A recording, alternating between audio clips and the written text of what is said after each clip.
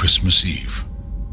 Before leaving the moon, they'll show millions on Earth the view out the window with a live television broadcast that almost never happened.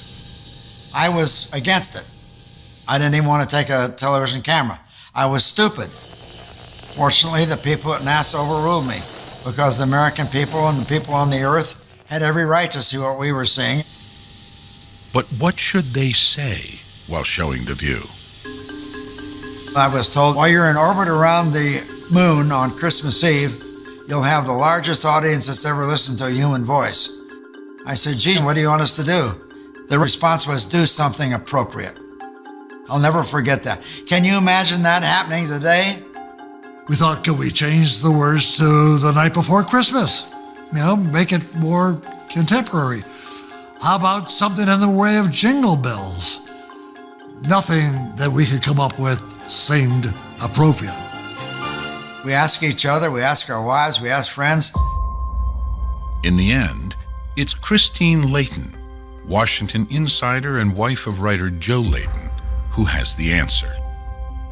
And she said, well, why don't you start at the beginning? And he said, what do you mean? She said, Genesis. For all the people back on Earth, the crew of Apollo 8 has a message that we would like to send to you. In the beginning, God created the heaven and the earth. And the earth was without I don't think anybody knew they were going to do that. And God divided the light from the darkness. And God called the light day. And the darkness he called night. One of the most memorable things in my life, I guess. It was very powerful. And let the dry land appear, and it was so. The hair stood up on the back of my neck. The first impression I had was, how appropriate. What could be better than having the first human beings, Americans, circling the moon on Christmas Eve, and they read the story of creation from Genesis?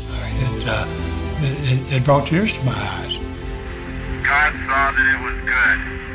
And from the crew of Apollo 8, we close with good night, good luck, a Merry Christmas, and God bless all of you on the good earth.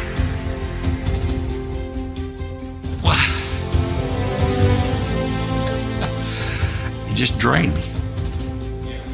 For millions on Earth, the Christmas Eve television broadcast is the defining moment of Apollo 8. This world is not what you think it is. This world is not what you think it is. Romanticized nostalgia is not the main reason that people cling so tenaciously, often even angrily, to what is essentially the adult version of Santa Claus, the Easter Bunny, and the Tooth Fairy. What primarily motivates them is fear. But it is not the lie itself that scares people. It is what the lie says about the world around us and how it really functions. For if NASA was able to pull off such an outrageous hoax before the entire world and then keep that lie in place for 4 decades, what does that say about the control of the information we receive? What does that say about the media and the scientific community and the educational community and all the other institutions we depend on to tell us the truth? What does that say about the very nature of the world we live in? This is what scares the hell out of people and prevents them from even considering the possibility that they could have been so thoroughly duped. It's not being lied to about the moon landings that people have a problem with. It is the realization that comes with that revelation. If they could lie about that, they could lie about anything. Dave McGowan, wagging the moon doggy.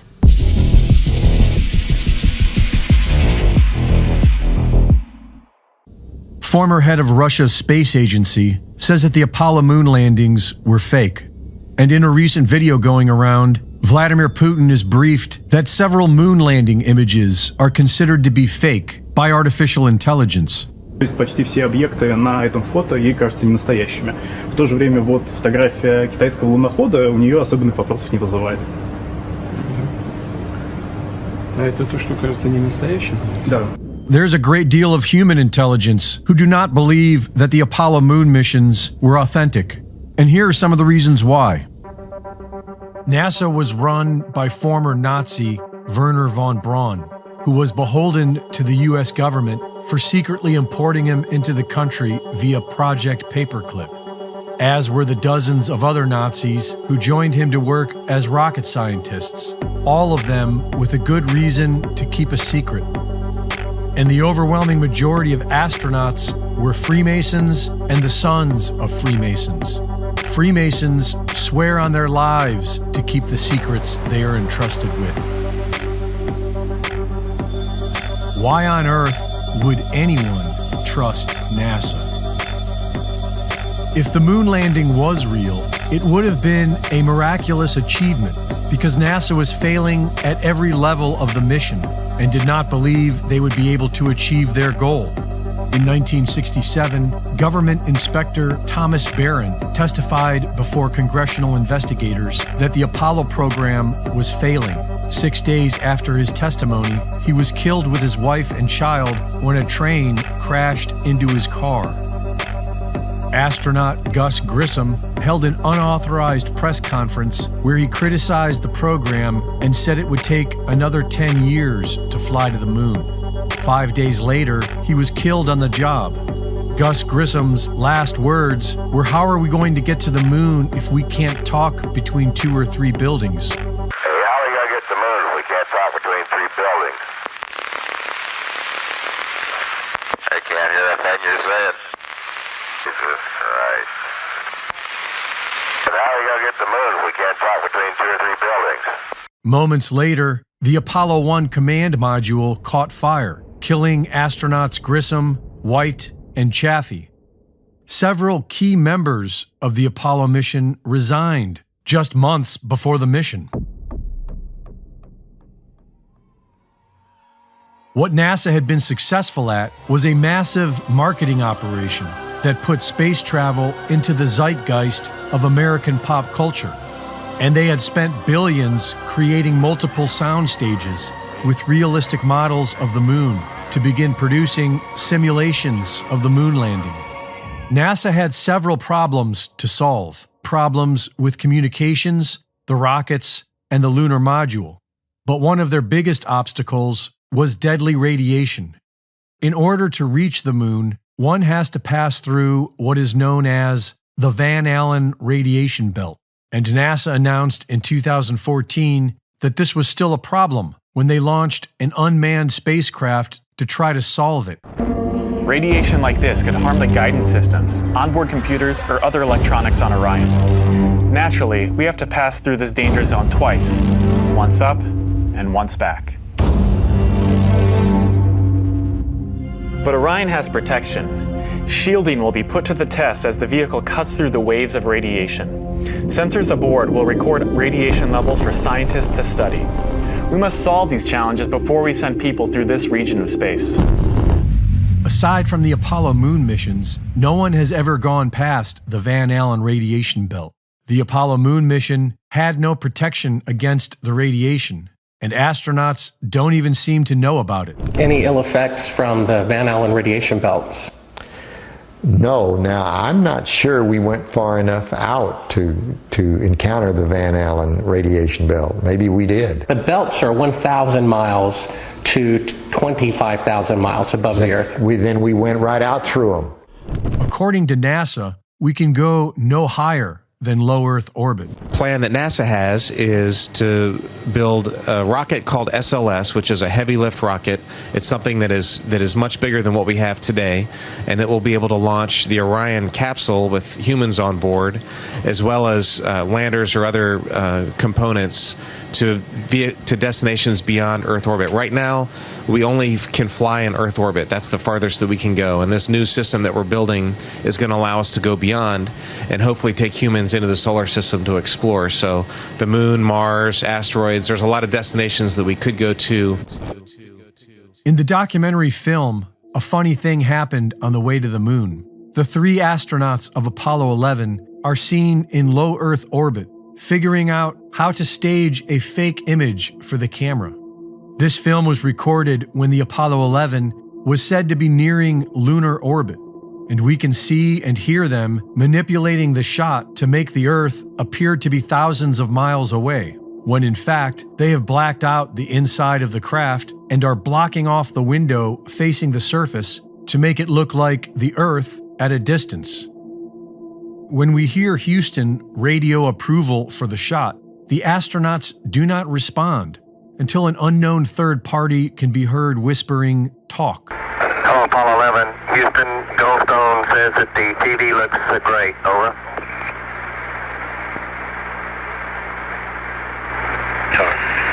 Okay, Roger. The astronauts are told they are being pre-recorded and edited for a subsequent live broadcast. Buzz Aldrin explains how they shut out the sun to achieve the illusion of the one window being the Earth in the black of space. And with direction from Houston, they get it to look right for the camera. We then hear the portion meant for the public, with Neil Armstrong claiming to be 130,000 miles from Earth and describing a single camera pressed up against the window to achieve the shot. But in the unedited footage, we see objects passing between the camera and the window. We see a work light in the dark. And finally, when they are done with their hoax, the final few frames reveal the truth. Protecting humans in this radiation wasn't the only problem. The high-end Hasselblad camera had no protection against radiation, and there is no explanation as to how it was able to take photographs in negative 200-degree weather with a constant bombardment of cosmic radiation. And the pictures themselves are full of anomalies. According to the official story, the only external light source was the sun. But in all these photographs, there appears to be only artificial light, hot spots, and fall-off areas, when it should be as bright as a desert on Earth. And if the sun were the only light source, then all shadows would run parallel to each other. But in these photos, shadows either run perpendicular to each other, proving multiple light sources, or in others, the shadows are divergent, proving a single local light source. Shadows created by sunlight have a sharp edge. Shadows created by artificial light have fuzzy edges. Even the camera expert from Hasselblad agrees that these photos were shot using artificial light sources. Yes, it seems like he's standing in the spotlight. And I can't explain that. That escapes me. Why? The photographs all appear to have been taken on a professionally lit soundstage, which could have easily been part of their billion-dollar simulation project. And when you compare scenes from the Apollo moon landing footage with scenes from Stanley Kubrick's 2001 A Space Odyssey, there is strong evidence that the exact same technology was used. In the late 60s, a state-of-the-art front projection system developed by Scotchlight allowed Kubrick to simulate expansive backgrounds by projecting them onto a large screen made with small glass beads. The giveaway for this cinematic trickery is that the foreground must always hide the bottom of the Scotchlight projection screen in the background. In order to do this, the bottom of each set needs to have a complete horizon line between the set in the foreground and the screen in the background. And we can see this signature in all the Apollo images. We can also see light refraction off the glass beads in the Scotchlight screen. The lunar module appears to be cheaply constructed with tinfoil and Scotch tape, and the 10,000-pound thrust rocket on this flimsy craft didn't even leave a mark in the ground beneath it. There is no moisture or discernible atmosphere on the moon, and yet we can see mud and dust being flung into the air. In an original recording between Houston and astronauts on the moon, a reply is heard instantly, which would not be possible from that distance. Roger, Jim, copy. And are you progressing towards Dune Crater now? Yep. The same recording was then edited for a public broadcast, and 4 seconds were added. Roger, Jim, copy. And are you progressing towards Dune Crater now? Yep. And when they supposedly left, There was no visible flame on the lunar module, even though hypergolic fuel visibly burns in a vacuum. And we never hear the 140 decibel rocket engine which the astronauts are sitting on top of. 40 feet down, 2.5. Picking up some dust. 4 forward. 4 forward. Drift into the right a little. Good. Okay.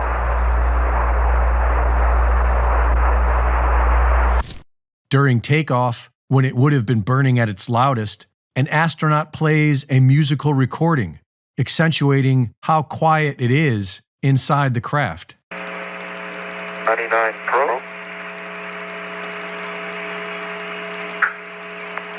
Good liftoff. Automatic.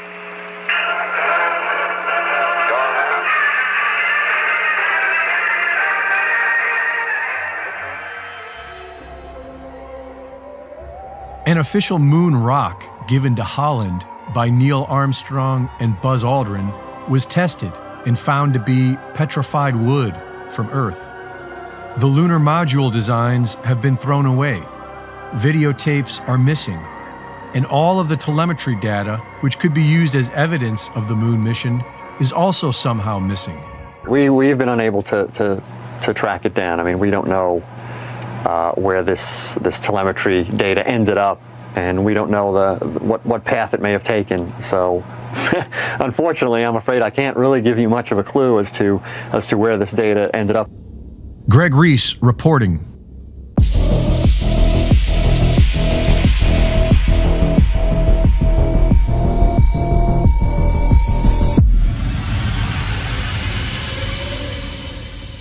It begins with a single lie, just one small step away from the truth. But that small step can lead deeper and deeper into a web of deception until the only way out is to face a truth far worse than any lie. She packed my bags last night, pre-flight. 0 hour, 9 a.m. And I'm gonna be high as a kite by then.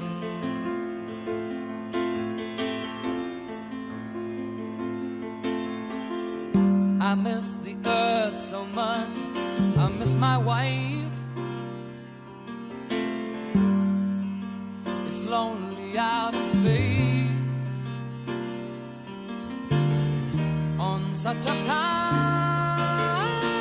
timeless flight.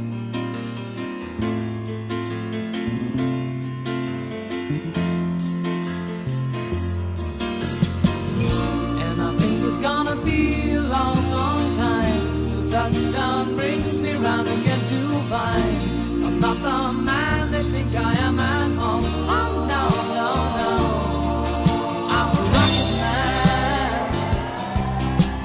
rocket man, burning out his fuse out every home.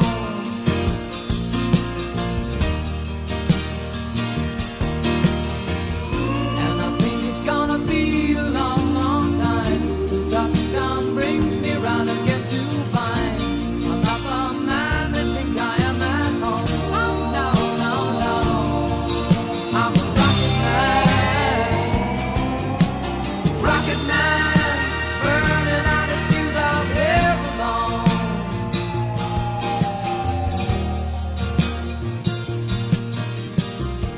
Mars ain't the kind of place to raise your kids. In fact, it's cold as hell,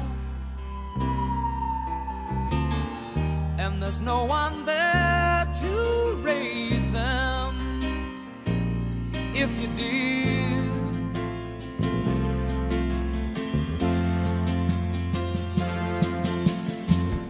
And all the science I don't understand.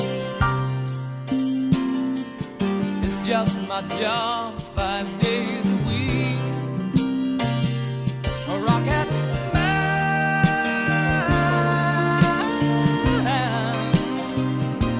a rocket man.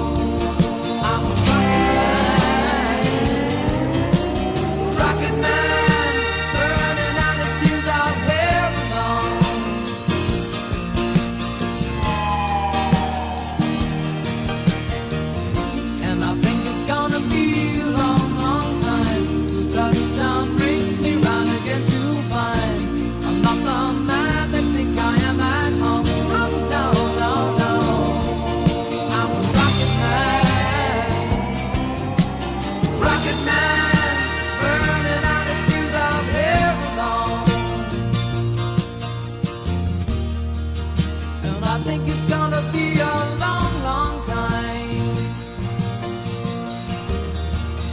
And I think it's gonna be a long, long time. And I think it's gonna be a long, long time.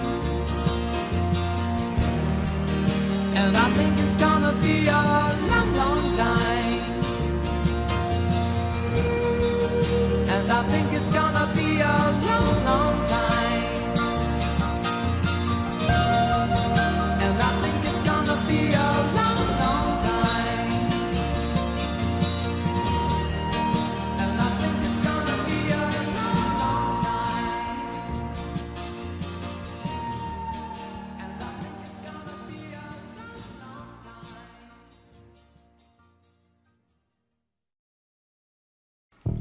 These majestic machines not only fly very fast, they also make noise like you've never heard before. These things are loud.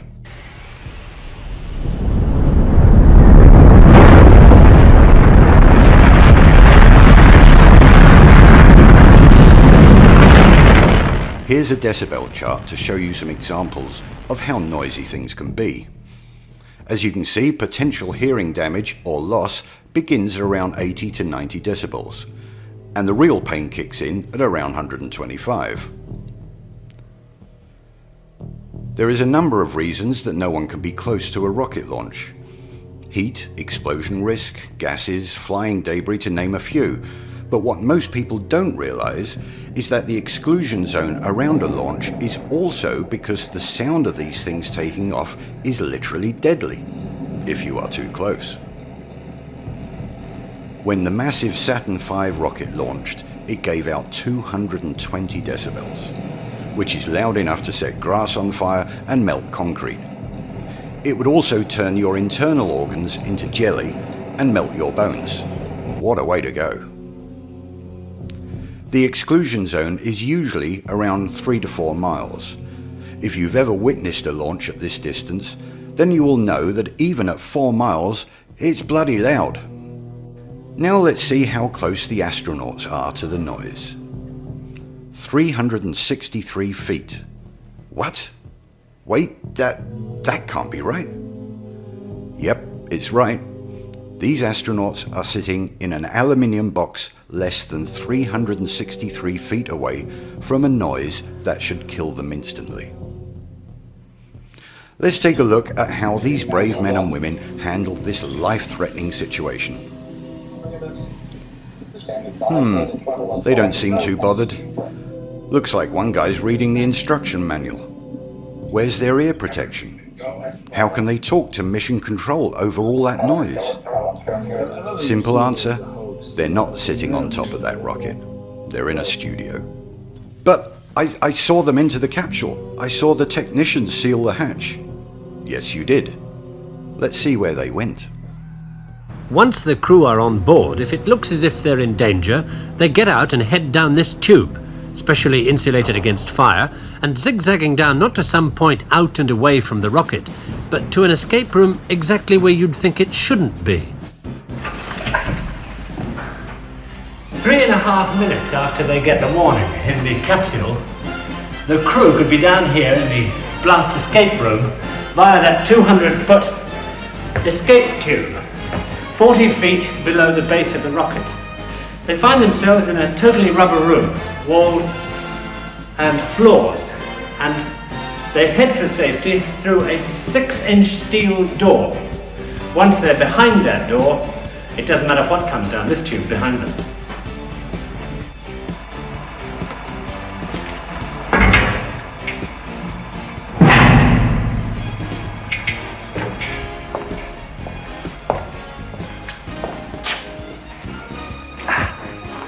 On this side of that door, the rarely seen blast escape room itself.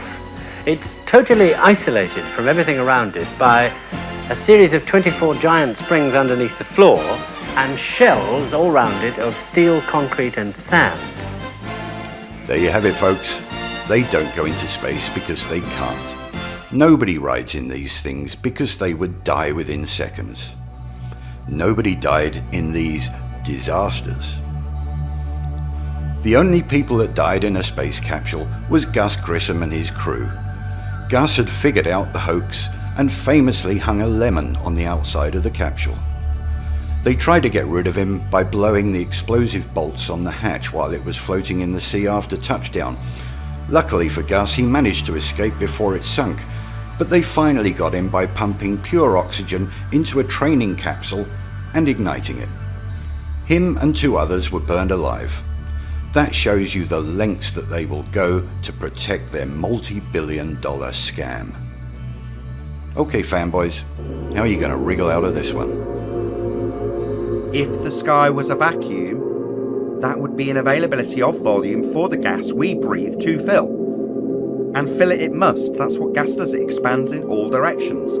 So the gas we're breathing, which is at pressure, would fill the sky vacuum. Now their response is often to say, well, we have a gas pressure gradient, which is merely a delta of the original question and assertion when you've got a sky vacuum belief. How can you have gas pressure in the first instance without a container? And they would say, well, a delta of gas pressure gradient is something we experience. It's like, well, how did you achieve the gas pressure in the first place without containment? And the answer is you can't. It stands directly in violation of several natural laws. Without the container, there can be no pressure. Therefore, if the sky was a vacuum, as asserted in the heliocentric rhetoric, then the gas we breathe would fill the space. Outer space, claimed to be a vacuum, is fake. Therefore, any claims from that claim to be sky vacuum are automatically fake, including but not limited to pictures of Earth from space. The region is fake, second law of thermodynamics violation. Therefore, the pictures claimed to have come from the fake region are also fake. Orbits in a sky vacuum, which is also a begging the question fallacy, which I won't detail now, is claimed to take place in a fake place called space, therefore automatically fake. Same goes for satellites, all debunked by the second law of thermodynamics and several other laws of nature, descriptions of how things occur always. Standard gas law, Boyle's law, Avogadro's law, these are all violated by the assertion that we have a sky vacuum. We don't. And any stage performance that comes from that region is also fake, including the ISS, taking place on a stage, on Earth, on high wire, not in a second law of thermodynamics violation sky vacuum. After 21 hours and 36 minutes on the moon, a perfect liftoff, and the astronauts are now in lunar orbit, ready to join for the journey home. The scenes which follow are taken from a communist propaganda film, now being shown in America for the first time.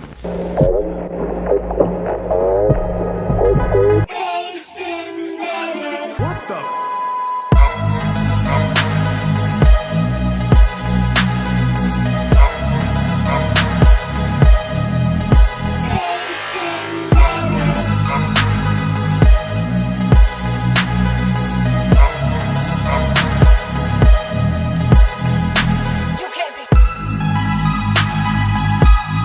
We never went to the moon. We never went to the moon. We never went to the moon. And I'm not gonna stop. I'm not gonna stop until I rip this whole thing down. And they stop fucking with kids.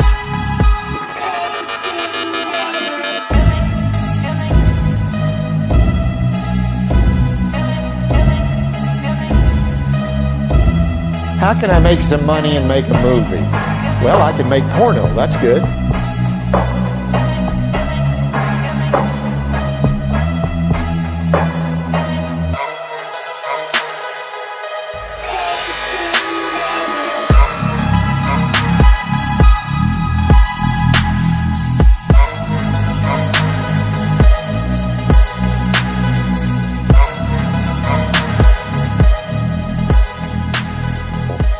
Sky was a vacuum, as asserted in the heliocentric rhetoric, then the gas we breathe would fill the space.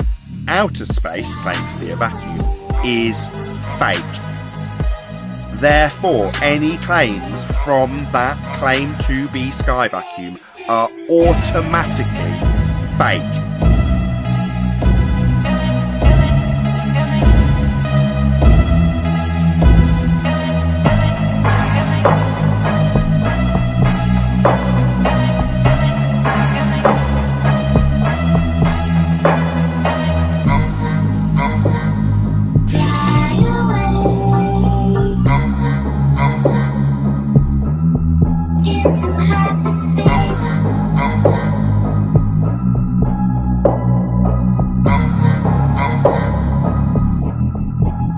We never went to the moon.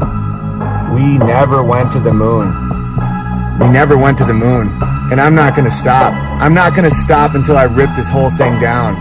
And they stop fucking with kids.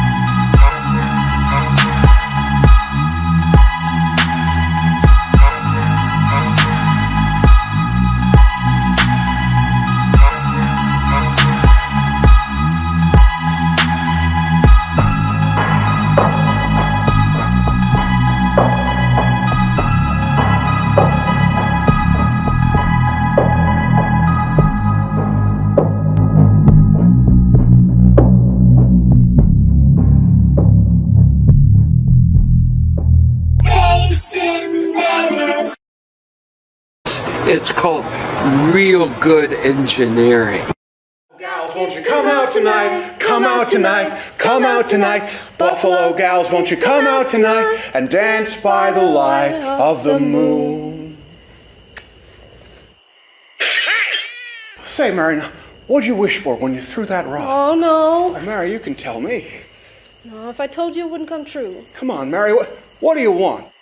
Do you want the moon? Just say the words and I'll throw a lasso around it and pull it right down.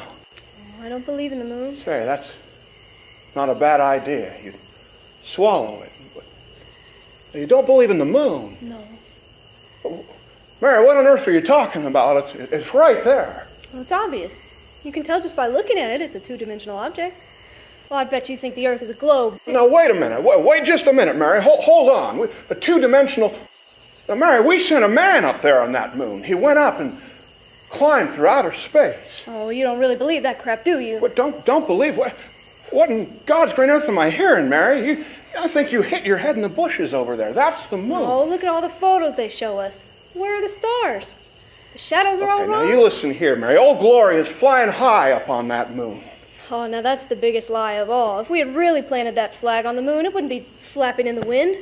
Well, because there'd be no wind. Well, that's because they designed a special flag for the photo, Mary. It has a parallel beam perpendicular to the moon's surface. Otherwise, the flag would just be hanging there. And you don't see the stars because of the camera exposure. Cameras? What cameras? George, did you see a camera reflecting off of Neil Armstrong's helmet when he took the selfie? What in holy hell's a selfie?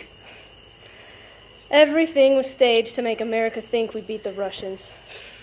One giant leap for mankind, my behind. Hey, what are you waiting for? Why don't you tell that broad the third law of thermodynamics?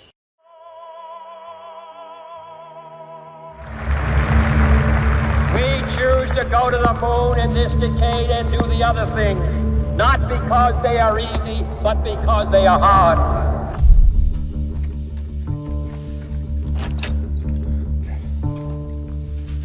Ready? So we are going back for another prototype. With who? Yeah. This is setting us back 4 years. We can't land on the moon. We aren't touching down for 5 years. Do you understand what this means? NASA can't do it. They can't land man and come back. We can make a film that shows us going to the moon without actually doing it.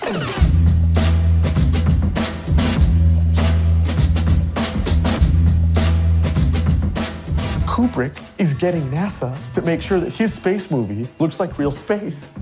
And so we're going to use his space movie to make sure the real space movie looks like space. Do you understand how crazy that is? You don't have an ethical problem with this at all? This is like one of those good lies, like Santa Claus and the Easter Bunny. You are being paranoid. If they find out what we're doing, then we're dead. Have you heard of a conspiracy theory before? Yeah, I think we're in one. We ask God's blessing on the most hazardous and dangerous and greatest adventure on which man has ever embarked.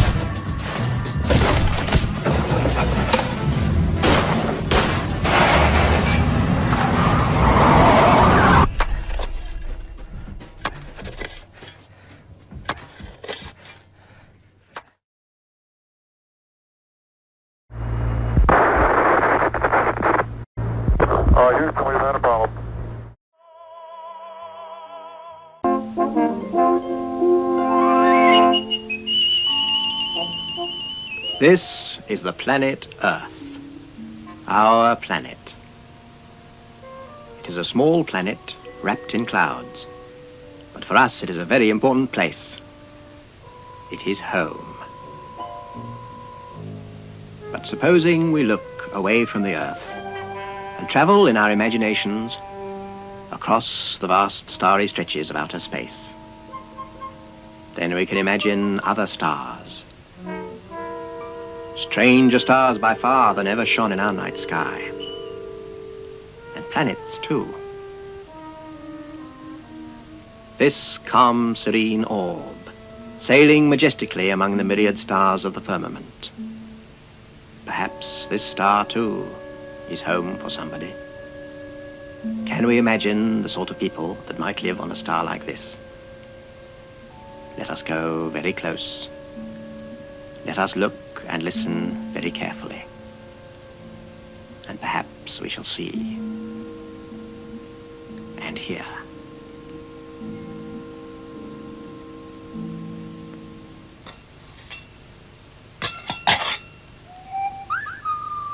That is a clangor. Why has nobody been to the moon in such a long time? That's not an 8-year-old's question. That's my question. I want to know, but I think I know. Because we didn't go there, and that is another clangor. And that's the way it happened. And if it didn't happen, it's nice to know why it didn't happen.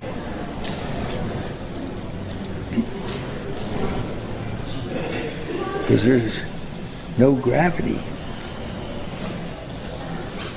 And I'm a diver, scuba diver, and when you get down underneath the water, you're floating.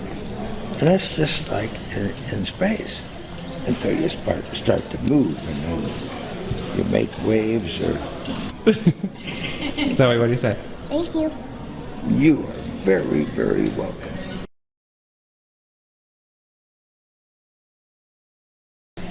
I want to know, but I think I know. Because we didn't go there, and that's the way it happened.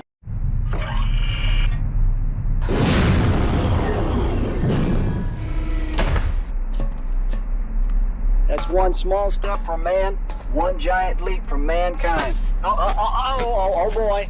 Houston, we have a problem. Oh, jeez. You drink a Red Bull. Red Bull gives you wings. What should we do? Well, nothing. Come back to Earth and we'll shoot the whole thing in a studio. Okay. Capricorn 1, which of course is the film that a lot of people speculate and say that Capricorn 1 started all the Apollo hoax rumours. Cronkite was talking with somebody who was doing one of the Apollo shots. They cut to what they called a simulation, and it was mock-ups and models done on a stage, and it looked exactly like the real thing. And I said, wow, how do we know? It's a great simulation of what you can see there, if you could see us. That little fly speck is supposed to be a lens. As soon as they stepped foot on the moon on Apollo 11, there were people who just didn't believe it from the get-go. And this is in America as well. So it's not something you're really that conscious of these days. You think it's a new thing, really, since the 80s and beyond. But no, there were people from day one who wouldn't believe us. I'm not quite quite sure what to believe and what not to believe. I mean, originally when they did step on the moon, there were a lot of people that said that that was not true. One just doesn't know what to think anymore. But the big question is, there's obviously the theory is that you didn't land on the moon. So, but why would people have that theory? All those different theories that they come up with? They would have that theory. Yeah. I've always maintained it would have been harder to fake it and hide it. Really? Oh, God, yeah. I mean, you think about it. It just takes one person to go spill. Yeah, of course. I mean, Join us now on a quest for the truth to the moon.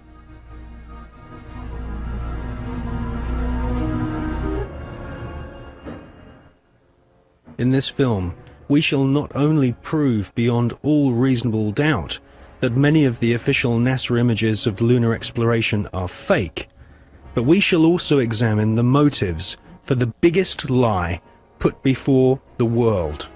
Why did NASA repeatedly fake lunar images and photographs? Why did NASA stage lunar expeditions which did not happen? The answer will surprise you.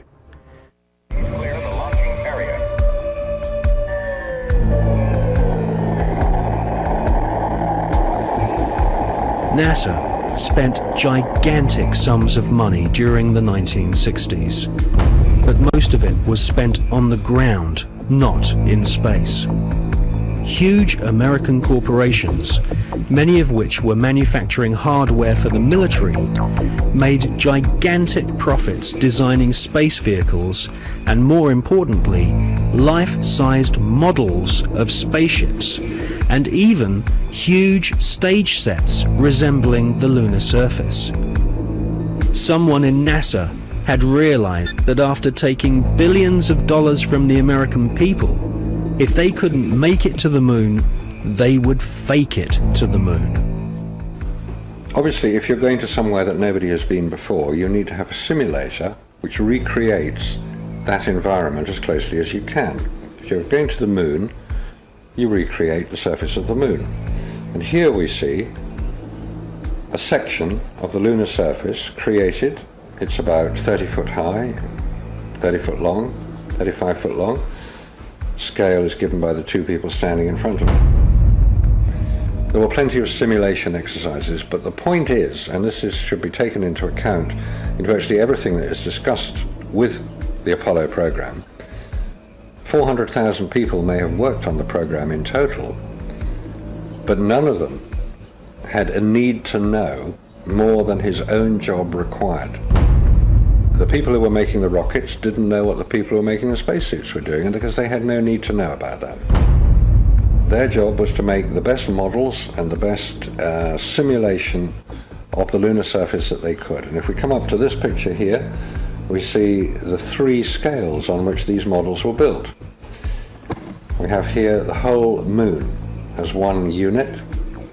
It stands about 20 foot high. We have here behind it a section of the surface of the moon. You'll notice it's curved. And here we have a more detailed section of the lunar surface. What you're saying is that the images which we're told show a camera pointing out the window of the lunar module as it's coming in to land on the moon could well have been filmed previously using these large-scale models. That's right. It could well be that what we are looking at are films of realistic models. We have no means of knowing if they were actually taken on the lunar surface or whether what we're watching is part of the simulation exercise and the training exercise. And you'll notice here on these models there is a camera track. A camera starting at this end, coming down here, would approach the moon or appear to approach the moon and become ever closer towards it. This is a simulation rig that was built. This is the command and service module of the Apollo program. And you'll notice that the window here looks out onto a block here, and there's another one here. They're curved. These are the screens onto which the lunar surface was projected as the craft made a simulated approach towards the lunar surface. Is what we're seeing a mixture of fact and fiction? It is fact, it is fiction. It's mixed together. It's hard to separate them until you examine it closely. If a spacecraft is in deep space, the only possible explanation for a light seen through the window of the spacecraft is the sun. It's the only bright light in space. If it's not the sun, then it has to be some other artificial light, which implies that that particular image is possibly fiction. July 1961. NASA was soon being criticized for the flimsy construction of their hardware. The first orbital capsules did not even have windows in them for the astronauts to look out of.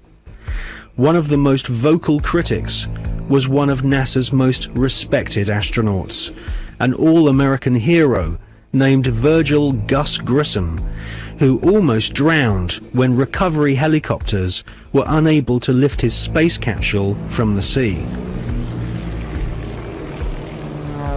After a successful journey into space, Gus Grissom almost died through NASA's bad planning. Or was this an early attempt to silence Gus Grissom?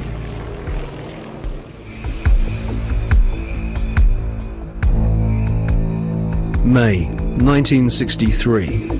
Astronaut Gordon Cooper experiences re-entry problems in his Faith 7 rocket ship. The prototype lunar module, known as the LIM, had serious stability problems.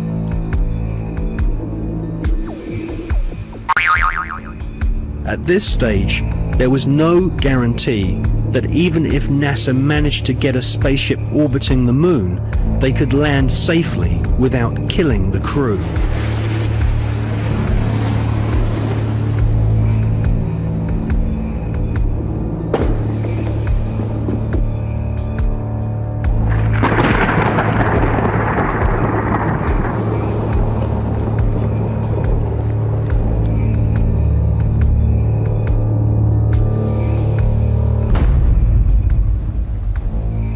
Could the footage which we see of the LIM approaching the moon be filmed in a TV studio? It was filmed in a TV studio. There's absolutely no doubts whatsoever about that. And the way that this film was created was by the use of models. There's nothing secret about the models. They exist. You can go and see them today. The models were very lifelike, very realistic. There is one that is a life-size model. It's in Flagstaff in Arizona. It's 2 miles long, and it's an exact replica of the Sea of Tranquility.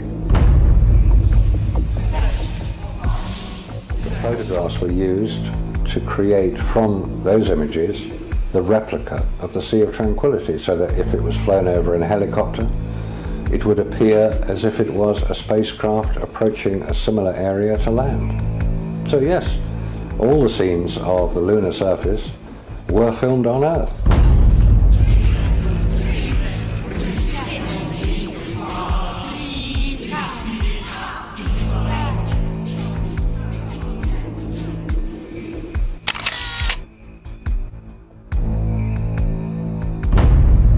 Radiation, and without having spacesuits nor spacecraft which can protect the occupants from radiation, NASA convinced the American people to pay $40 billion for the space program.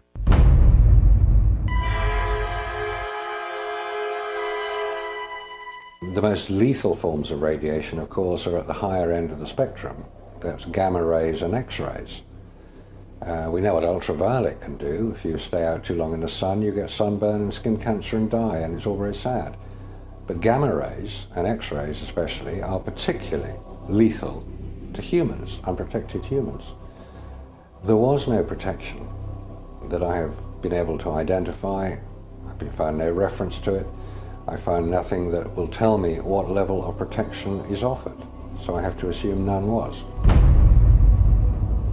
I've contacted the manufacturers of the spacesuits, and they said there was no radiation protection built into the spacesuits, because I asked them if these same spacesuits could be used by technicians to go into Chernobyl or 3 Mile Island, because the nuclear reactors produce the same radiation as produced in space. They said no, not advisable, no protection. We didn't deny Sputnik was up there. We didn't argue about the science or shrink our research and development budget. We built a space program almost overnight, and 12 years later we were walking on the moon.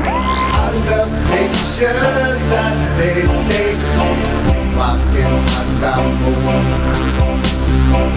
I know that it's a fake, walking on the moon. They think they're so clever, walking on the moon. They can last forever, walking on the moon.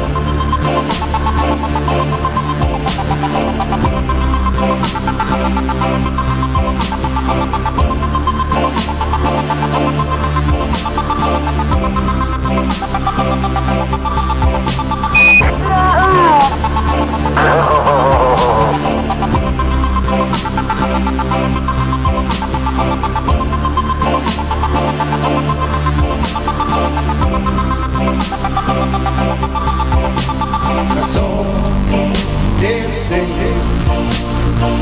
we're sending people to outer space. No way, there's never gonna be a moon base. It's our fate, walking on the moon.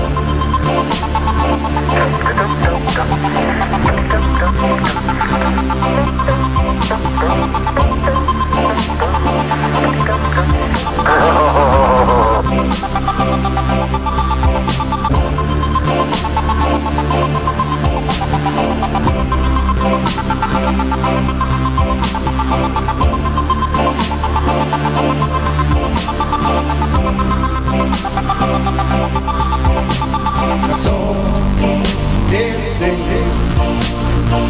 we're sending people to outer space.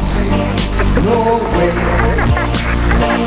there's never gonna be a moon base. It's our fate. All the pictures that they take, walking on the moon. I know that it's a fake, walking on the moon. They think they're so clever, walking on the moon. They can last forever, walking on the moon.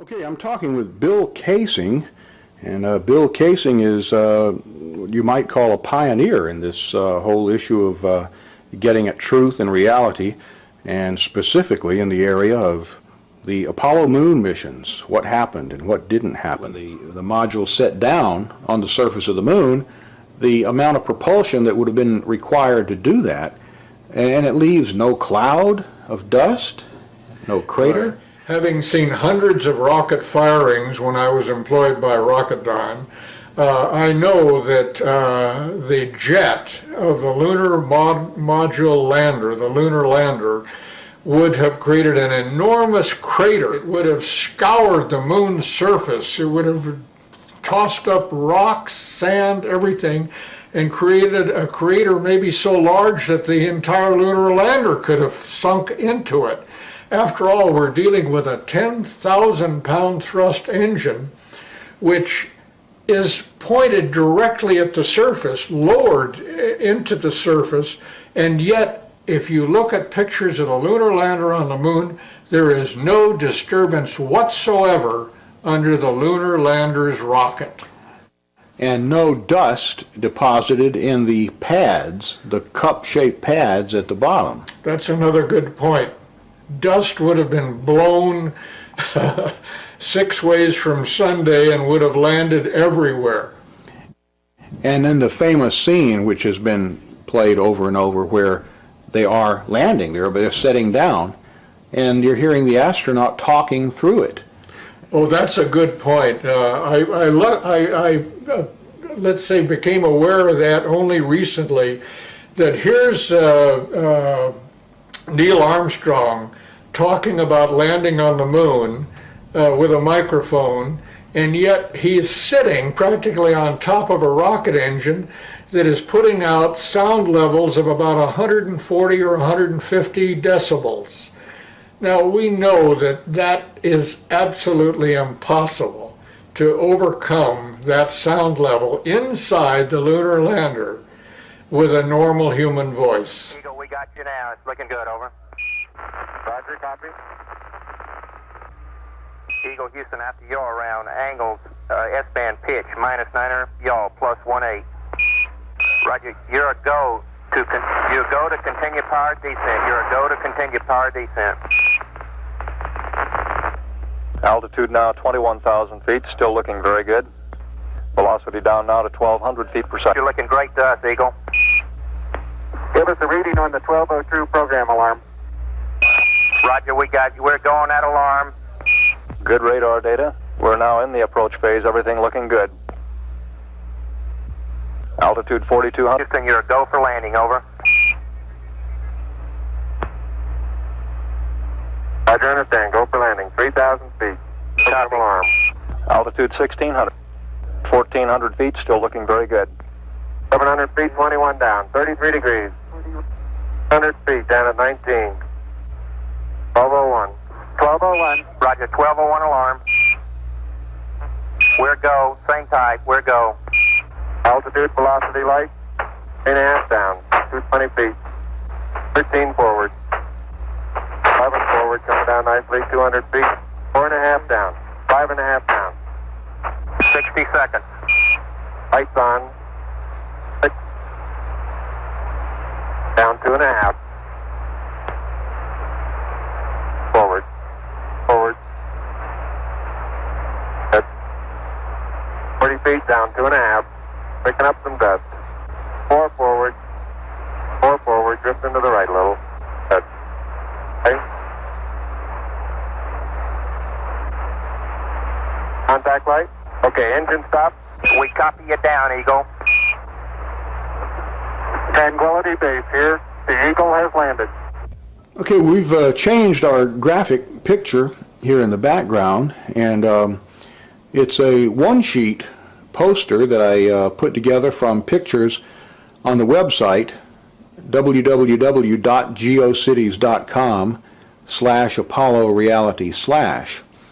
And the gentleman that put this together got actually these images off the Langley Research Center website.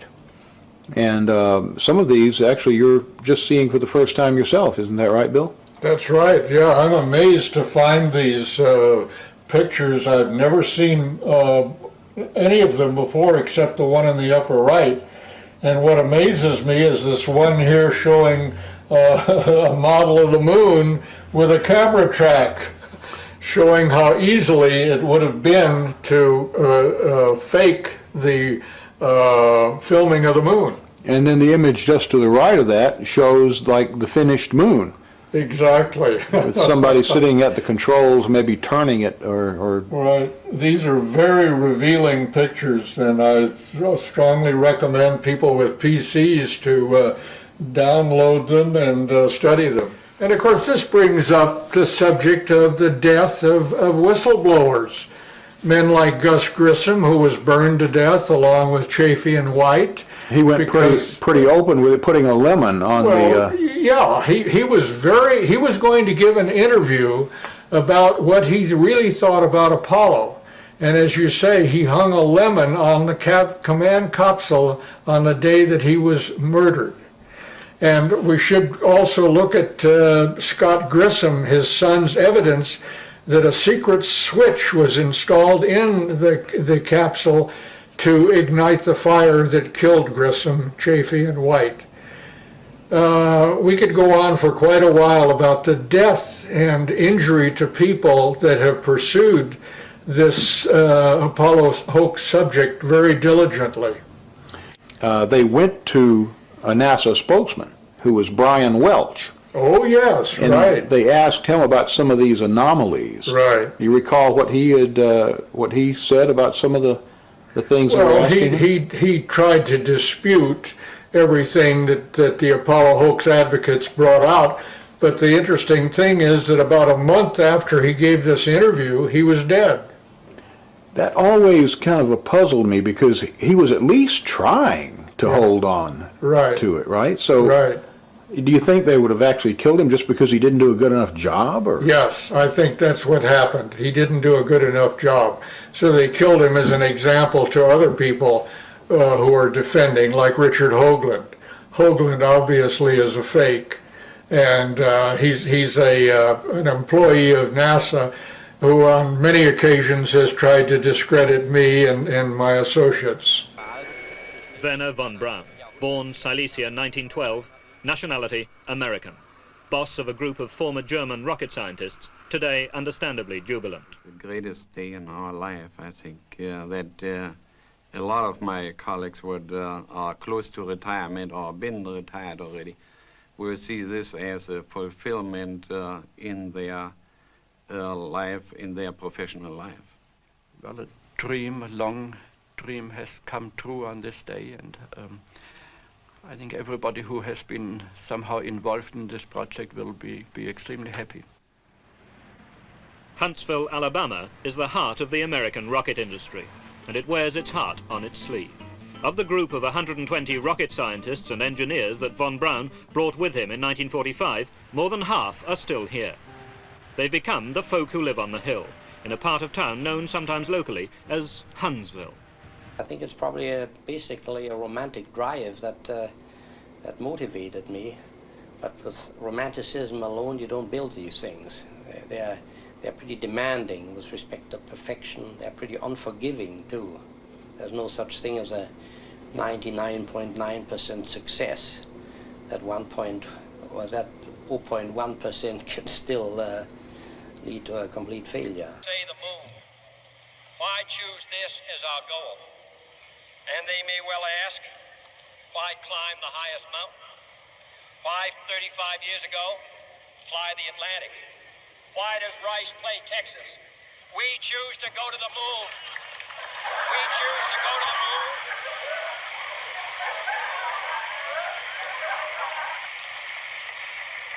We choose to go to the moon.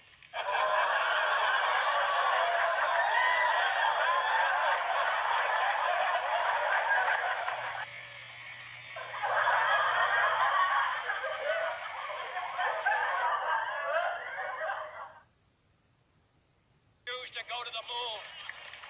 We choose to go to the moon. We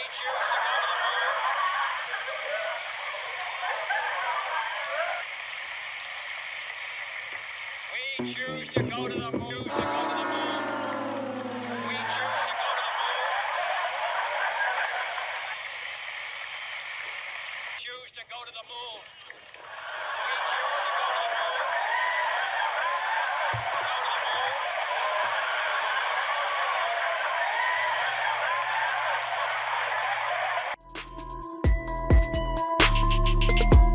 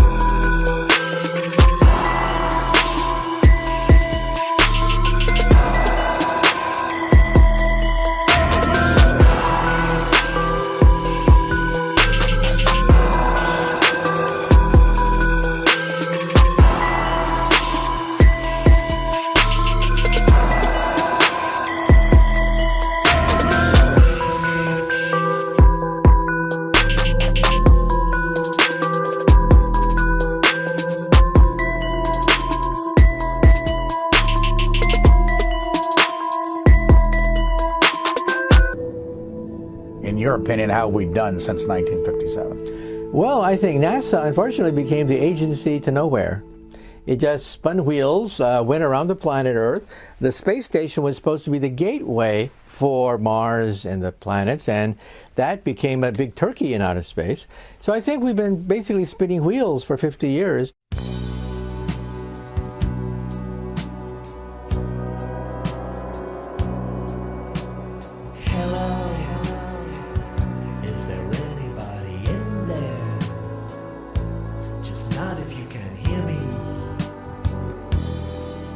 Is there anyone home? Come on now. I hear you're feeling down. Well, I can ease your pain, get you on your feet again. Relax. I need some information first. Just the basic facts. Can you show me where it hurts? There is no pain, you are receding. A distant ship, smoke on the horizon. You are only coming through in waves. Your lips move, but I can't hear what you're saying. When I was a child, I had fever. I believe that this nation should commit itself to achieving the goal, before this decade is out, of landing a man on the moon and returning him safely to the Earth. Now I've got that feeling once again. I can't explain, you will not understand. This is not how I am. I have become comfortably numb.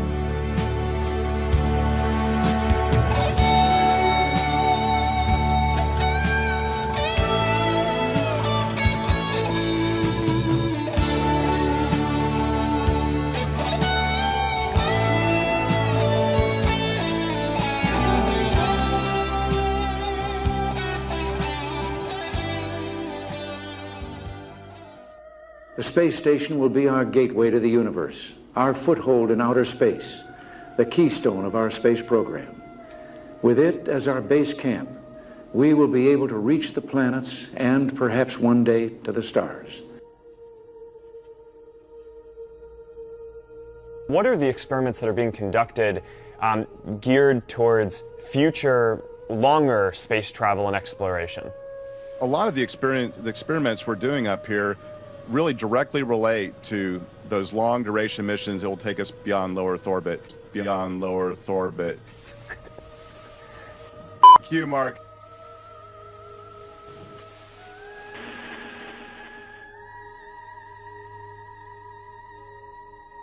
The time has come to look beyond brief encounters. We must commit ourselves anew to a sustained program of manned exploration of the solar system, and yes, the permanent settlement of space. Back to the moon, back to the future, and this time back to stay. The Space Council will report back to me as soon as possible with concrete recommendations to chart a new and continuing course to the moon and Mars and beyond. And now we're going to sign this proclamation.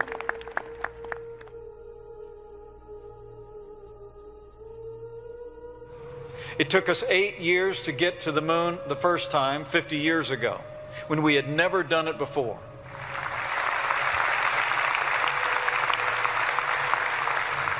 You know, after years of cost overruns and slipped deadlines, we're actually being told that the earliest we can get back to the moon is 2028.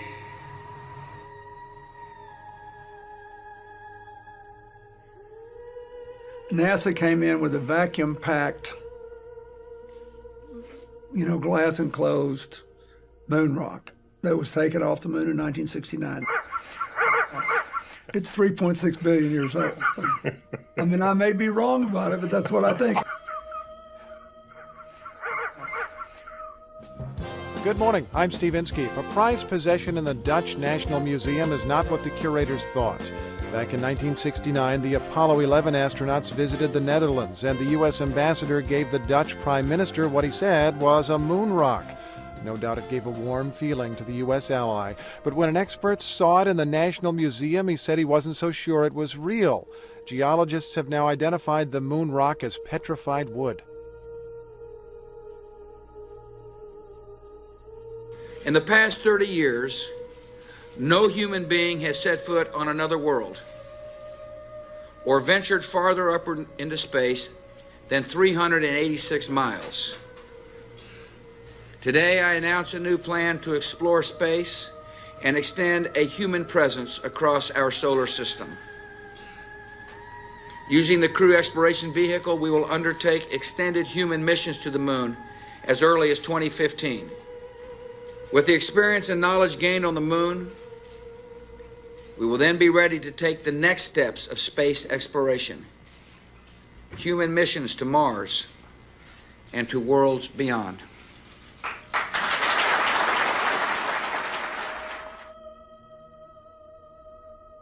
Two words, the moon. This is the key focus of the fiscal 2020 budget being proposed by the Civil Space Agency today.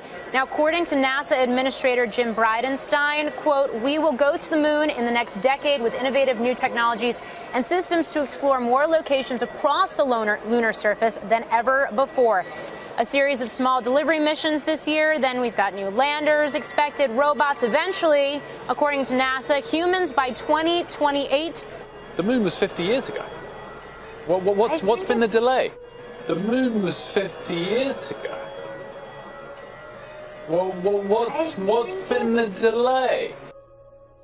I was strolling on the moon one day in a merry month of December. May, when much to my surprise. So, yes, the moon was like 50 years ago, and why haven't we, essentially colonized it up until now? Hippity hoppity, hippity hoppity, hippity hopping over hill and dale. Da da da da da da da da da da da da.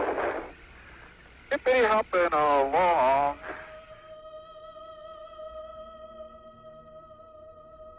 Nobody is more committed to manned spaceflight, to human exploration of space, than I am. But we've got to do it in a smart way. And unlike the previous program, we are setting a course with specific and achievable milestones. Early in the next decade, a set of crewed flights will test and prove the systems required for exploration beyond low Earth orbit.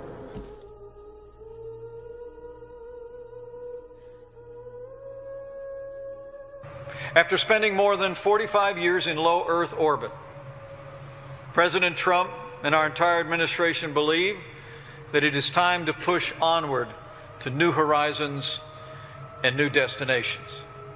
Today, NASA is essentially trapped in low Earth orbit. If NASA is not currently capable of landing American astronauts on the moon in 5 years, we need to change the organization, not the mission. Today, NASA is essentially trapped in low Earth orbit. And if commercial rockets are the only way to get American astronauts to the moon in the next 5 years, then commercial rockets it will be. Today, NASA is essentially trapped in low Earth orbit.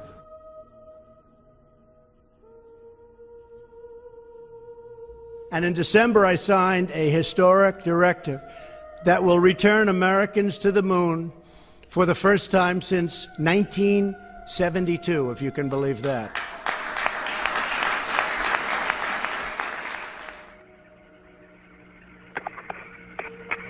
For the first time since 1972, if you can believe that.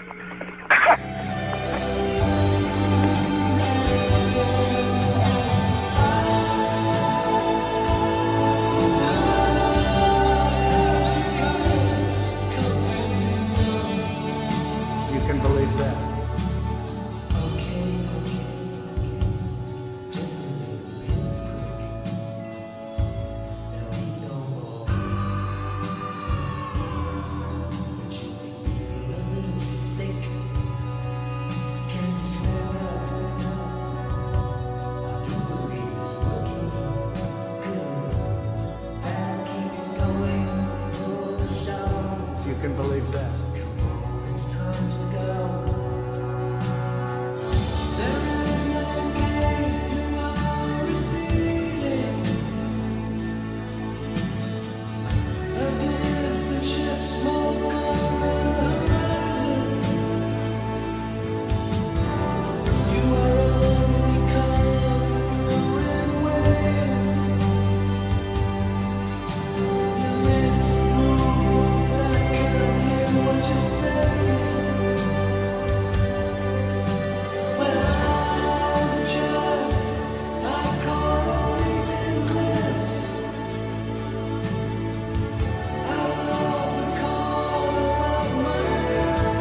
Hey, Globey, I wonder when the ISS is going to pass over my head.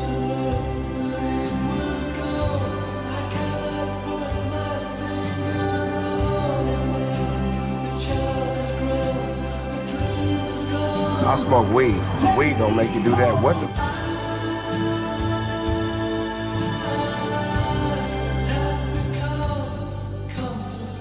That next giant leap is to return American astronauts to the moon within the next 5 years, by any means necessary.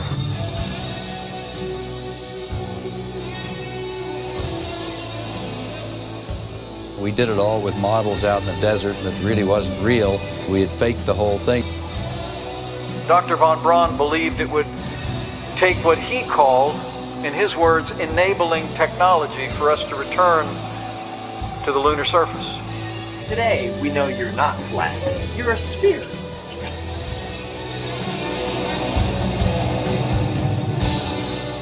Washington Post went out and did a survey, and here were the results. It said that 20 million Americans said that it was possible that man never landed on the moon. There's actually a group called the Flat Earth Research Society International. It was quoted in this article. Yeah, they made me a lifetime member of the Flat Earth Society.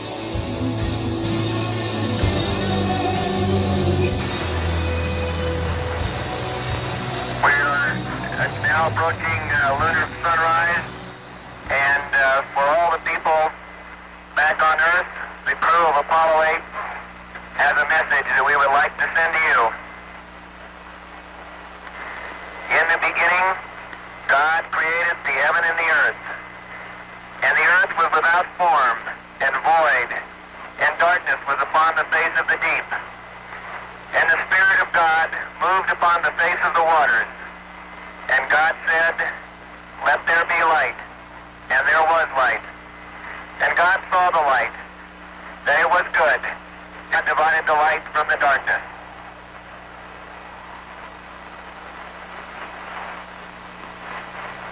And God called the light day, and the darkness he called night, and the evening and the morning were the first day.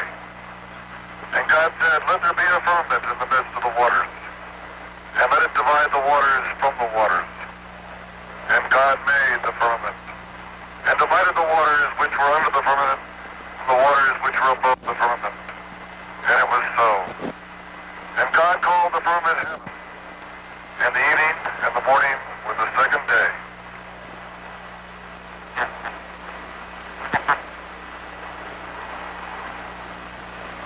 And God said, "Let the waters under the heaven be gathered together into one place, and let the dry land appear." And it was so. And God called the dry land earth, and the gathering together of the waters called he seas. And God saw that it was good. And from the crew of Apollo 8, we close with good night, good luck, a Merry Christmas, and God bless all of you on this good earth. We copy you down, Eagle. Listen, Tranquility Base here. The Eagle has landed. So listen up. You has heard about the moon and about space. You better learn about these things from my man Buzz Lightyear here. So you better realize that these things is important. Big up yourself.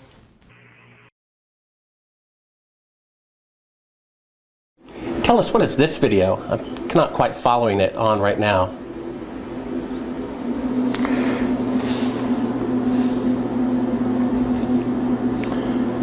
Well, that looks like a Buzz Aldrin photograph there.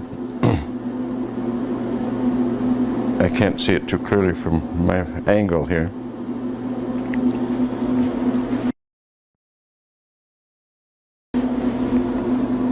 Is this a documentary about the moon missions? I believe so. Well, I think it's a series of a series of clips and vignettes. I'm not quite sure that's a documentary. Was this something from broadcast or something that? I'm sorry, I don't know. Without looking at the label and looking at it more closely, I have dozens of these things in here. What is this? They're talking about shadows and stuff like that. What is that all about? You know, this might have come from some of the challenges to the fact, yes, from the challenges by the group that has said we never went to the moon, and they're trying to pick holes in some of the lunar photographs. And it's an interesting subject because they're totally misguided. We did exactly what we said we did. And they can try to pick holes in the photography all they want to, but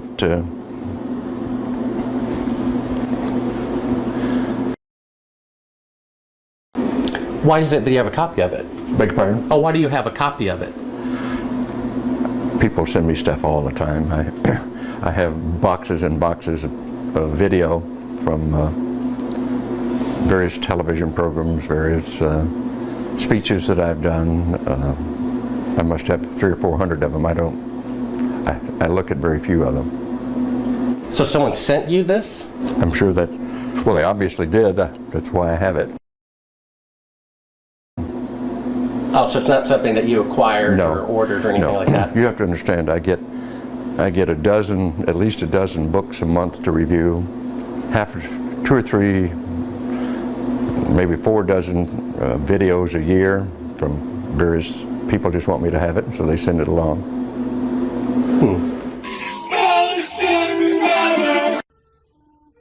As Shepard and Mitchell rested, Stuart Roosa continued his work from lunar orbit.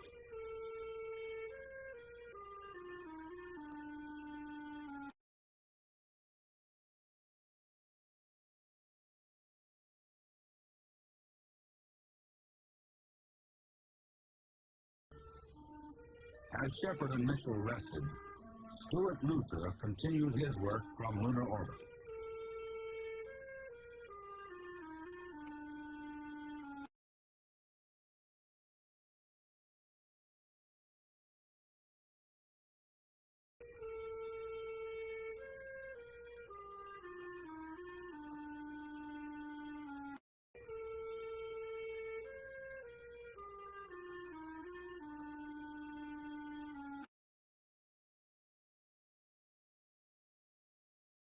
Space Invaders.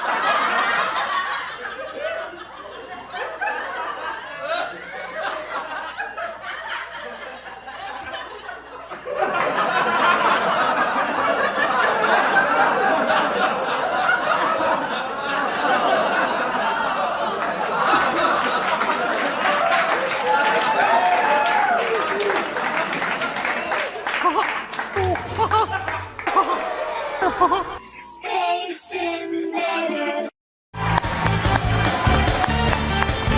Hi, everybody. How are you today? This is great. Welcome to That NASA Show. This is an exciting half hour about fashion. Exciting half hour about fashion.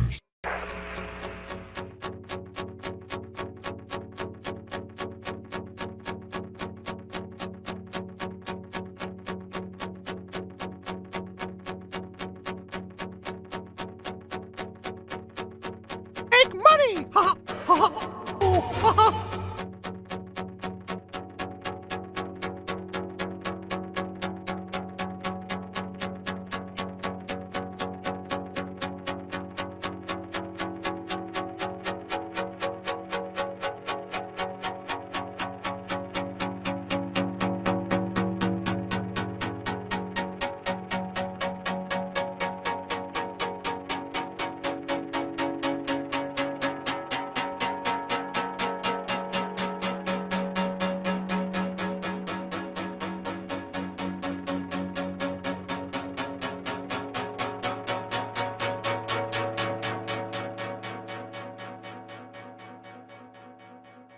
because we have proof that would prove it in a court of law that Apollo 11 didn't go to the moon.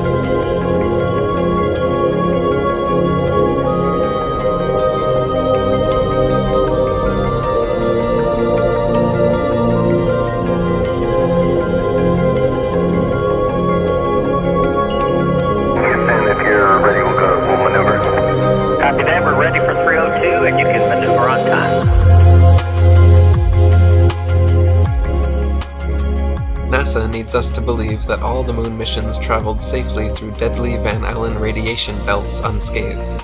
In late 2015, NASA posted a video on their official website regarding testing of the new Orion spacecraft, reportedly attempting to reach 3,600 miles away from Earth. The NASA engineer went on to surprisingly and proudly explain that this test flight would travel higher up into space than we have ever been before, with Orion's shielding being put to the test to protect delicate electronics and guidance systems, and, more importantly, stressing, before they send humans this far up into space. Wasn't this shielding problem solved nearly half a century ago? Or maybe NASA doesn't remember they'd solved this problem, seeing as they've confessed to losing all 14,000 reels of telemetry data, including blueprints and all original videos for all the Apollo missions. So NASA has not just misplaced, but has lost forever all documentation evidence and physical proof of what's been referred to as the greatest accomplishment in all human history. How can something so vital to our national security and history that you'd expect to be stored in the National Air and Space Museum, or even possibly Fort Knox, be lost forever? Well, unless this documentation was intentionally lost, destroyed, or maybe it never even existed at all. We show you on energy, on ground track, nav is go. Copy. Houston, Endeavor, runways in sight.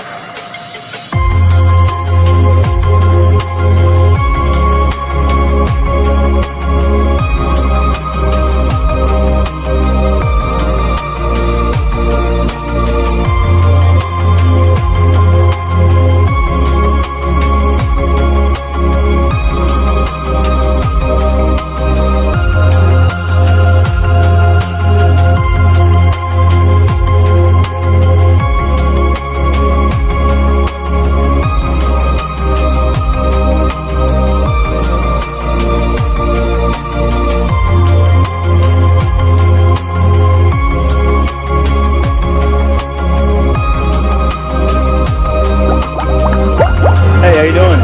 How's Mobile to Space doing? How's what? That's one small step for man. One giant leap for mankind. We never went to the moon. We never went to the moon. We never went to the moon. And I'm not gonna stop. I'm not gonna stop until I rip this whole thing down. And they stop fucking with kids. I want to promise you I'm human. I pinched myself to find out whether it was really happening. I called the moon my home for 3 days of my life, and I'm here to tell you about it. That's science fiction. That's science fiction. How do you balance science with science fiction? Well, they're both the same. Well, they're both the same. Well, they're both the same.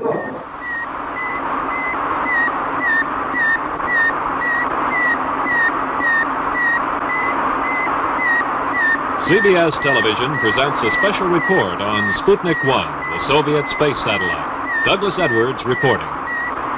Until 2 days ago, that sound had never been heard on this earth. Suddenly, it has become as much a part of 20th century life as the whir of your vacuum cleaner. It's a report from man's farthest frontier, the radio signal transmitted by the Soviet Sputnik, the first man-made satellite as it passed over New York earlier today.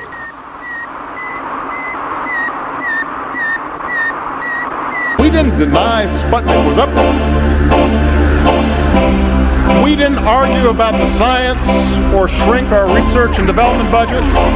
We built a space program almost overnight, and 12 years later we were walking on the moon. All the pictures that they take walking on the moon, I know that it's a fake walking on the moon. They think they're so clever walking on the moon. They can laugh forever walking on the moon.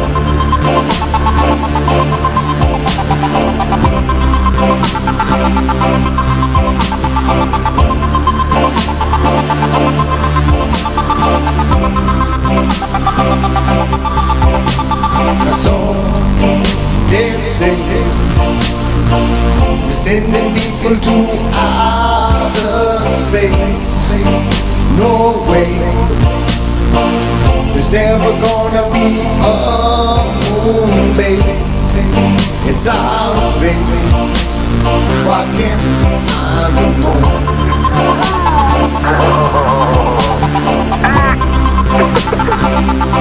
Boy, do I like to run up here.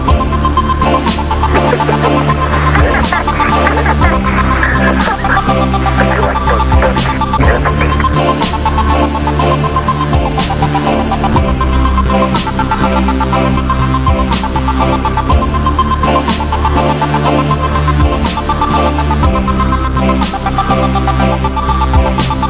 So they say we're sending people to outer space. No way, there's never gonna be a moon base. It's our fate. All the pictures that they take walking on the moon, I know that it's a fake walking on the moon. They think they're so clever walking on the moon. They can laugh forever walking on the moon.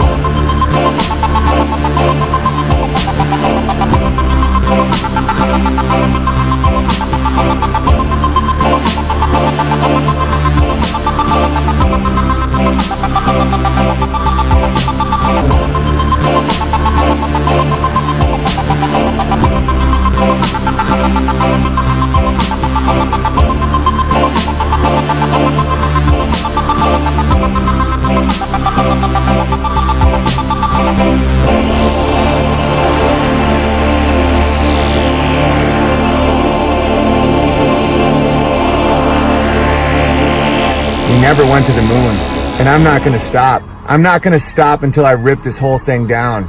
Why spend your hard-earned money on expensive brands like Puma if you can get the Chinese knockoff Numa, Tuna, Pimp or Pig much cheaper? Also, why spend a fortune on faking space with NASA, ESA or Roscosmos when CNSA, the Chinese National Space Administration, can do it for just a fraction of these budgets? Just take a look at China's spacewalk, 2008. They filmed it in a pool, just like the big space agencies, with the same telltale signs.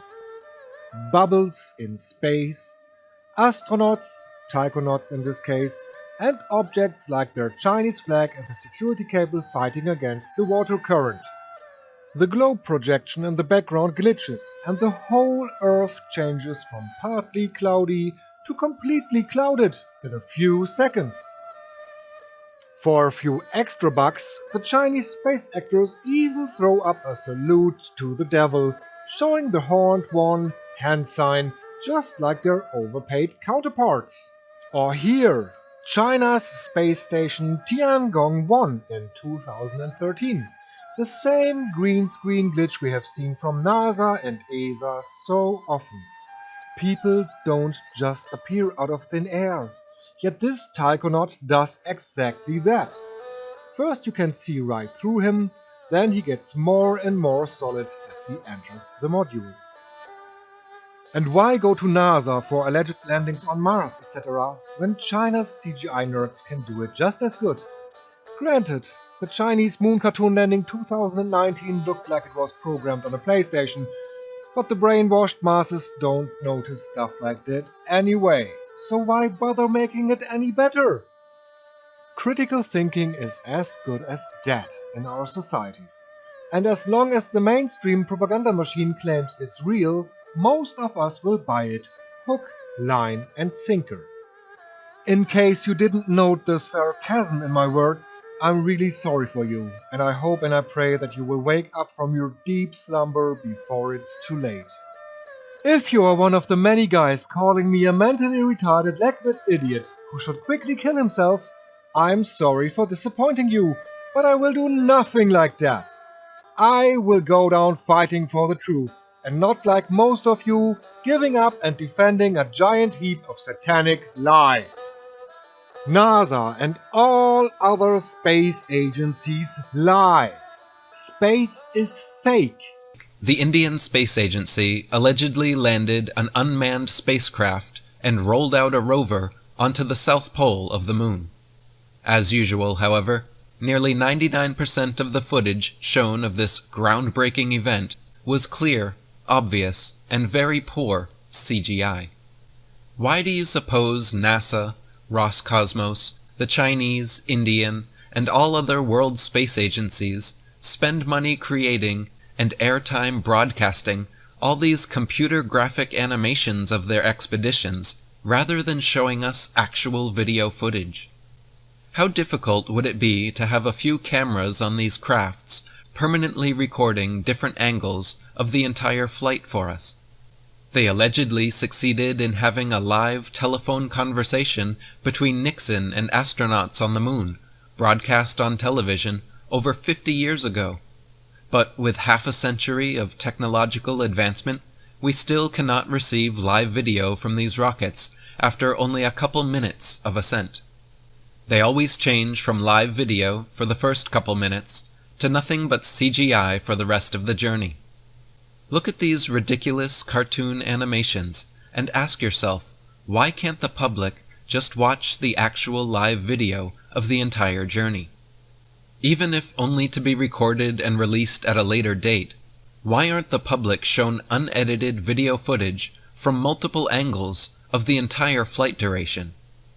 Never once has any space mission in history been so transparent as to show full unedited footage of their whole expedition. Instead, what we always get is what India's space agency has just given us.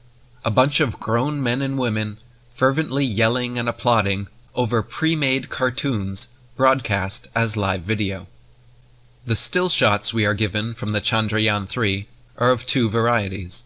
First, we have the overly produced, clearly photoshopped, full-color propaganda pieces, like these, which are shown repeatedly alongside claims of India's successful moon landing, without making it explicitly clear that these images were all created by artists long before the mission even started. The second type of still shot we are given are poor quality black and white shots of dirt and a dark background, claimed to be taken on the moon, but are impossible to differentiate from a sandlot or movie set on Earth.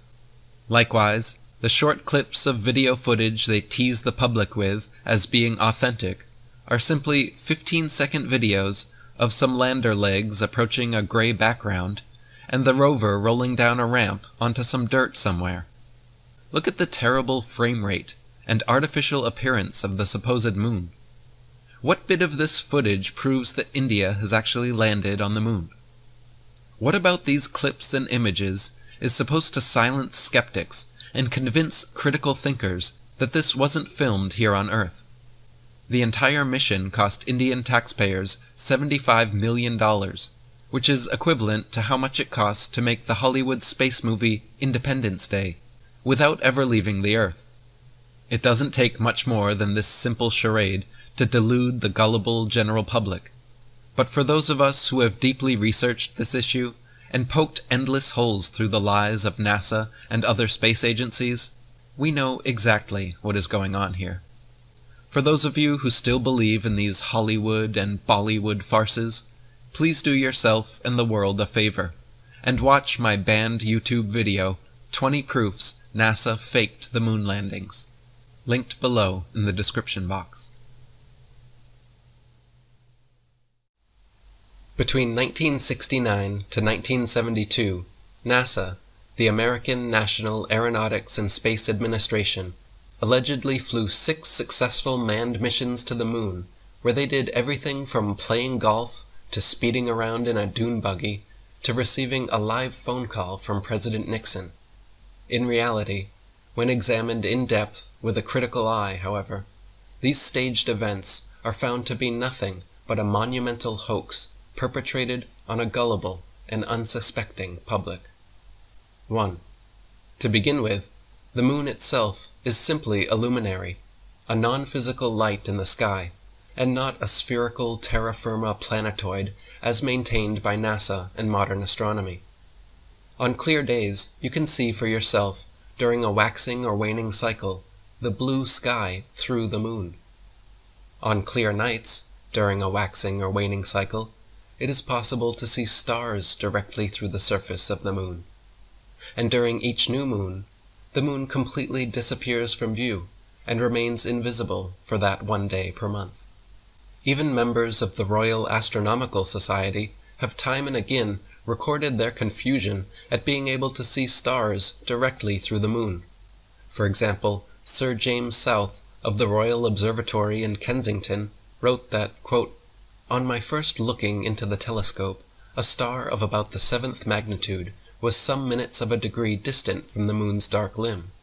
I saw that its occultation by the moon was inevitable, but the star, instead of disappearing the moment the moon's edge came in contact with it, apparently glided on the moon's dark face, as if it had been seen through a transparent moon, or as if a star were between me and the moon.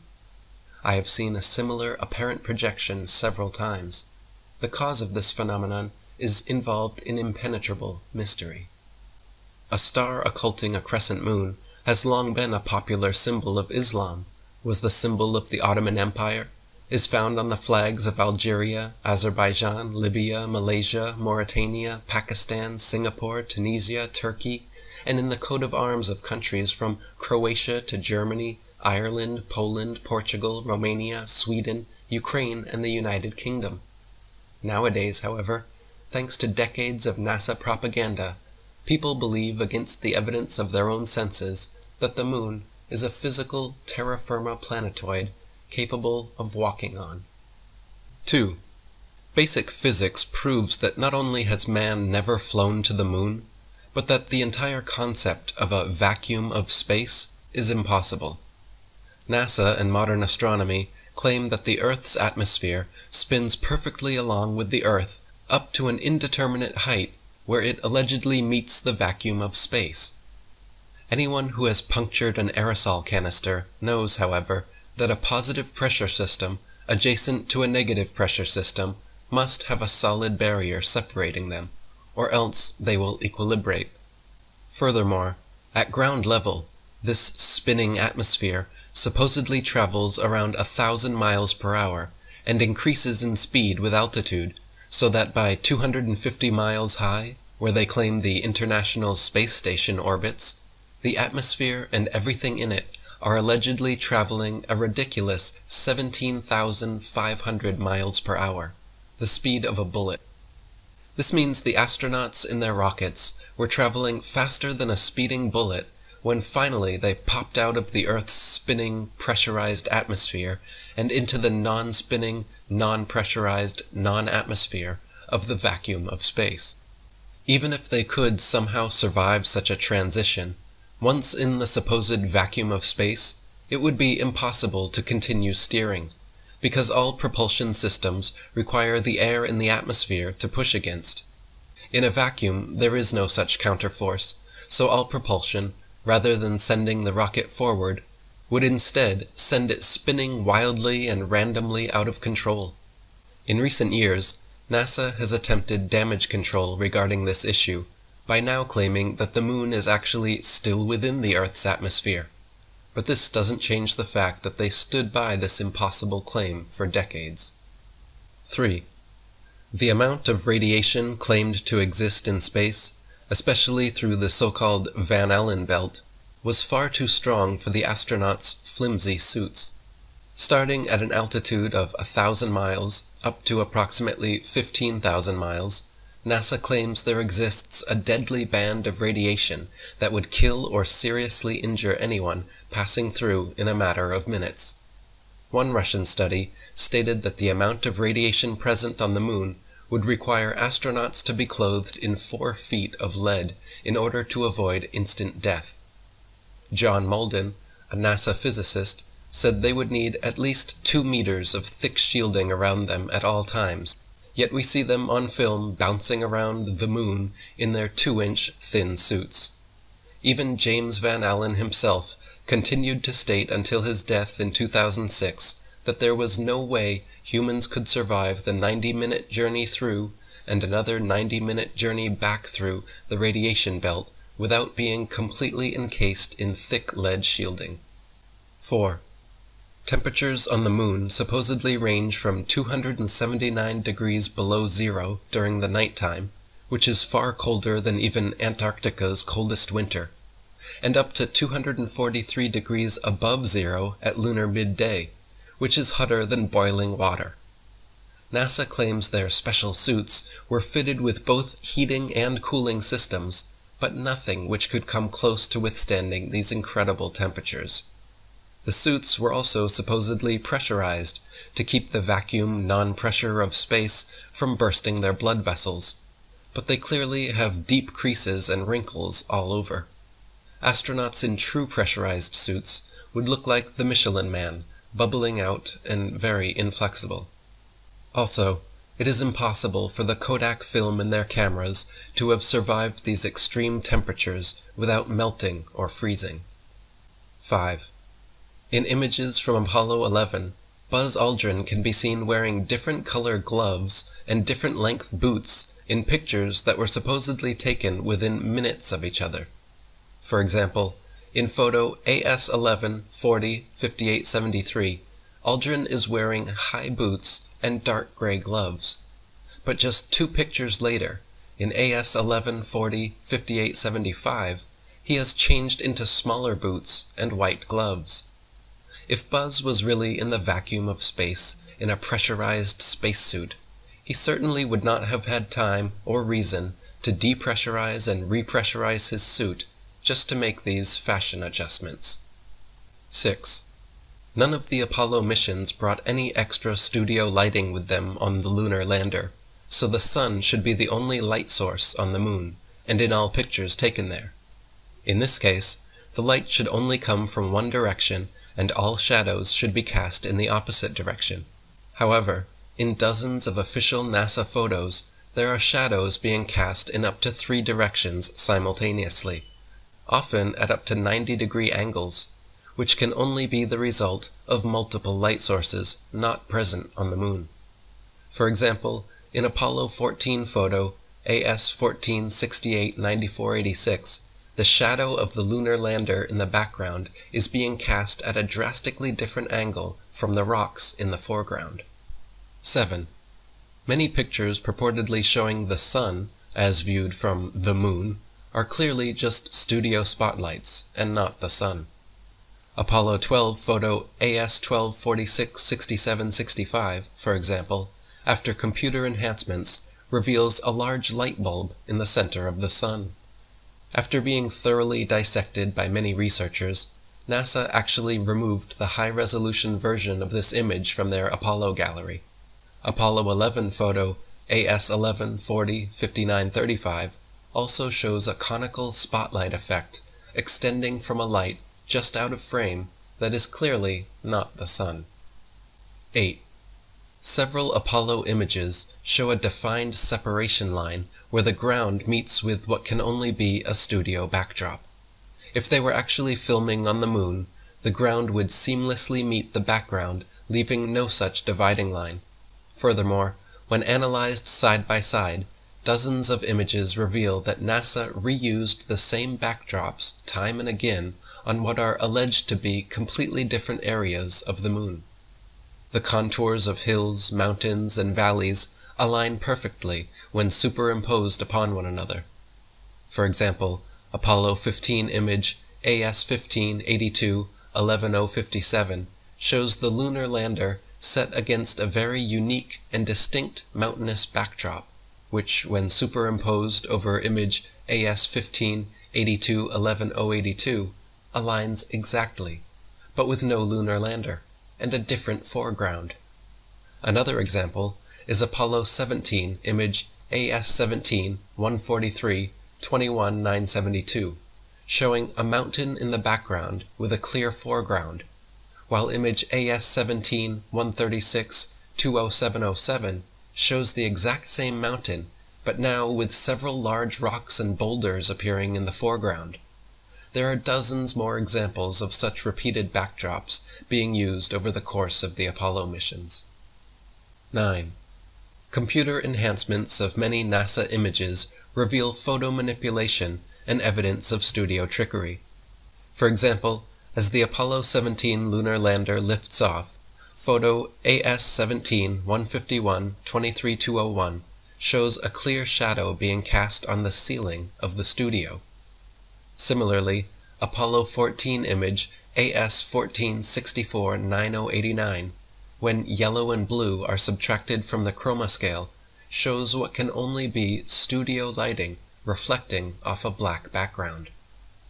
Another Apollo 14 photo, AS-14-66-9306, shows shadows of reticule crosshairs suspended in air over a print underneath, proving it doctored and not an original as claimed. Apollo 12 image AS-12-49-7278 clearly shows several studio lighting lens flares caused by multiple overhead lights, and Apollo 12 image AS-12-48-7071 shows what appears to be an overhead light reflecting in Alan Bean's helmet. 10. Computer enhancements done on images of the Earth taken from the Moon reveal clear photo trickery. By gradually removing the hues comprising black from the backgrounds, a bright rectangular artifact appears around the Earth, proving it to be a composite image. For example, Apollo 11 photo AS-11-44-6642, when manipulated in Photoshop, shows a distinct separation line where the Earth was added into the image. Another example is Apollo 17 image AS-17-134-2471, which, when enhanced and edited, shows an unmistakable rectangular artifact around the Earth, proving it to be another doctored composite photograph. 11. In the original Apollo 16 photo AS-16-107-174-46, there is a rock with a letter C clearly engraved into it, as well as another C drawn into the dirt next to it. This is characteristic of fake stage rocks on a stage setup, where the set designer demarcates prop positions, and of course not something that would ever be found on the Moon. After being exposed for this, NASA doctored the two C's out of their official version of the photo, but copies of the original photo are still available online. 12. In several bits of video footage from the Apollo missions, there is evidence of the astronauts using wires to achieve a more weightless appearance. During Apollo 14, there are many occasions where light reflects off the wires attached to their backpacks, making them momentarily become visible. During the Apollo 17 flag planting, just as the two astronauts go to shake hands, light pings off the wires from the top of their backpacks all the way to the top of the screen. And during the Apollo 16 mission, when one of the astronauts falls over, he is quickly jerked back up in an impossibly unnatural manner that could only be the result of being lifted by wires. 13. One of the more obvious video anomalies is how several Apollo missions show American flags flapping around in the non-existent space wind. The moon is supposed to have no atmosphere, and so the flags should have remained perfectly still, but can often be seen moving quite boisterously. NASA claims the astronauts brushing up against them could have caused this, but that is clearly not the case, as the flags stay waving for long periods of time with no astronauts touching or even near them. 14. Another interesting video anomaly is discovered by playing NASA's Apollo footage at double speed, then watching the astronauts walking, running, jumping, or cruising around in their little dune buggy. Without the speed adjustment, there is a quote-unquote low-gravity illusion, as the astronauts seem to float, drift, and glide slowly and smoothly along.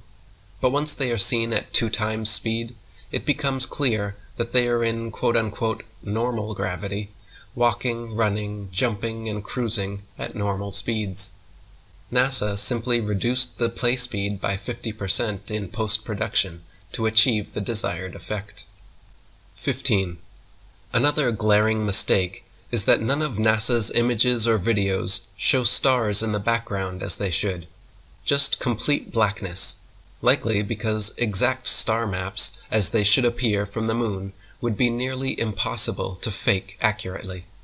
The testimony of different astronauts on different missions in their autobiographies and interviews just muddies the waters even more, some of them bragging about the, quote, astonishingly brilliant light of the stars, and others saying that they, quote, don't remember seeing a single star while on the moon.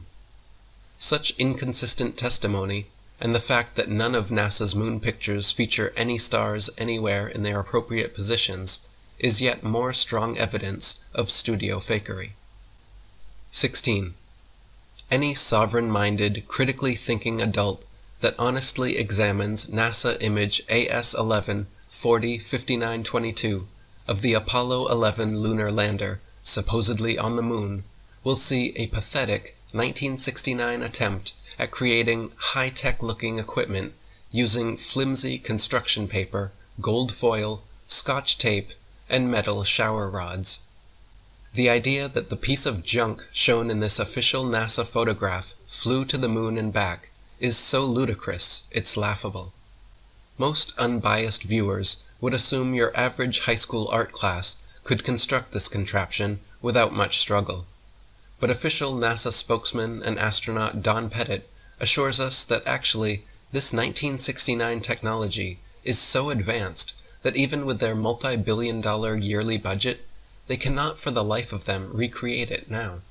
I'd go back to the moon in a nanosecond, Don informs us, but NASA destroyed that technology, and it's a painful process to build it back again.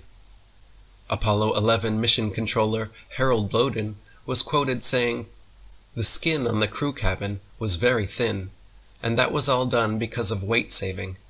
If you really took your finger and poked hard at it, you could poke right through the outer skin of the spacecraft. It was about the thickness of 2 layers of aluminum foil." Project manager Thomas Kelly concurred, noting that the skin, the aluminum alloy skin of the crew compartment, was about 12 1/1000ths of an inch thick, equivalent to about 3 layers of Reynolds wrap that you would use in the kitchen.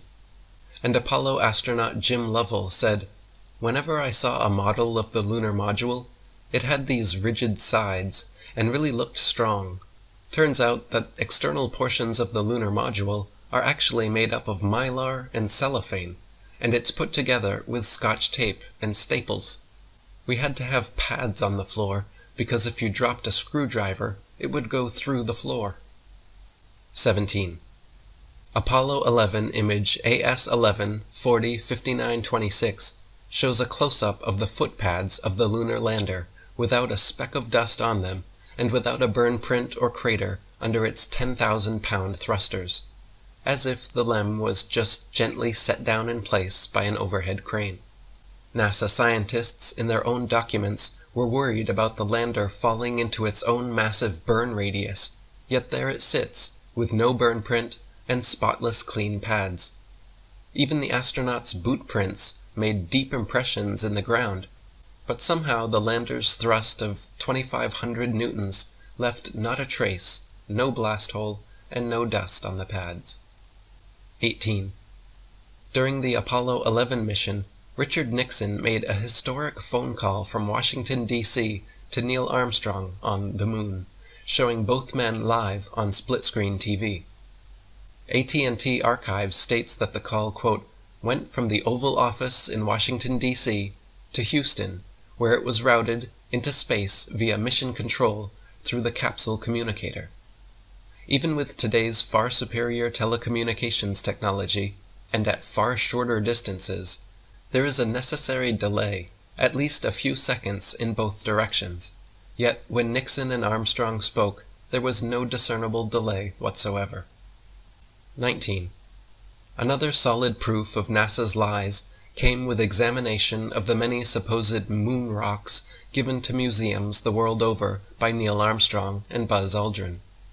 Shortly after Apollo 11, private investigator Paul Jacobs reported asking the U.S. Department of Geology head whether he had examined the moon rocks and if he could verify their authenticity, to which the geologist simply laughed and insinuated that people high in the U.S. government knew all about the cover-up.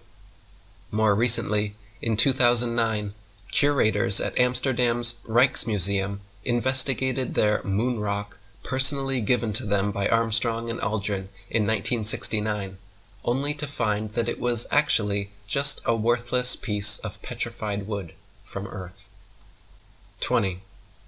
Not only is the entire video record fraught with fraud, but after years of ignoring Freedom of Information Act requests, NASA finally officially claimed in 2001 that all the original Apollo 11 videos had conveniently disappeared from their records so no one could analyze them. They would have us believe that they spent over $30 billion, a decade of unceasing preparations, then succeeded in the most historical achievement of mankind, but accidentally lost the video evidence.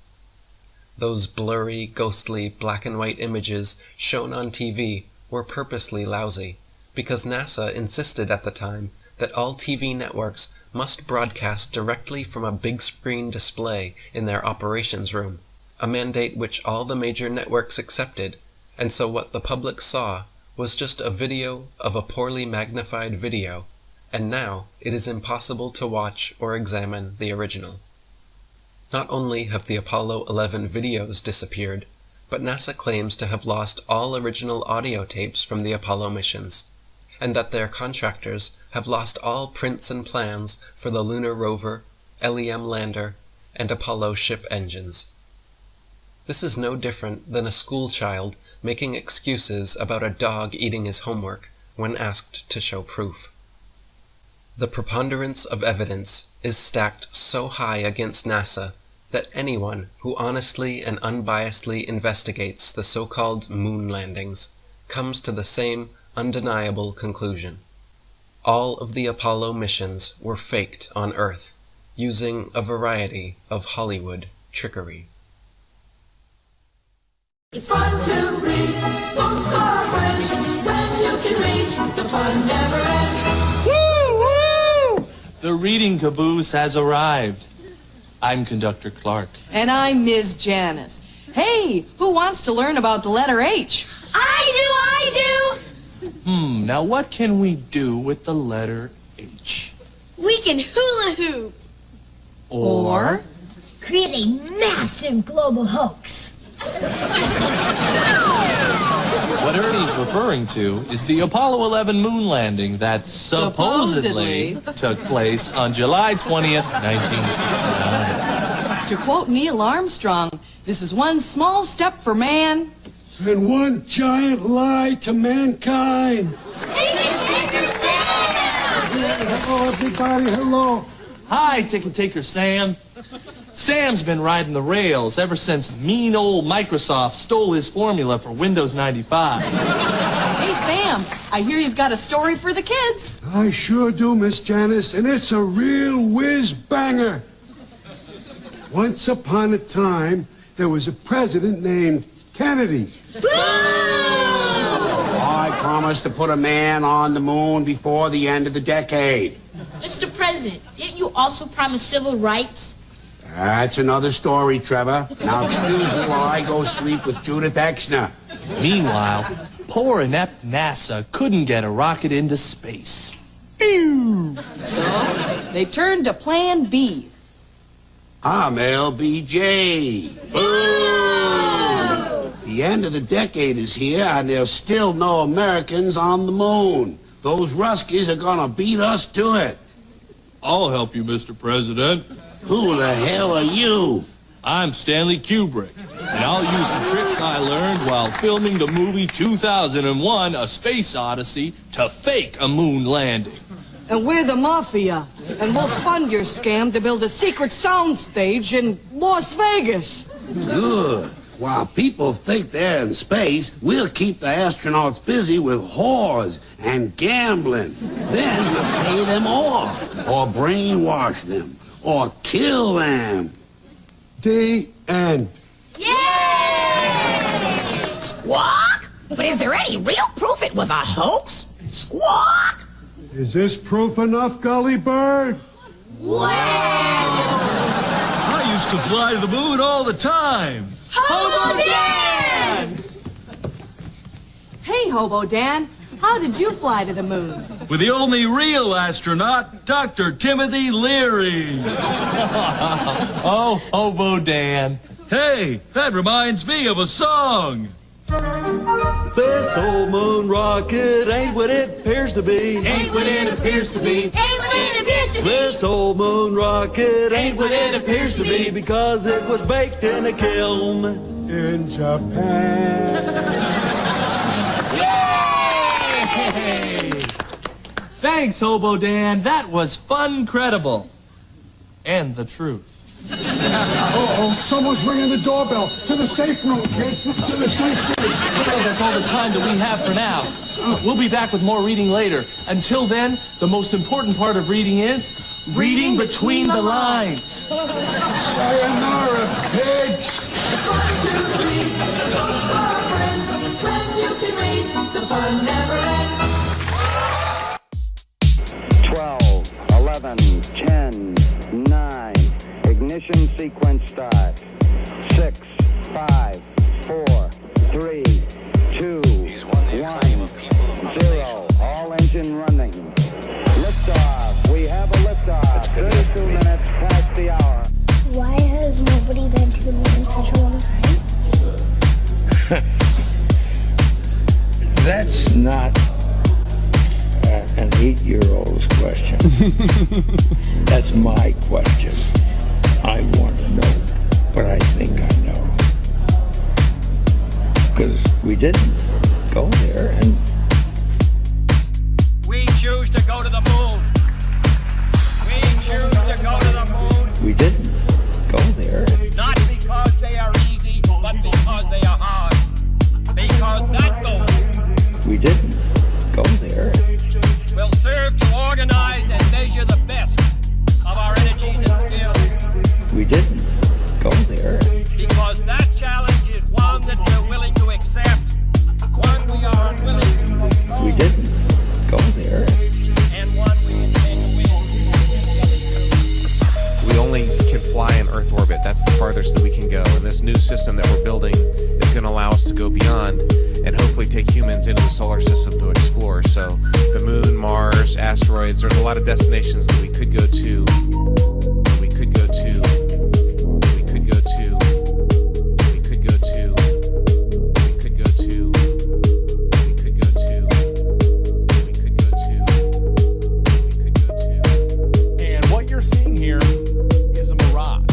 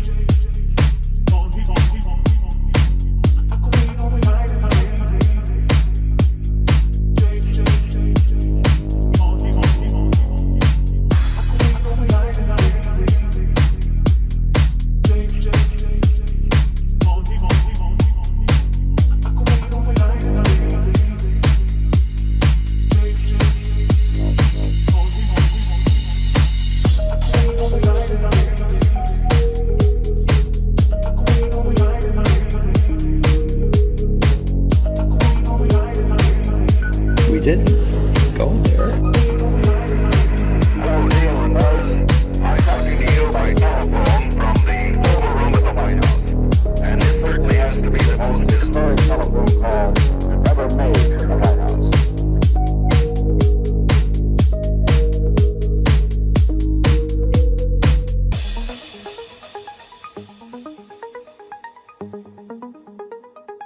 That's my question. I want to know, but I think I know. Because we didn't go there.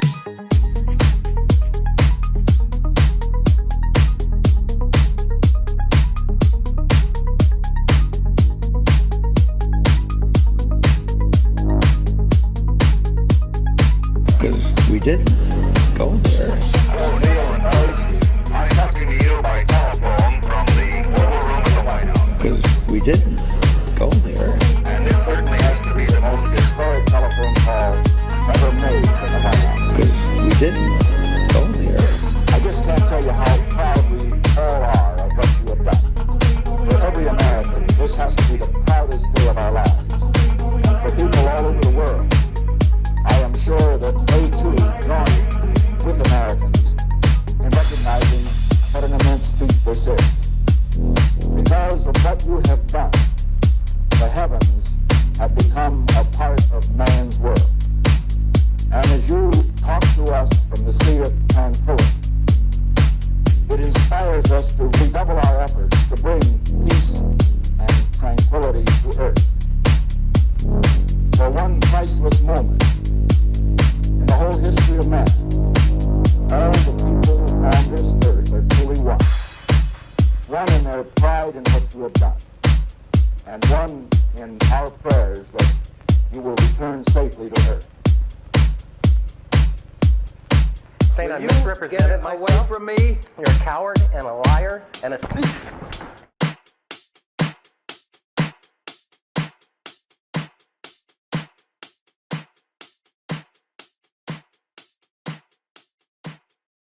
I'd go to the moon in a nanosecond. The problem is we don't have the technology to do that anymore. We used to, but we destroyed that technology, and it's a painful process to build it back again. Apollo computer had 32K of fixed memory and 2K of erasable. That was it. No screen, no sound, no icons, no nothing. Just, and the keyboard just had, it had 0 through 10, read, clear, and enter. No graphics, no screen, no. On its best days, it couldn't get to 1 megahertz. So it was slow and weak, but it got its there. I haven't seen anything that indicates the telemetry data is even in existence, and as I said, even if we had it, we don't have the machines to play it back. Right, we've been unable to track it down. I mean, we don't know where this telemetry data ended up, and we don't know what path it may have taken. So, unfortunately, I'm afraid I can't really give you much of a clue as to where this data ended up and whether it still exists or not. NASA admitted that it had lost the original footage of man's first steps on the moon. The most heralded, most famous accomplishment of mankind, of humans, the landing on the moon. NASA lost everything. They're claiming there's nothing in their archives, nothing in storage, nothing in a cardboard box someplace that has anything to do with the Apollo missions. It's all gone.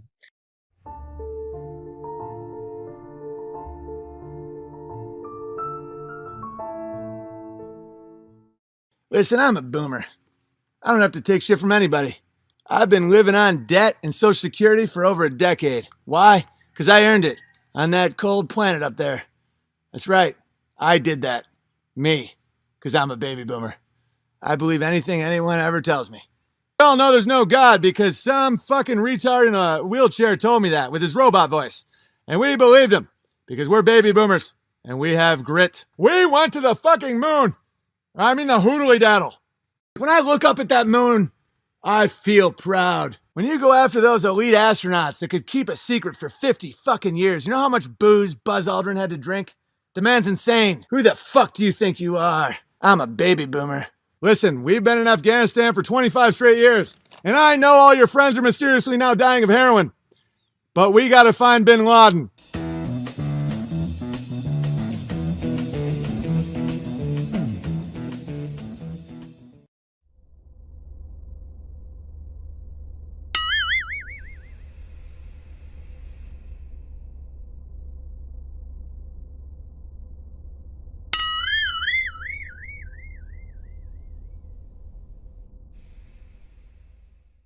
They're making it so obvious we didn't go to the moon, right? It's so obvious that it's ridiculous.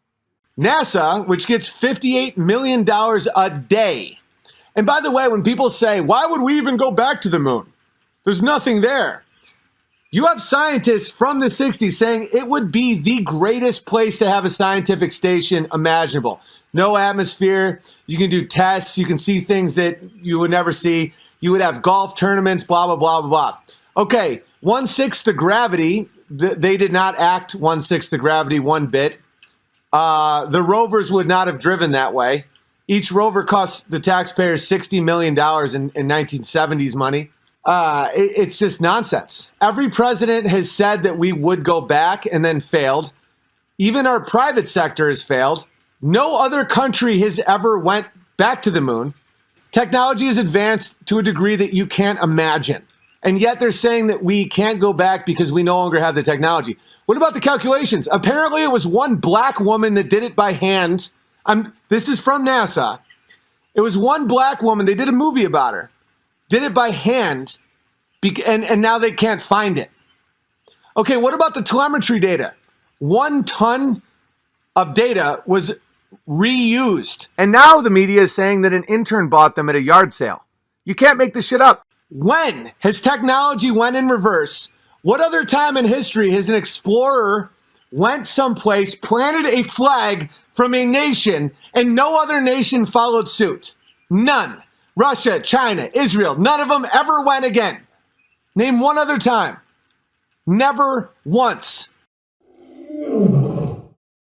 Trust me, I'm wearing a lab coat.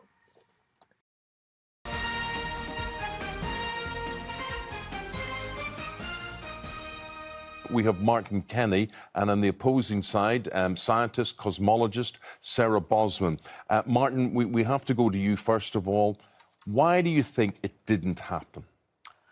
Well, there's overwhelming proof that it didn't happen. I think in the past, like you're saying, we had no way of verifying anything we were told. So we saw the moon landings, well, you saw the moon landings, and you believed it, but there was no way for you to check any of it. And now in the age of technology, as you said, a lot of the young people believe that it was faked, and that's because they are now investigating for themselves. I find it very interesting, and we'll talk to Sarah in a minute about the scientific side that she believes. But for me personally, I just think far too many people would have had to cover it up. Cover up for far too many years. Well, how many people to never have slipped up? Her people right now are taking your pensions. You don't even know about it. Do you have to cover it up? No, you don't even know. You're still buying purses as if you're going to get that $3K quid a month. Guess what, babbler? You're not. How many people have supposedly gone beyond low Earth orbit, beyond 200 miles off the Earth? No idea. 24. The entire history of humanity. But what? 24 people. So your point is only 24. But so what I'm Ruth's saying is is there was a whole control center, operations center, backup control, all sorts of things. Do you know what happens Building in a the rocket. finance department of ITV? In the No finance idea. department? No idea. Do you know what happens? Do you know what happens in the executive office of ITV, right at the top? No, but if somebody was covering something they tell up- you nothing. Exactly. Yeah, but if So if somebody something did happen, But if somebody's would covering you- something up, Yeah. everybody would have to cover it up. So you guys knew about Jimmy Savile when he was working closely with your very company and all the royals? You know he was banging kids when they were dead? Because you would know Sarah, about what it. do you think? Well, there were also a lot of engineers, of course, working on these for years and years. They had to come into their job every morning thinking they were developing a rocket. And that's thousands of people being involved in the development and the testing in the labs, people overseeing the labs. It's not only the 24 people who actually went off the Earth. the only way we can discern whether this happened or not is by analyzing and studying the actual data that was taken during those Apollo missions, right? The scientific that's not data. True. That's not hold true. Hold on, let me finish. Like how the world let you guys finish in the Holodomor. So that's the telemetry data, right? So during those 4 years that they did the Apollo missions, they collected loads of data, biometrical data, design blueprints, etc., etc. Right. To end this, if we had the data now and we could scrutinize it, if we could test it, which is the scientific method. Ah, genius, Martin. Which is the scientific method. I'm having a blast. Look at those stupid glasses. What a retard. Test it, observe, it's not and been research. Not only has it not been released, NASA destroyed it. Well, or lost Why it. would they have destroyed it? NASA hang on. Donald Petit, NASA astronaut and chemical engineer. This is a direct quote. His name's Don Petite because he's mentally small. Hilarious. Classic bike returner. Seeing some gravel where I didn't see it. Nice, Martin. Okay. I'd go to the moon in a nanosecond. The problem is we don't have the technology to do that anymore. We used to, but we destroyed the technology, and it's a painful process to build up again. Oh, of course, in that context, absolutely. In that context, absolutely. I completely agree with him. The technology we had at the time was so ridiculously obsolete. There was nothing we could do with it anymore. It's like if you have a car from 60 years ago that was unique, if you try to repair all the parts one by one, it's going to take you way too much money. We don't run cars that way anymore. It was scrapped eventually because it was just too outdated. So, of course, it was destroyed, the technology in that sense. We don't have it anymore. It wouldn't run. But Sarah, we got the technology together to go there. Why haven't we been back since, the 70s? That guy's getting it. I think it comes down to the funding. I think 58 million a day. America went to the moon a few times. The people in power told the voters, why are we spending so much money on this? Why don't we elect a party who will put our taxes to do something else? And unfortunately, it was the last time in history where so much of your taxes went to science and research and technology. It's been cut down a lot, I think, mostly for political reasons. What do you think the moon is made of? What I know the moon is, it's a luminary. That's all I know.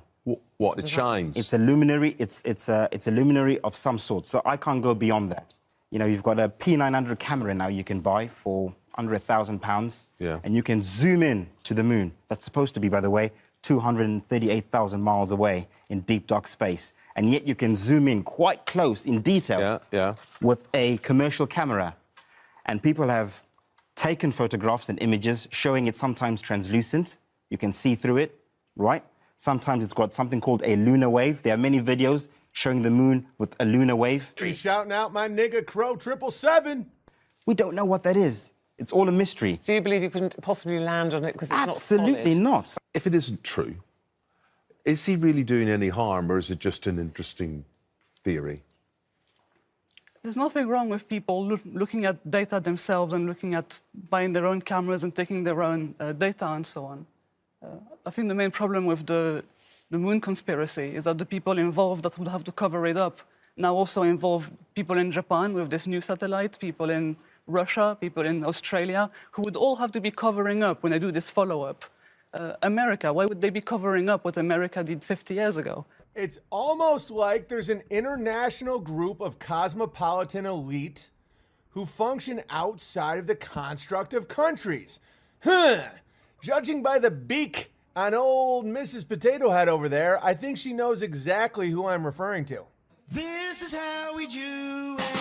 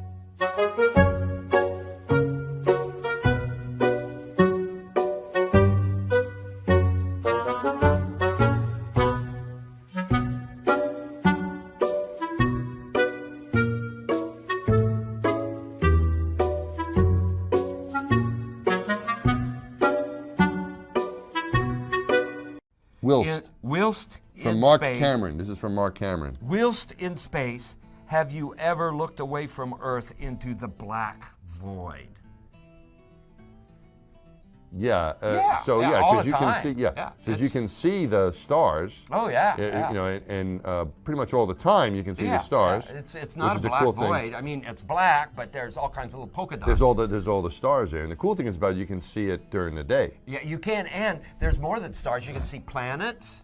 You can Right. see moons. You see the gas Magellan clouds of Yeah, the yeah, Milky you Way see galaxy. the Magellanic clouds. Magellanic. See, I just wanted the Magellan well, there's a large clouds. I one didn't and a want to small one, right? Yeah. And then you can see the zodiacal lights. Whoa. Well, now, one thing, you have a theory about the moon. The Americans and Russians are thinking of landing men on it. Well, that will never happen. Not on the moon.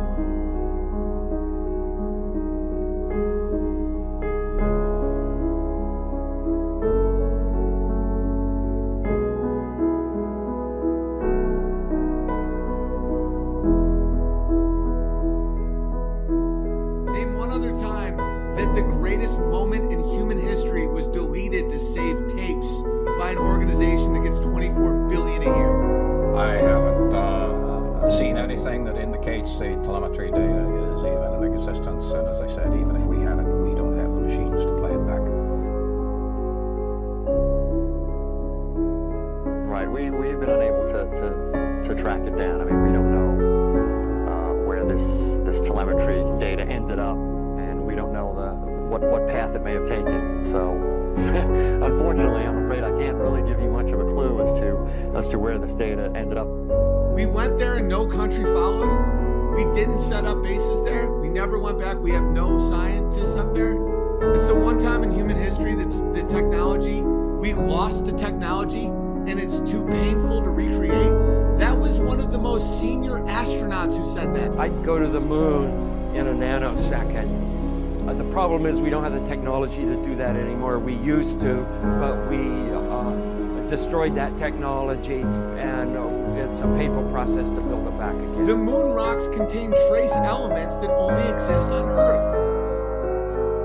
Neil Armstrong gave Holland a piece of wood, and there is no chance you can broadcast live television from that distance with that amount of power now, let alone in the late 60s. It's all bullshit.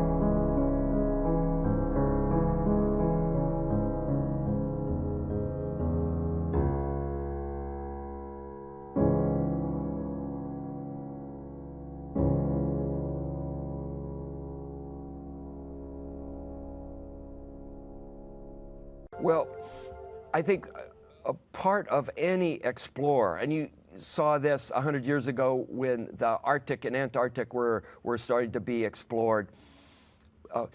What explorers do is they go off someplace, they come back and they tell stories. They spread their experience to those who didn't have the good fortune to go. And we're doing the same thing in the venue of space, and we're using what is available to us now. If Shackleton was able to tweet, I'm sure he would have been tweeting during his expeditions to Antarctica.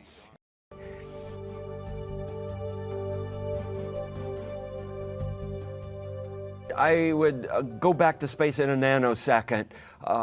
That's what I do for a living, and give me another couple of days here to get my feet on the ground and I'm ready to go again.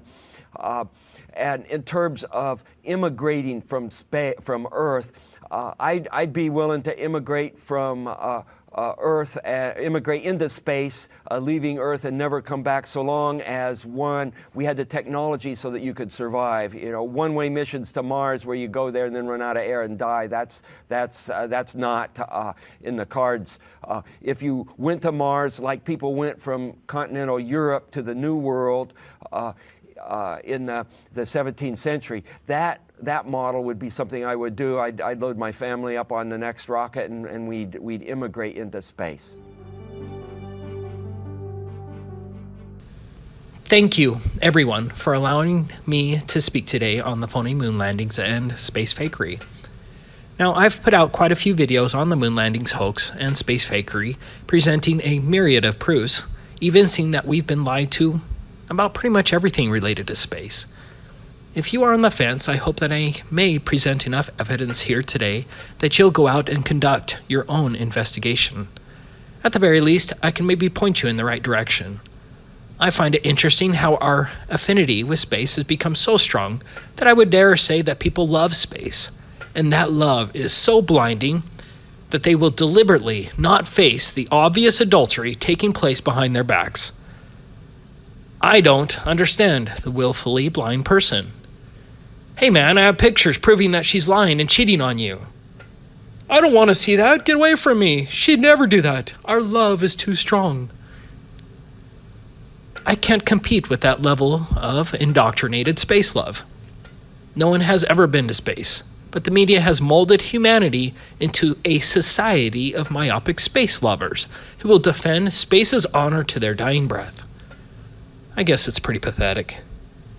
Hopefully, we can break your love affair with space. It's not a question about how much proof we have evincing that Apollo missions in space are fake. The real question is whether you will look.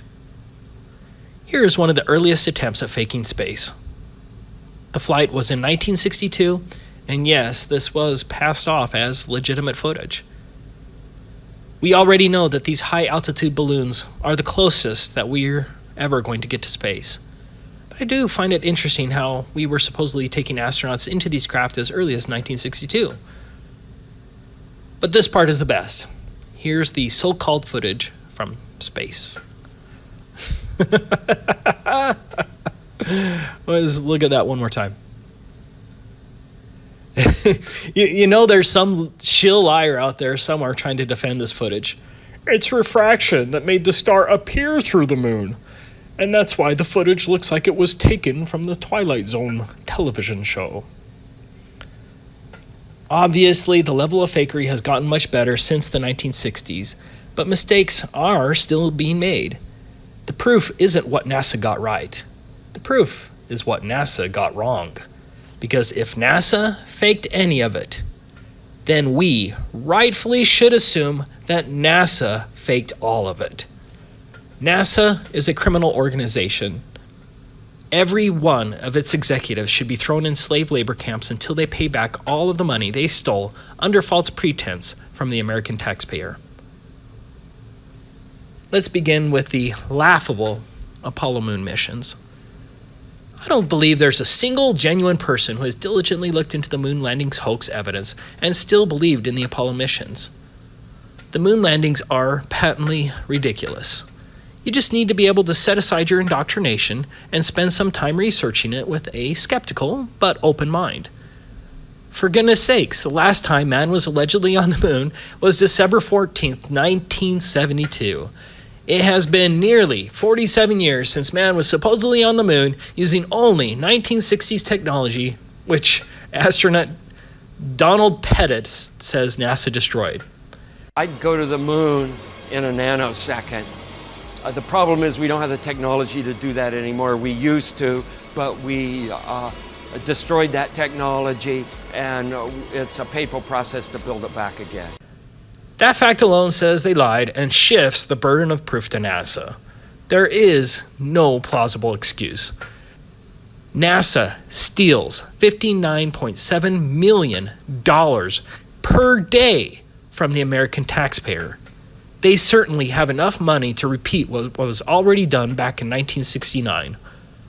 Oh yeah, I forgot what Don Pettit said. That amazing technology was destroyed. Back in February 2001, there was a special on Fox that was called Conspiracy Theory, Did We Land on the Moon?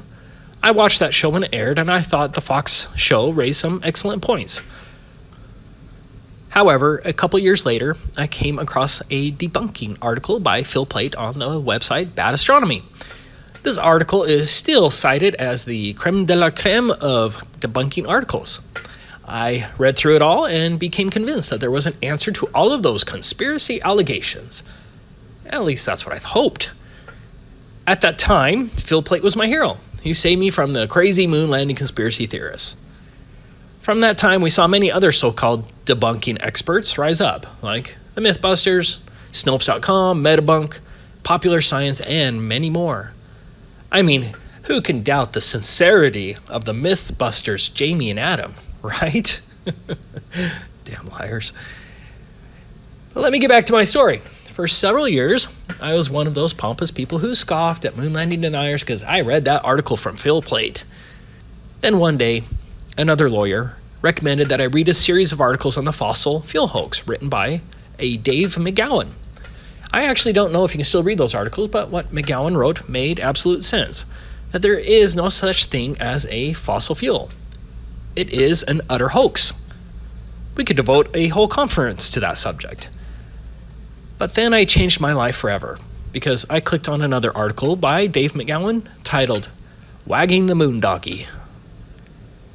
David tragically died a few years ago from cancer, but I hope his work will be remembered for 100 years. That is, if it can survive the coming internet purge. I highly recommend you read the entire Wagging the Moondoggy series while you still can. And if you prefer, I have the full narration on my YouTube channel. You can ignore everything I say here, but please, go read the Wagging the Moondoggy series because it is awesome. I'm going to cover many of the points made by David McGowan, but I can't compete with his humor. Even though he believed in space, McGowan was brilliant. But above all else, David introduced me to these two laughable Apollo photographs that destroyed the NASA moon landings forever for me. I certainly didn't see these photographs on Phil Plait's website or on the Mythbusters. This here is the official lunar lander. When I usually show this to people, they automatically think it's a joke. No, seriously, this is an official photograph of the Apollo lunar lander, and you have to be a damn idiot if you don't see how ridiculous this is. Fortunately, they took a close-up photograph as well. Curtain rods, aluminum foil, tar paper, scotch tape, some useless abstract art sculptures that do nothing but look spacey, and some very poor construction. Look at the paneling. It's a disaster. If someone sheetrocked your basement like this, you'd demand your money back. But this is supposed to be an amazing spaceship constructed by the best engineers and scientists. It's absolute garbage, a shameful prop made by a high school drama club. Looking at the photographs side by side, it's unbelievable to me that they got away with this for so long. Are academics, scientists, and engineers so institutionalized that they can't see how absurd this is? It's incredibly stupid. I'm sorry, but this is not a spaceship, so this brings me to proof number 1, the lunar lander joke. There are so many problems that this entire presentation could be on the lunar lander. The first huge problem I want to discuss about the lunar lander is the fact that it was never flown on Earth. Not even once. Please go and try to find a video of astronauts getting some flight time in this piece of junk. Just think about it. This drama prop was never, even allegedly, flown by an astronaut on Earth in front of a camera. In fact, besides NASA's alleged dubious pictures in space, there is zero proof that this alleged vehicle could actually fly. This comical contraption, after traveling 234,000 miles in space, supposedly fell from lunar orbit at 4,000 miles per hour, and this difficult maneuver was never practiced. The lunar lander landed in poor visibility on very rough, crater and boulder infested terrain that was all the same Portland cement color. Just imagine how easy it would have been to hit a boulder or fall into a crater when you only have these small windows flying over terrain that all looks like Portland cement. This difficult type of landing was never practiced. The lunar lander ascent stage then supposedly blasted off the moon, again achieving 4,000 miles per hour to rendezvous up in space with a spaceship that had been orbiting the moon dozens of times. Again, this maneuver was never practiced on Earth. Here is Armstrong flying one of the much smaller so-called training vehicles in optimal conditions. In this vehicle, he has full visibility and there is no rough terrain. The accident almost killed Armstrong, but he wasn't alone. 3 of the 5 training vehicles crashed, and the training vehicles were much smaller, had much better visibility, were flown in optimal conditions, over runways, in daylight, were never flown in situations similar to what would be experienced on the moon, and still, 3/5 of the training vehicles crashed. That is not a good safety record, and these were far simpler craft. Notice that the conditions the training vehicle was flying over were nowhere near what would happen on the moon. It's flying over an airfield. You'd think that NASA would want its astronauts trained to fly in low visibility over rough, rocky terrain so that its astronauts would have practice not hitting a boulder or falling down a crater. Yet, NASA didn't find it prudent to have the astronauts actually practice flying the lunar lander on Earth. No reasonable, prudent person would consider this a safe way of landing on the moon. Could you imagine what would have happened if Apollo 11 crashed its untested lander and the astronauts all died a horrible death, and the public found out that NASA never actually had the astronauts practice flying the lunar lander multiple times on Earth? NASA would have been defunded forever, and its managers would have probably gone to prison. There's simply no way that NASA would have taken such a risk, and there was only one way NASA was guaranteed 100% success, and that is by faking it. Next, they want you to believe that this piece of junk could support life up to 3 days on the moon. What kind of life support would be necessary? What kind of air conditioning would be necessary in the harshest environment imaginable? The temperature on the moon allegedly varies from negative 387 Fahrenheit at night to 253 Fahrenheit during the day. The Apollo 17 astronauts supposedly re-entered the lunar lander on 3 occasions after even driving around in a dune buggy. What kind of dust-absorbing system did it have? Where were the batteries to give it power for 3 days? How much oxygen did it have to repressurize on each occasion and last for 3 days? How was there so much room in the lunar lander that NASA was able to attach a dune buggy on later missions? Did NASA have the foresight to leave a large trunk for a fold-up dune buggy with tires and large 1970 batteries? What about all of the bulky experiments? Where did they fit? The lunacy of the lunar lander should be enough to convince any thinking person that the moon landings were fake. But we can't stop now. Exhibit 2. Kubrick's Apollo 11 lunar docking footage. So, after the astronauts were able to play around on the moon up to 3 days, the astronauts had to hop back into the ascent stage of the lunar lander and blast off the moon and catch up with the command module that had been orbiting at 4,000 miles per hour up to 3 days. Fortunately, the NASA astronauts knew exactly where the command module was after it had supposedly traveled 768,000 miles. It's also important to note that not one person on Earth was able to film this command module orbiting the moon with a telescope. You can supposedly see dark craters on the moon that are only 1 kilometer in diameter, but you can't see a large chrome spacecraft that would be reflecting sunlight like a mirror orbiting the moon dozens of times. There should be dozens of amateur astronomy videos showing the command module orbiting the moon, but they don't exist. But I especially love this Apollo 11 redocking footage. This is absolutely ridiculous. These are 1960s special effects and are obviously fake to even a child. Look at the jerky motions. Look at the total lack of thrusters being used. I've had many people ask me if this is genuine NASA footage, and yes, it is. I actually feel pretty bad for you if you believe that's a spaceship that just blasted off from the moon traveling at 4,000 miles per hour. Maybe you noticed that the video footage of the docking lunar lander appears eerily similar and as fake as Kubrick's 2001 A Space Odyssey. Exhibit 3. The preposterous Apollo ascent stage.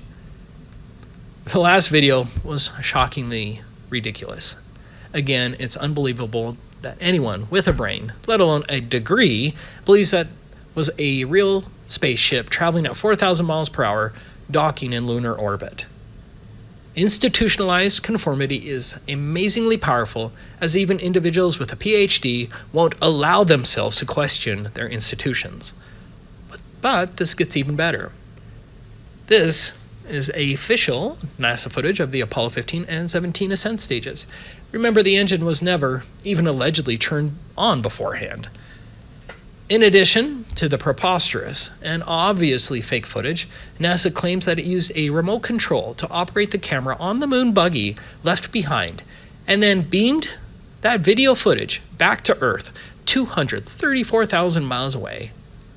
We didn't even have decent television remote controls in 1972, but NASA could not only operate the camera from 234,000 miles, NASA could also pan up and follow the lunar ascent stage and zoom out all in real time without delay.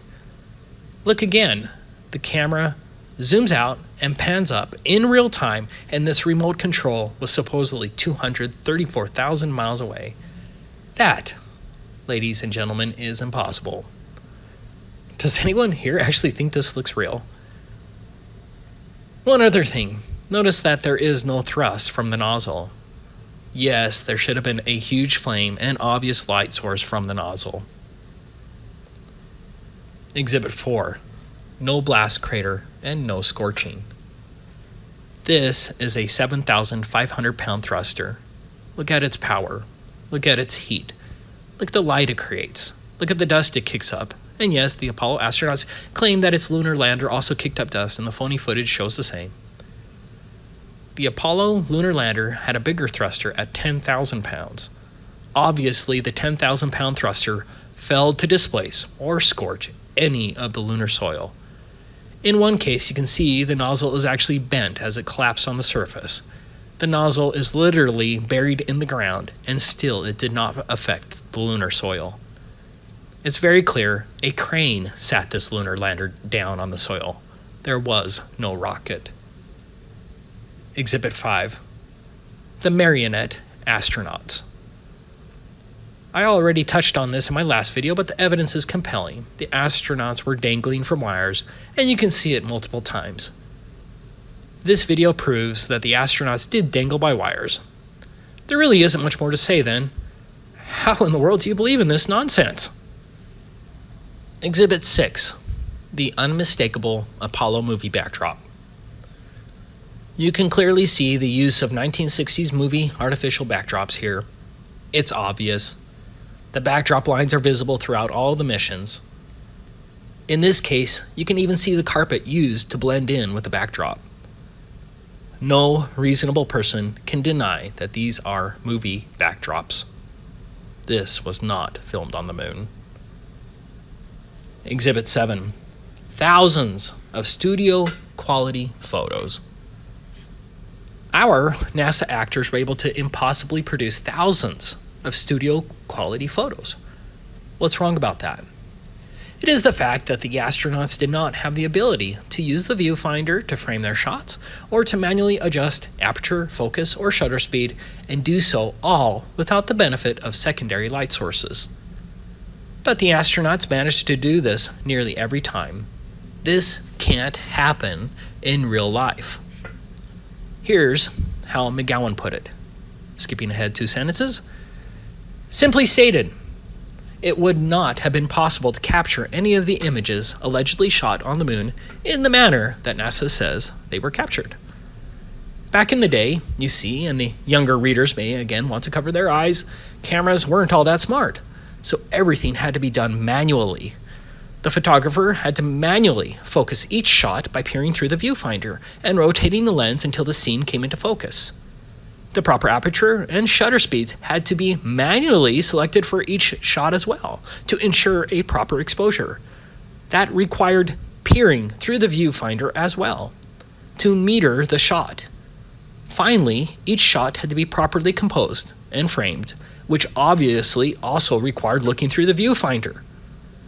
The problem for the astronauts is that the cameras were mounted to their chests, which made it impossible to see through the viewfinder to meter, frame, and focus the shots. Everything, therefore, was pretty much of a guess.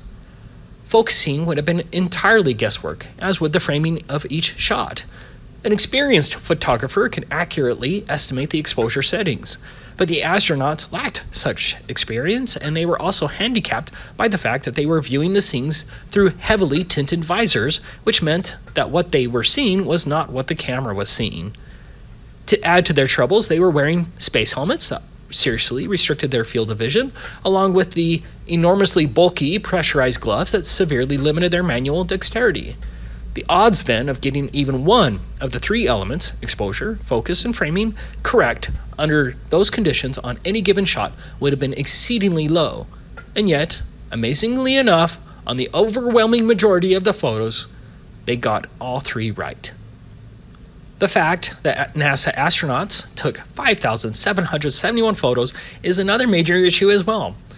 Here's how one commenter put it. NASA wants the world to believe that 5,771 photographs were taken in the combined time of 4,834 minutes over an alleged 6 missions. This equates to Apollo 11, 1 photo every 15 seconds, Apollo 12, 1 photo every 27 seconds, Apollo 14, 1 photo every 62 seconds, Apollo 15, 1 photo every 44 seconds, Apollo 16, 1 photo every 29 seconds, Apollo 17, 1 photo every 26 seconds. Given all the facts, was it possible for 2 men to take that many photos in so short a time? Any professional photographer will tell you it cannot be done. Virtually every photo was a different scene or in a different place, requiring travel. As much as 30 miles travel was required to reach some of the photo sites. Extra care had to be taken shooting some stereo pairs and panoramas. Each perfectly exposed and perfectly framed picture was taken on a chest-mounted camera without a viewfinder, using manual camera settings with no automatic metering, while wearing a bulky spacesuit and stiff, clumsy gloves. The agency wants the world to believe that 5,771 perfectly exposed and perfectly framed photographs were taken in 4,834 minutes. If nothing but photography had been done, such a feat is clearly impossible, made even more so by all the documented activities of the astronauts. Imagine 1.19 photos every minute that men were on the moon. That's one picture every 50 seconds. The secret NASA tried to hide has been discovered.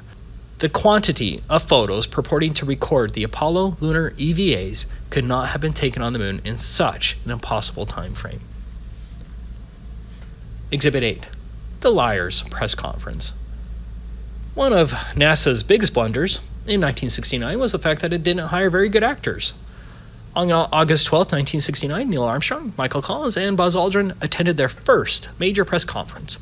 This is the first big conference of the Apollo 11 astronauts, and it was only 2 days after the astronauts were released from quarantine. Their faces tell it all.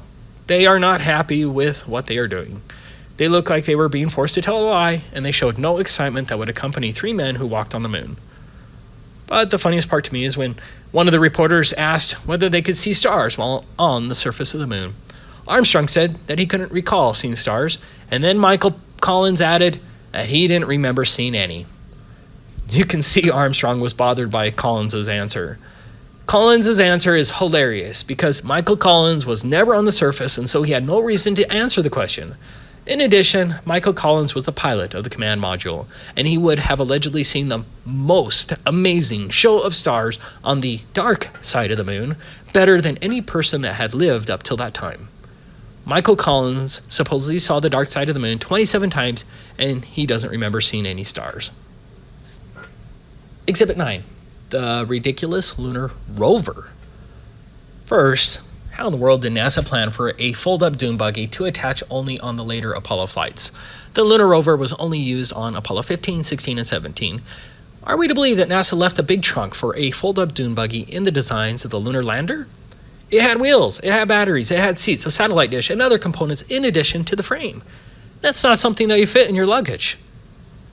Next, the fold-up dune buggy was on one side of the craft. Was it not a concern for NASA to test fly the lunar lander with extra weight on one side of the craft?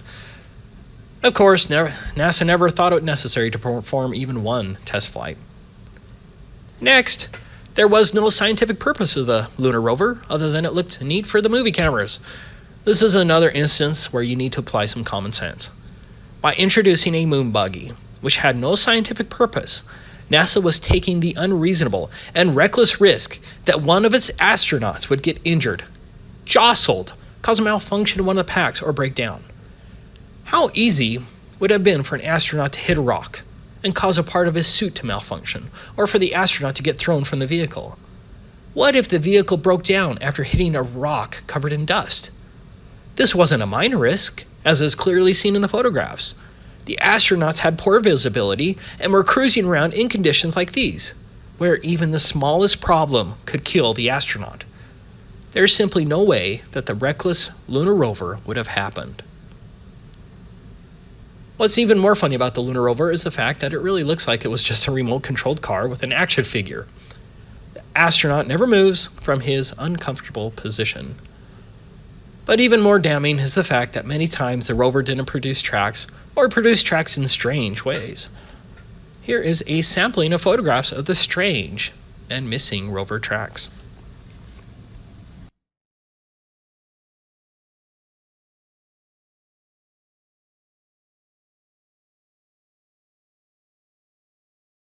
Exhibit 10, proof of secondary light sources. Of course, NASA could have easily filmed the Apollo movies with just one light source, but NASA needed those thousands of studio quality photos, and so NASA did use other light sources. Mythbusters tried to deceive its audience by busting this photograph by using a grainy, darkened version, and still failed to create the lighted astronaut as depicted in the demonstration. I changed out the darkened NASA photo used by Mythbusters and replaced it with the NASA original. Do you see the huge difference? Now, compare the original NASA photo with the Mythbusters version. Mythbusters certainly did not bust this argument whatsoever, and Mythbusters lied about it. But what's more telling is what Mythbusters ignored, and that's this photograph. This one photograph proves the entire Apollo mission's false, as it is 100% impossible for that astronaut to be lit up like that on the shaded side of the lunar lander without additional light sources. Exhibit 11, the tinfoil thin lander. According to McGowan, another curious fact that first on the moon made note of was that, according to Harold Loden, Apollo 11 mission controller, the skin on the crew cabin of the lunar module was very thin, and that was all done because of weight savings. Another talking head added that if you really took your finger and poked hard at it, you could poke right through the outer skin of the spacecraft. It was about the thickness of 2 layers of aluminum foil. Project manager Thomas Kelly concurred, noting that the aluminum alloy skin of the crew compartment was about 12/1000ths of an inch thick. That's equivalent to about 3 layers of Reynolds wrap that you would use in your kitchen. Astronaut Lavelle stated, "Whenever I saw a model of the lunar module, it had these rigid sides, and it really looked strong. Turns out that external portions of the lunar module are made up of mylar and cellophane, and it's put together with scotch tape and staples. We'd had to have pads on the floor, because if you dropped a screwdriver, it would go right through the floor." And astronauts lived in this for days with multiple repressurizations, and merely dropping a screwdriver would kill them. As pointed out by David McGowan, the lunar lander actually failed the Grumman pressure test, which blew out a window, and no one seemed to care, as no design changes were ever made. Come on. Exhibit 12, the inverse square law of light. I think it was maybe Jeranism or Globebusters or both who first mentioned this, but this is a terrific proof of the fake moon landings, and it deals with how much illumination there would have been on the lunar surface according to the heliocentric model. The inverse square law describes the intensity of light at different distances from a light source. Every light source is different, but the intensity changes in the same way, meaning this is a law for all light sources. The intensity of light is inversely proportional to the square of the distance. This means that as the distance from a light source increases, the intensity of light is equal to a value multiplied by 1 divided by d squared. Here are the simple equations. As an example, if you place a 100 lumen bulb in a floodlight that shines on only 1 square meter of surface, that surface will be lit at 100 lux. However, if you back the floodlight away to shine on 4 square meters, the surface is now lit with 25 lux. The full moon, which is supposed to be reflecting sunlight, has an illuminance up to 1 lux on the Earth's surface. That's not substantial, but a full moon has enough illuminance to read from it here on Earth. It is allegedly 376,285 kilometers to the moon, from Earth's surface to moon surface. Let's assume our Apollo astronaut is 0.01 kilometers, or 1 meter, above the surface of the moon. We now plug the numbers into our inverse square law equation to find the intensity of the moonlight at the surface, solving for intensity at distance 2. I have the numbers on the printout, but you can see for yourself the problem. Sunlight has an illuminance up to 128,000 lux on Earth. That's pretty bright. That's as bright as it gets. Assuming my math and figures are right, applying the inverse square law, the Apollo astronauts would have experienced 1,106,175,009,570 times more illuminance on the moon's surface than direct sunlight on Earth. Essentially, based on the inverse square law, at the moon's surface, the light would have been the most blinding light imaginable, and there should have been no photographs possible on the lunar surface. This proves, based on physical laws, without a doubt, that there were no Apollo moon landings. One of the most common objections to the fake moon landings argument is that NASA has hundreds of supposed moon rocks. Of course, no one knows where these rocks are, and no one is allowed to actually independently investigate these moon rocks, but NASA itself destroyed this biggest proof of theirs when it gave one of its so-called moon rocks to a Dutch museum that actually analyzed the rock. As it turns out, the Dutch were given a glorious piece of petrified wood that most certainly didn't come from the moon. When one rock is proven fake, then we, the people, must rightfully assume that the rest of these alleged rocks are also fake. Building on the fact that you can see the 1960s movie backdrops repeatedly during the Apollo missions, we run into another problem. NASA reused same backdrops for different locations. Here's a good example. Another point that isn't discussed much, but I think it is a real issue for anyone who has been on a 12-hour flight, you know what I'm talking about.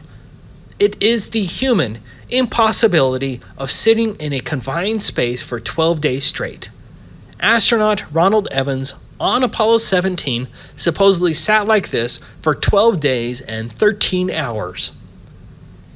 I don't think that's humanly possible, and no one discussed this extreme torture. Once we agree that they faked the moon landings, and you have to be suffering from a major case of cognitive dissonance not to see that NASA did indeed fake it all. The next question I like to ask is, what are the reasonable implications of the fake moon landings? Here are my 10 implications. First, NASA has perpetrated a tremendous fraud on the world and cannot be trusted. All NASA missions should be presumed fraudulent unless proven otherwise with overwhelming evidence. Second, there will not be a Mars landing anytime soon, and it is right to assume that there is no rover on Mars or even satellite probes being sent throughout the solar system with obvious fake CGI images of space and the planets. Third, all first and second world countries failed to reveal the big Apollo lies and are controlled in some manner. All other landings by China, Japan, Russia, etc. are also likely fraudulent. Fourth, there was no big space race between the Americans and the Russians. It was fake. There was no benign reason to allegedly beat the Russians to the moon by faking the Apollo missions. The Russians were in on the deception, as evidenced by Luna 16. And if you don't know what Luna 16 was, here it is. I always have to laugh at the giant penis. You can't unsee that. Sorry. Fifth, the media cannot be trusted, as the media incessantly praises and repeats the patent lies of NASA, continually reinforces the fraudulent moon landings, and derogatorily labels anyone who rightfully thinks otherwise a conspiracy theorist. Sixth, universities, professors, astrophysicists, engineers, major churches, police organizations, the FBI, the courts, WikiLeaks, politicians, etc. all failed to uncover the obviously faked moon landings. They are controlled, directly or indirectly through conformity. Humanity cannot put their trust in these pseudo-scientists and mainstream institutions. Seventh, SpaceX and every other mainstream source has failed to reveal the fake moon landings. SpaceX receives substantial funding from NASA. SpaceX even speaks of a future Mars mission. SpaceX is also likely fraudulent. Eighth, there were no pictures of the Earth taken from space during the Apollo missions, including the famous 1972 Apollo, the blue marble photograph. Ninth, governments and their lying lackeys and shills can get away with big effing lies. Finally, every thinking independent person should now question all government and academic claims of space, the nature of the universe, the solar system, satellites, the Hubble telescope, the space shuttle, the ISS, and even the fundamental shape of the Earth. Skepticism is the only reasonable position, not conformity. Yes, the space fakery has continued since the Apollo missions. There are so many examples of space fakery now that it is hard to choose which ones to share. I think my favorite one is this augmented reality fail, as the ISS astronaut on the left grabs nothing from the other astronaut and sets nothing down. I love the guy in the background that is zooming around here on a harness back and forth. This wasn't a good day for NASA. And I think I just caught a new mistake. Maybe someone else has already pointed it out. But do you remember this disappearing astronaut? It's a continual shot. And so the naysayers can't claim that it's just splicing two clips together. But here's a similar one, just not as obvious. Do you see how his foot becomes see-through? Anyways, I could go on for days on all the space fakery from all the different nations. Unmistakable, permed hair that flows nothing like it should in a zero-G environment. Bubbles in space, repeated CGI mistakes.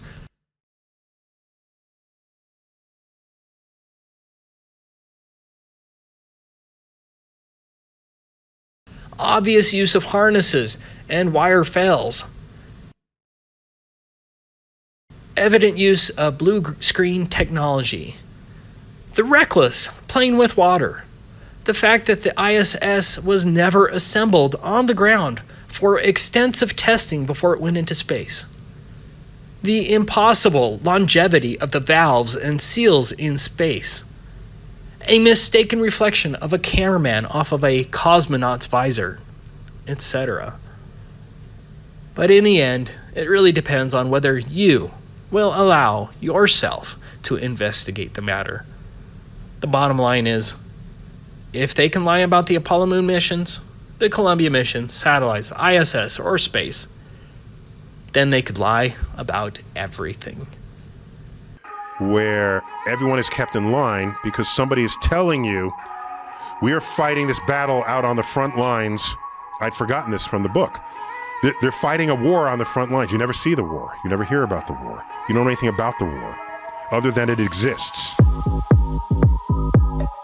And you have to do things a certain way in country so that your country can protect itself from these evil people that want to take over and destroy your way of life. So everybody's under control from Big Brother. So everybody's under control.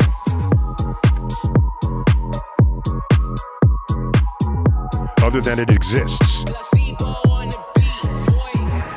We're home. 413 is in. Man on the moon. We copy you down, Eagle. Listen, Oh, jeez. Tranquility Base here. The Eagle has landed. Roger, Tranquility. We copy you on the ground. You got a bunch of guys about to turn blue. We're breathing again. Thanks a lot. Oh, boy. Thank you. You're looking good here. Boy. Okay, we're going to be busy for a minute.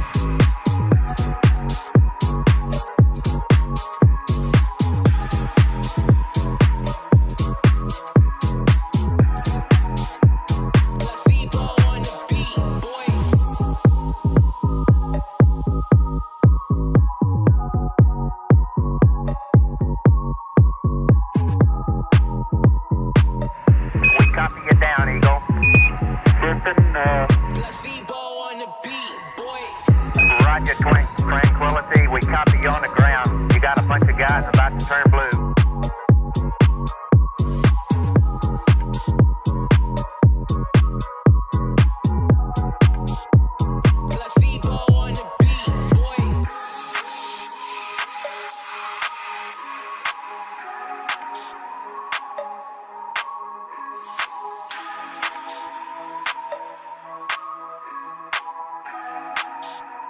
Placebo on the beat, boy.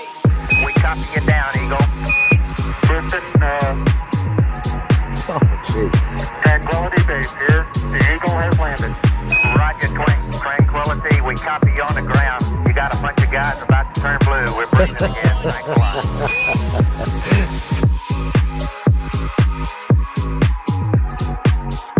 Ooh, oh, boy. Thank you. You're looking good here. Boy. Okay, we're going to be busy for a minute.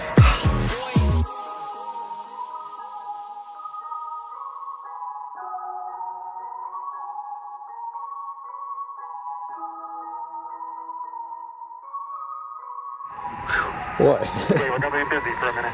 We copy you on the ground. You got a bunch of guys about to turn blue. We're breathing again. Thanks a lot.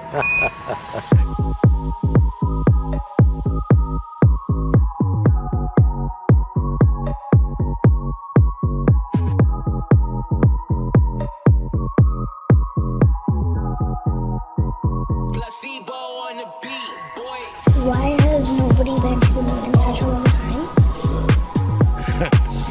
That's not an 8-year-old's question. That's my question. I want to know. But I think I know, because we didn't go there, and that's the way it happened. And if it didn't happen, it's nice to know why it didn't happen.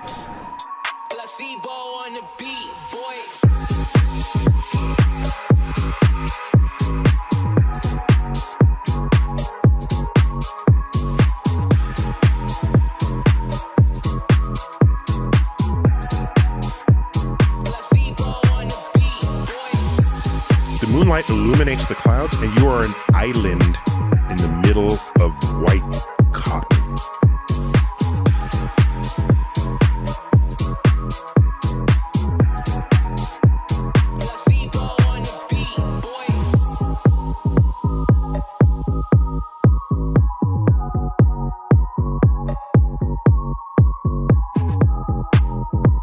And you are an island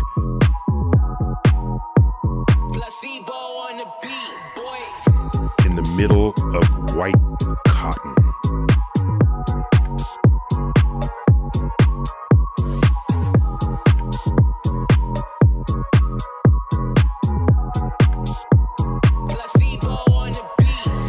So I don't know the future of that. I really don't know. I saw the movie 1984 recently. And not a very good movie. The book is better than the movie, and I hate to be one of the people who say that. But I was reminded how you can create an entire state where everyone is kept in line because somebody is telling you, we are fighting this battle out on the front lines. I'd forgotten this from the book. They're fighting a war on the front lines. You never see the war. You never hear about the war. You don't know anything about the war other than it exists.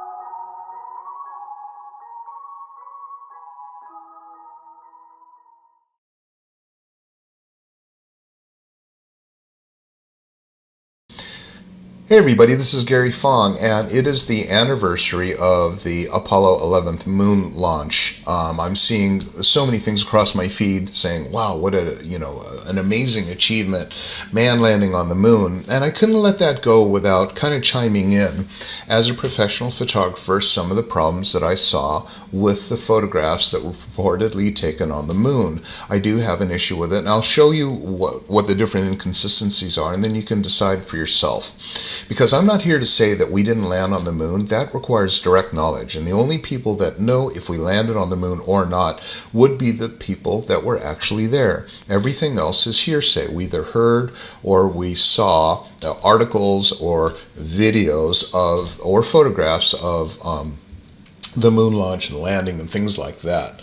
But so I'm going to do this in a different way and just basically ask questions from a technical perspective, from a professional. How could these photographs actually exist from the moon? Now, I'm saying that as an expert because I was a professional photographer for 20 years, and I shot most of my career with Hasselblad cameras. So I know these cameras inside and out. I know how to load the film in the dark. I know how to operate it, and I even know the sound that the camera makes if there's a problem with the leaf shutter. And I'm not alone. There's a lot of photographers photographed millions of exposures with Hasselblad cameras. And for those of you very valued professionals, seasoned professionals who are experts in Hasselblads, you'll probably appreciate this a tiny bit more, because I'm going to go into a little bit of technical detail explaining why these photographs from the moon probably didn't come from the moon. Now, not only was I a professional photographer who used Hasselblad cameras, I was also sponsored by Hasselblad as a visiting lecturer for Hasselblad University. And I also was the operator of Pictage Incorporated, the largest pro digital film lab in the United States at the time. And so I know a lot about handling of film, how it's processed. I know a lot about film characteristics, and I know a lot about the Ektachrome 160 film that they shot on the moon, and therefore I can talk meaningfully about why the camera probably didn't 100% impossible with the camera that I actually held, the decommissioned moon camera that I held in my hands. Absolutely could not have delivered those images, and we'll go into that now. So this is a decommissioned lunar surface. They basically, what they did was they took cameras to the moon, and then they pulled off the film magazines, and then they left the cameras on the moon because they're very limited payload in terms of weight. They could either bring moon rocks back or cameras. They didn't really care about the cameras, so they left the cameras there. This is a decommissioned camera, and there's a few of them. I think they only brought one camera back from the moon. Most of the other cameras were left there. This is the story they tell, if in fact they were actually on the moon surface at all. But let me just talk about the camera. The first thing about this camera that I notice is it's a remarkably similar to the off-the-shelf 500 ELM camera at the time, with a 50mm Zeiss, I think it's T-Star f5.6 lens. What made this camera slightly different is that they pulled all the leather, the cosmetic leather off it, so it was, from what I could tell, it was a bare metal camera. The film back, normally, which is a 70mm film back, this was a 200 exposure film back, which, you know, kind of makes sense. Changing film magazines in the middle of a lunar walk doesn't make sense to me, not with, you know, the big gloves and whatnot. But the other thing that I thought was really interesting is, how come this isn't weather sealed? How come there's all these like holes and crevices, like right here in the dark slide, micro dust can get inside there, go between the film plectrum and the lens, dust up the lens, and really screw things up. So I didn't know how that worked. The other thing too is, when I saw the actual camera, and I've seen it a number of times at the Smithsonian, at Photokina, is when you look at it, there's a number of things that absolutely do not make sense if you are a knowledgeable professional photographer who has shot with Hasselblads. So, number one is this. Okay, so caution, do not touch the glass surface. That glass surface that they're talking about is called a reso plate, and that reso plate gave the little squares that they used later, that they said they used later for positioning, you know, distances between things, although you could overlay the squares on top of the actual photograph and do the same thing. But the other thing that was really kind of interesting is what I saw here was the remove dark slide. Now, the remove dark slide warning here, it says remove dark slide before installing the magazine. Now, if you are in fact a Hasselblad photographer, you'll know that the dark slide has to be in when you take off or remove the film magazine from the camera. And the reason that's the case is because the dark slide protects the film from being exposed as you're taking the film magazine on and off. Doesn't that make sense? You don't want to expose the film or fog the rest of it while you take it off or put it back on, because that's film, right? It's sensitive to light and temperature, which we'll get to in a second. But so that's the reason why you have to have the dark slide in. In fact, in a Hasselblad camera, you cannot mount the film magazine without the dark slide being in. There's a button on top, and it'll catch it. It will not engage, and you cannot mount or take it off without the dark slide being in. So this thing here about remove dark slide before installing magazine, that was really strange. You know, when you are a professional at anything and someone hands you a piece of equipment that is weird, you're going to say this is weird. Like if you're a race car driver and you're driving a Ferrari and it has 1, 2, 3, and 5th gear, but 4th gear is missing, you're going to say, whoa, something's really weird about that, right? It's just weird. So this, being a very, very seasoned professional photographer and kind of an equipment nerd, caught me really off guard. I thought that was just really strange. So the other thing that I thought was weird is Hasselblad, or NASA, screwed, you can see a screw right here.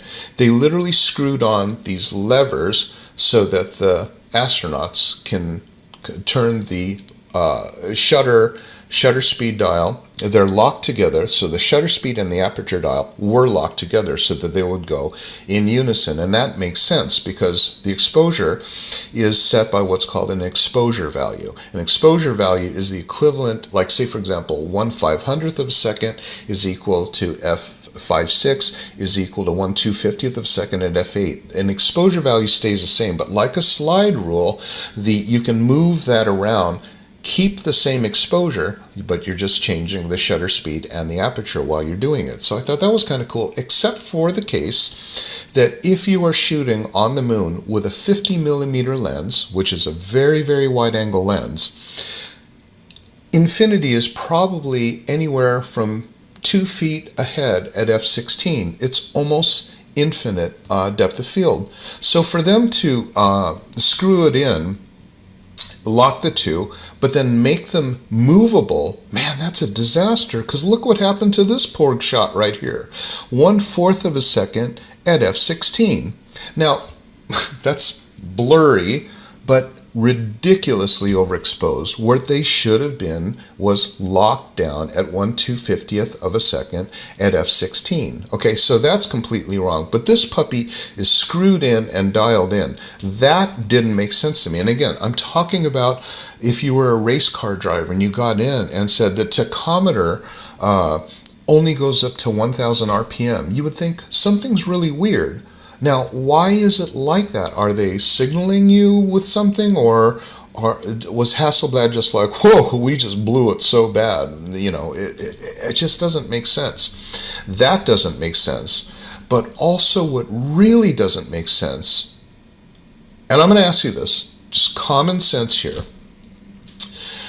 If NASA publishes that in direct sunlight, the temperature on the surface of the moon reaches a boiling 250 degrees Fahrenheit, while nighttime temperatures, in other words, when they're on the dark side of the moon, go down to minus 208 degrees Fahrenheit. Okay, so let's just keep that in mind. 250 degrees will boil water. You've got slide film. I don't know if you've ever left film. So many of you have never even experienced film, but if you've left film in a glove compartment on a hot day, you'll expose the film. Okay, so not only will you expose the film, but the film can decrystallize and melt. Regardless, that it's just not going to be good for the film to be shot or in an environment of 250 degrees. And this source right here is NASA itself. Okay, so NASA is telling you that the temperature on the surface of the moon is a boiling hot 250 degrees. With that, we're going to take a non-insulated camera and walk around on the moon, and it's not weather protected for dust, which would completely ruin the camera, the shutter mechanism, and everything like that. And this is what really I thought was weird. It said the film had an S-tar polyester base which had a melting point of 254 degrees Celsius or 490 degrees Fahrenheit. And so anyway, I put this up here and I said, this is really weird, everyone, but you know, as a professional photographer, how could they have ever brought back slide film after an excursion on the surface of the moon for about half an hour in boiling temperature, hot enough to boil water? I put that on, well, unfortunately, this wound up on Kennedy Space Center's thing, and it wound up on my Facebook, and I put it on there, and it had to be 1,000 angry responses from the... Okay, so I just want to share this with you because you got to see, I'm starting to realize what's called confirmation bias, where people, like, they look things up to try to confirm their bias, right? Okay, so this guy here writes, nonsense, there is no temperature in space. NASA just said there's 250 degrees temperature, but I do understand what he's saying. Out in the middle of space, in a vacuum, where there is nothing for radiation energy to energize the molecules, to rub them together, to create heat, which is called radiation, it's thermodynamics. So there's three ways to heat an object. One is radiation, second one is conduction, and the other one is convection. So conduction would be just touching things together, right? So you touch your hand on a hot plate, and that's conduction, and it's, wow, that's hot, okay? Convection is when there's a liquid around that actually lifts the temperature or transfers the kinetic motion of this excitation energy of rubbing molecules together from one object to the other. So this guy looked up something and said, you know, in space there's no temperature because it's a vacuum. This is correct because there are no molecules to rub together. Bravo, you're so smart. That's not the case here because a camera is an object that has molecules. So when it is exposed to radiation energy, guess what? The camera gets hot. So this guy says the temperature of an object in space depends on irradiation density, albedo. Albedo. I had to look that one up because very few people know what albedo is. And albedo basically means the reflectivity of an object, such as a piece of paper or planet or whatever. So it's albedo. Hey, baby. You know, I'm so smart. I like the albedo of your white dress. Anyway, okay, so to increase albedo, the camera was covered by a white envelope. Oh, really, was it? Where did he see that? This greatly reduces the temperature of the camera, but if it's in space, the camera has no temperature, according to you. Water, for example, boils at room temperature in a vacuum. There is no temperature in space. Water boils at room temperature in a vacuum. Smart guy. And then, is it the same guy? No, a different guy says, well, the temperatures went even higher, maybe 340. The thing is, being actual scientists, they use the Kelvin scale, which you've never even heard of. Really? That's kind of weird. I have a degree in pharmacology from the University of California. You've never even heard of, which makes 250 about 9.5 degrees Fahrenheit. So 340 K is a bit warmer than 9.5 degrees at 170 degrees Fahrenheit.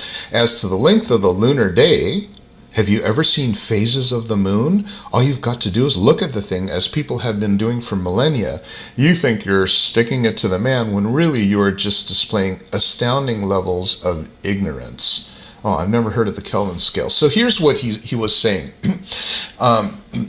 It's like he's saying it's 250 degrees Fahrenheit, but because they're scientists, they use Kelvin, which is therefore about 10 degrees Fahrenheit, and so it wouldn't have even gotten hot. Okay, so I said, okay, so this is like me saying I weigh 180 pounds, but since I live in Canada, where we use kilograms, I actually weigh 82 kilograms, so I'm really light. I said, that's what you just did. You changed the units, reasoning that K is what scientists use, but kept the value the same. Okay, so that's like going to the doctor, and the doctor saying, your temperature is 98.6 degrees. And he says, I don't understand that. I'm a scientist. Can you give that to me in Kelvin? So I'm learning a lot about confirmation bias, is that people, first thing that happens in their process is they get mad that I dare question that we've even been to the moon. I didn't say I questioned that we've ever been to the moon. I'm just saying that those photographs did not come from the moon. They absolutely did not come from the moon. And if they didn't come from the moon, then where did they come from? A film set? I don't know. The other problem is that it's a motorized camera, which had nickel-cadmium batteries. We didn't have lithium-ion batteries then. We had NiCads. And the thing is, NiCads can safely reach 40 degrees Celsius without damage, which is about 100 and maybe 100 degrees. Okay, any more than that, then it can explode. So now you've got it in. I want you to do me a favor. I want those of you who are really skeptics, I want you to take a battery, a NiCad battery, maybe lithium-ion. They're better for heat, but put it in boiling water, and you tell me if it explodes. Let me know how that goes. The other thing too that was really kind of iffy about the story of this Ektachrome 160 film coming from the moon. Now again, I'm not going to expand outside of it. As we say in court, we say that we are going to focus on the issues within the four corners of the document. I'm here to talk about the film. Did it come from the moon or not? And I'm saying there's problems with how it's represented to us. And as a person with a background in science and physics and photography and a lab processor, I'm saying that film did not come from the moon and was exposed here. The other thing too is X-rays. X-rays occur on the moon. High-level X-rays, and so when those of you did you remember film, and you would have to put it through the TSA machine, but a lot of people would want to take the film out so it wouldn't get exposed in X-rays. Do you remember that? Or are we so far into digital now? Those of you who do remember that we took our film out over ISO 400. Because that was very more light sensitive, made it more X-ray sensitive. We took it out because we didn't want to get it exposed to X-rays. Unfortunately, there's a lot of X-rays on the moon. How much X-rays are on the moon? They don't even know if an astronaut can survive it. It says lunar astronauts could be harmed by X-ray outbursts from the sun. And it's an X-ray danger. That's really weird because we've had like 8 manned landings on the moon. I don't know how many astronauts have actually been on it, maybe 12, 16 or something like that. But we now know in January of 2007 that moon astronauts may face X-ray danger. Well, if they may face X-ray danger, then the film definitely faced X-ray danger. But then I started to research a little bit more, about these Van Allen belt particles, and there's a band of radiation that's impossible for anyone to pass through and live. And so I thought, that's really kind of weird, especially now that NASA has just announced that they're sending 2 mannequins to the moon. Why? NASA will send artificial females to the moon to study the risks of radiation. Well, my goodness, did we not have a whole bunch of men just walking around on the moon, leaving their footprints all over the place? 2 artificial female bodies called Helga and Zohar will be sent to the moon. According to NASA, they travel around the Earth's satellite and for the first time measure radiation risks to women's bodies before the crews fly there. So, my boobies, my fallopian tubes are getting radiated. I'm just being silly, but why is NASA sending mannequins to the moon 50 years later after so many men walked around the moon to the point that we stopped going?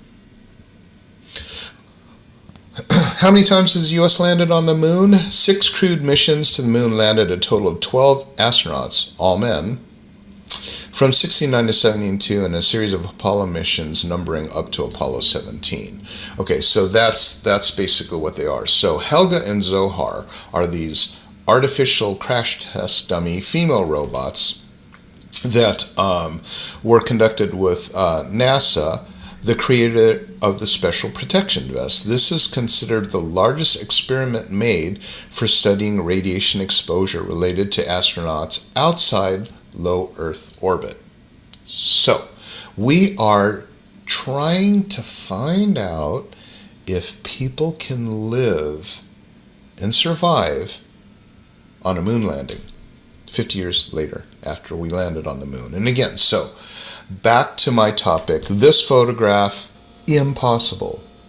Implausible to impossible. 9.995 on the 10 scale of bullshit. That film could have come back from the moon looking like that and even delivering any kind of exposure. Those of you who are knowledgeable about this, please comment. And Stage push. Engine arm is descent. Okay, I'm going to get the pro. 99, proceeded. 3, 2, 1. Ignition. Right away, Houston. Vector grid.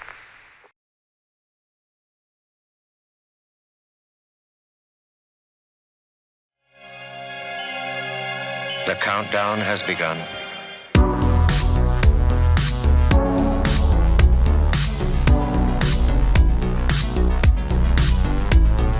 Dreaming artificial gravity. We defy the law of entropy. Reaching terminal velocity. Ready to make the jump to hyperspeed.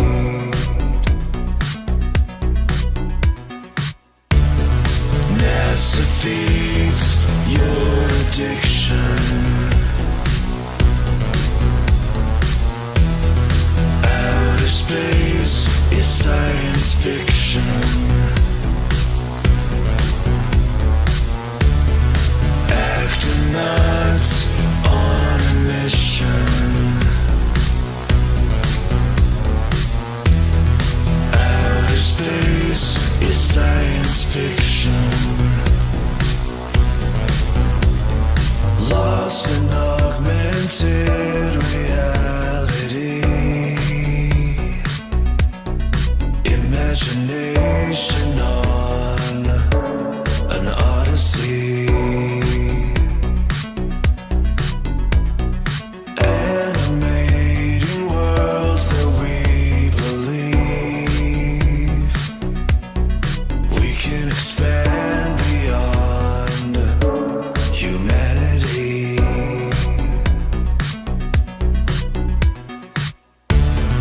NASA feeds your addiction. Outer space is science fiction. Astronauts on a mission. Outer space is science fiction. For we are opposed around the world by a monolithic and ruthless conspiracy that relies primarily on covert means for expanding its sphere of influence, on infiltration instead of invasion, on subversion instead of elections, on intimidation instead of free choice, on guerrillas by night instead of armies by day. It is a system which has conscripted vast human and material resources into the building of a tightly knit, highly efficient machine that combines military, diplomatic, intelligence, economic, scientific, and political operations. NASA feeds your addiction. Outer space is science fiction.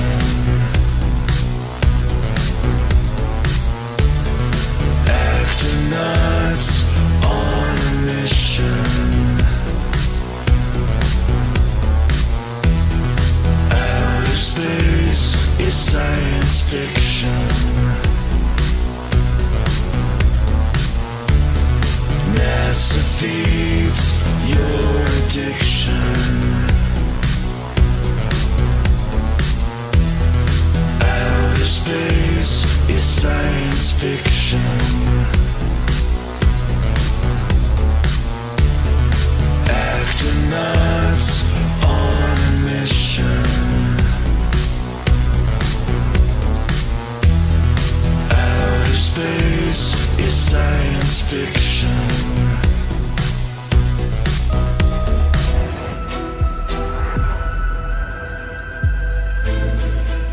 In 1945, a Polish lab technician discovered pieces of paper floating in a toilet at Bonn University. Little did he know, the discovery would trigger one of the most controversial intelligence initiatives in United States history. When around 1,600 Nazi scientists were recruited to the US. Those pieces of paper were fragments of the Ausenberg list, a roll call of Nazi Germany's top scientists, rocketeers, and engineers. Nazi leaders aimed to identify and reassign them from the battle to the laboratory in the desperate hope of turning the tide of the war. But when the war in Europe ended and Nazi Germany was defeated, news of the Ausenberg list made it into the hands of US intelligence, where it was seen as an opportunity for the US government to recruit the scientists for themselves. At the end of the war, and with the approval of President Harry S. Truman, Operation Paperclip commenced in 1945. It was so secret, even the Justice Department's Nazi hunters, whose job it was to track down Nazis for criminal prosecution, didn't know of its existence. Between 1945 and 1959, around 1,600 Nazi scientists were recruited as part of the operation. Many had previously served as high-ranking Nazi officials, including infamous aerospace engineer Wernher von Braun, creator of the Third Reich's deadly V-2 rockets, weapons used to bomb London, England during the war. Due to Operation Paperclip, von Braun became director of NASA's Marshall Space Flight Center and the chief architect of the Apollo moon landing launch vehicle. With the successful firing of the Saturn, a gigantic stride has been taken in the exploration of space. Specialists in chemistry, physics, and electronic engineering were also hired. The roughly 1,600 scientists and their $10 billion in technical and intellectual secrets that included patents and industrial processes were considered intellectual reparations and a part of Germany's war reparations. Details of the covert operation finally came to light in 1958 when Time magazine ran a story on Wernher von Braun. All our space information is coming from NASA. Wernher von Braun was the director of all 6 moon missions, and he's a Is that not a comic book? That's a comic book.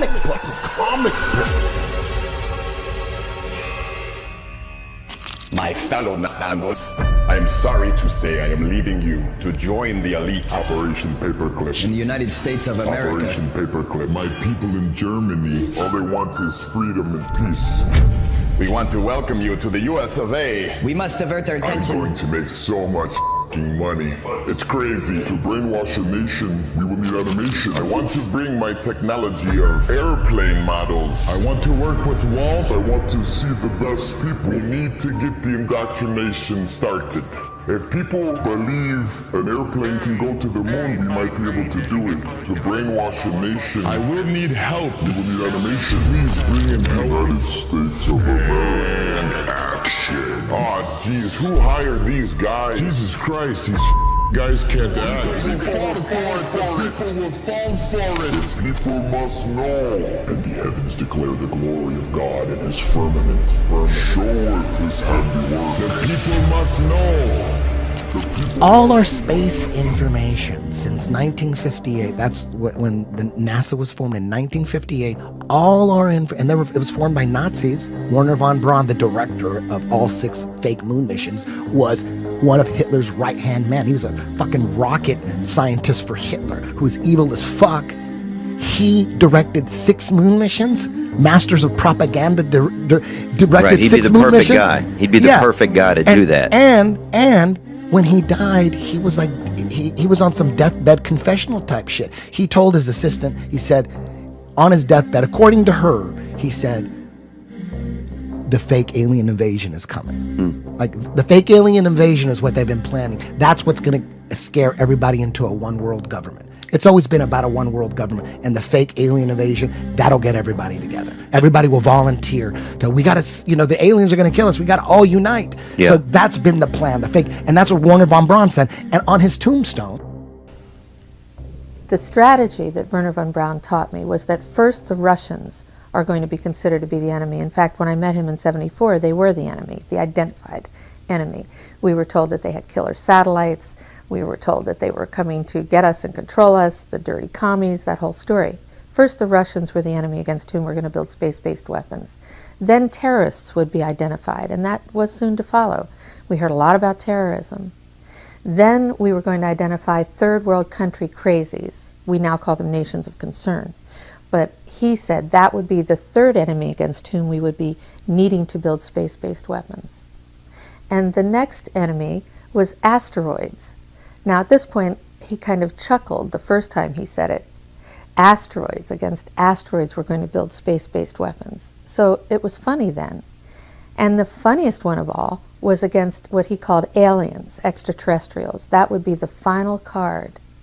And over and over and over during the 4 years that I knew him and was giving his speeches for him, he would bring up that last card. And remember, Carol, the last card is the alien card. We're going to have to build space-based weapons against aliens, and all of it, he said, is a lie.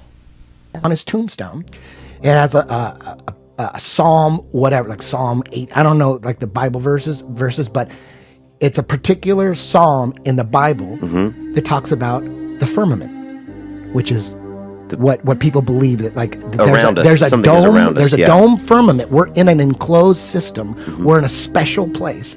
Why the fuck would he have that on his tombstone? And the first person to ever venture far enough up to see what the Earth looked like was a guy named Auguste Piccard. Most of us have never heard of this person because when he made it to the stratosphere, he said he saw what appeared to be a flat disk with an upturned edge. Now after Auguste Piccard ventured to the stratosphere, we have the US Air Force showing us the stars from space for the very first time. And when you look at what they showed us, what they actually saw, you begin to understand why the moon landings never had stars in the background, why they're not showing us stars from space anymore, because it's very difficult to pull this off. The sky is deep black. As you can see the stars. Oh, yeah. You know, and pretty much all the time you can see the stars. The sky, of course, was black. The heavens are 10 times as bright, stars 10 times as numerous. And we could not see stars. The thing about Carl Sagan, billions of billions, is that there really are billions and billions of stars, and you can see them. It's an unfathomable blackness, like texture you feel like you could stick your hand into. And that's when things start to get weird, because people have gone back and looked at declassified documents that for some reason keep mentioning a flat, non-rotating Earth. Over and over again, it's in their flight plans, it's in all their working models. This flat, stationary Earth repetitively keeps showing up. If it doesn't exist, there'd be absolutely no reason to base all of your science on it. Something else shows up. In the 50s, in Russia, they had documents describing the firmament. And deals. It's a long fly ball going back, and the ball shatters the sky, bringing the ocean itself down into the stadium. Oh, Simpson just broke this dream to reality wide open. And we take for granted our entire view of the universe hinges upon the Apollo moon missions. It was actually the first time we ever saw our planet as a whole, and somebody confirmed to us what we're being taught is actually real. We found a very unique reel of footage. And you want me to see this while you have me on camera? Well, and to tell us what it is. An old reel received by mistake. It contains the raw or unedited footage of the crew of Apollo 11, Michael Collins, Edwin Aldrin Jr., and Neil Armstrong, staging part of their mission for nearly an hour. I think when you see the footage, you'll see that it's very extraordinary, one of a kind, behind the scenes type of footage. Yeah. Well, if it is, why do you have access to something that no one else has seen before? Serendipity, I guess.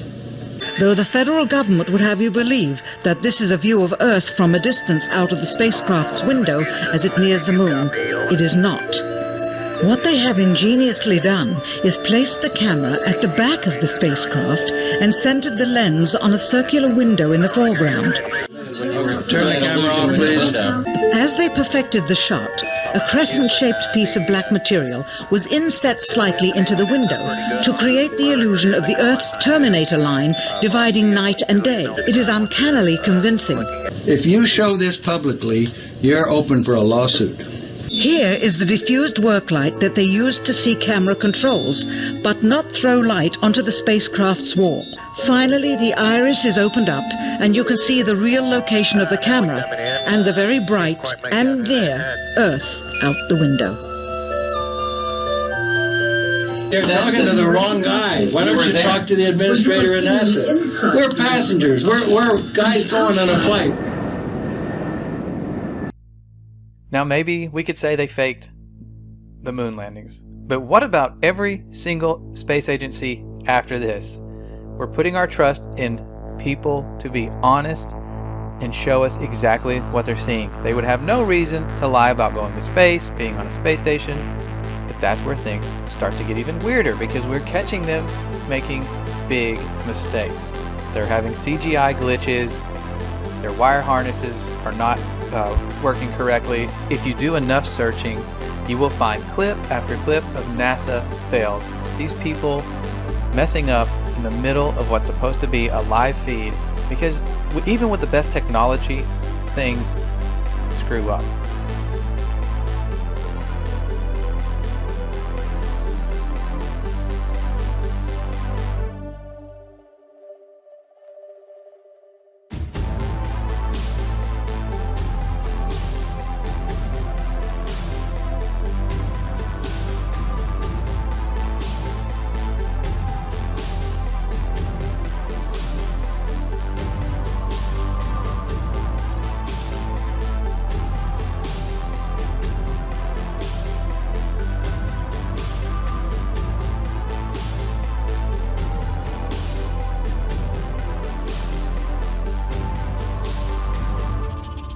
So many times during spacewalks outside the International Space Station, we can see air bubbles rising up. Can you touch on how there are air bubbles in space? Can you be more specific? Air bubbles? So yeah, like a lot of times during the footage, the NASA footage, you can see bubbles coming up out of the helmets or kind of from underneath you. How do you explain bubbles in space?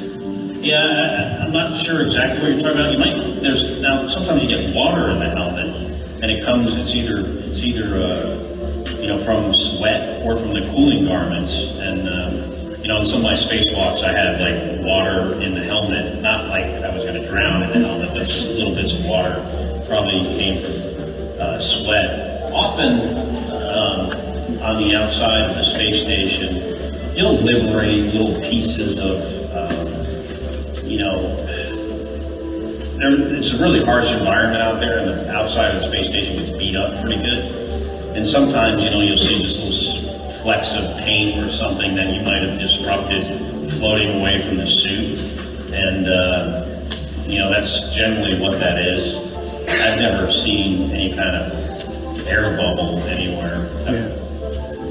Could it be that you're filming in an underwater pool and you're not really out there?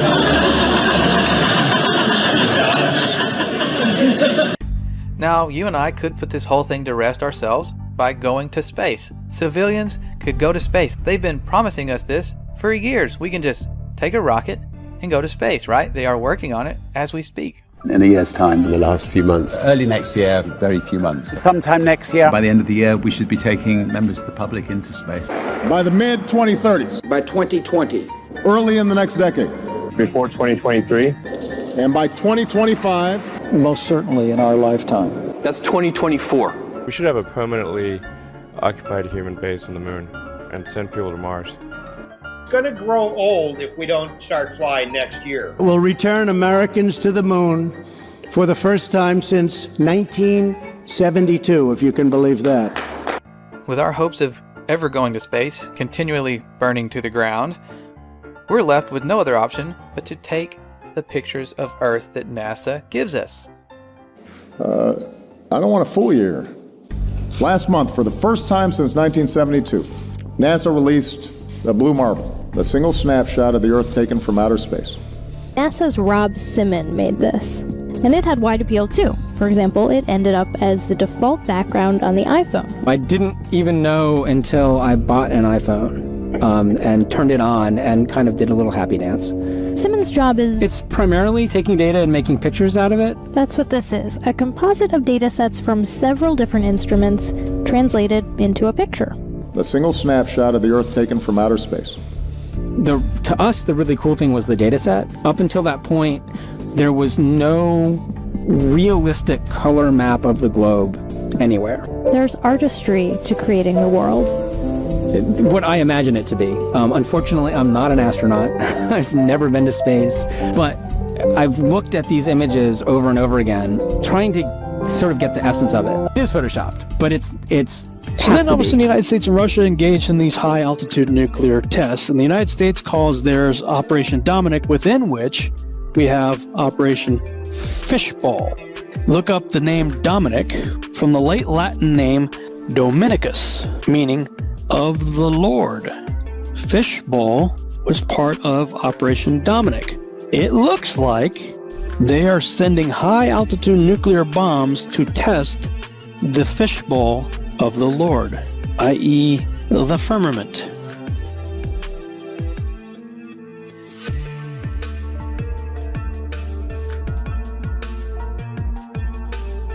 You can tell it's real because it looks so fake, honestly. I was talking with a gentleman from Belcom, and we were discussing the lie. Everything he was telling me was different from what we were being told was the truth. And at one point I asked him, I said, man, you guys, you lied about a lot, didn't you? And instantly he said, no, we didn't lie about certain things. We lied about everything. None of it was true.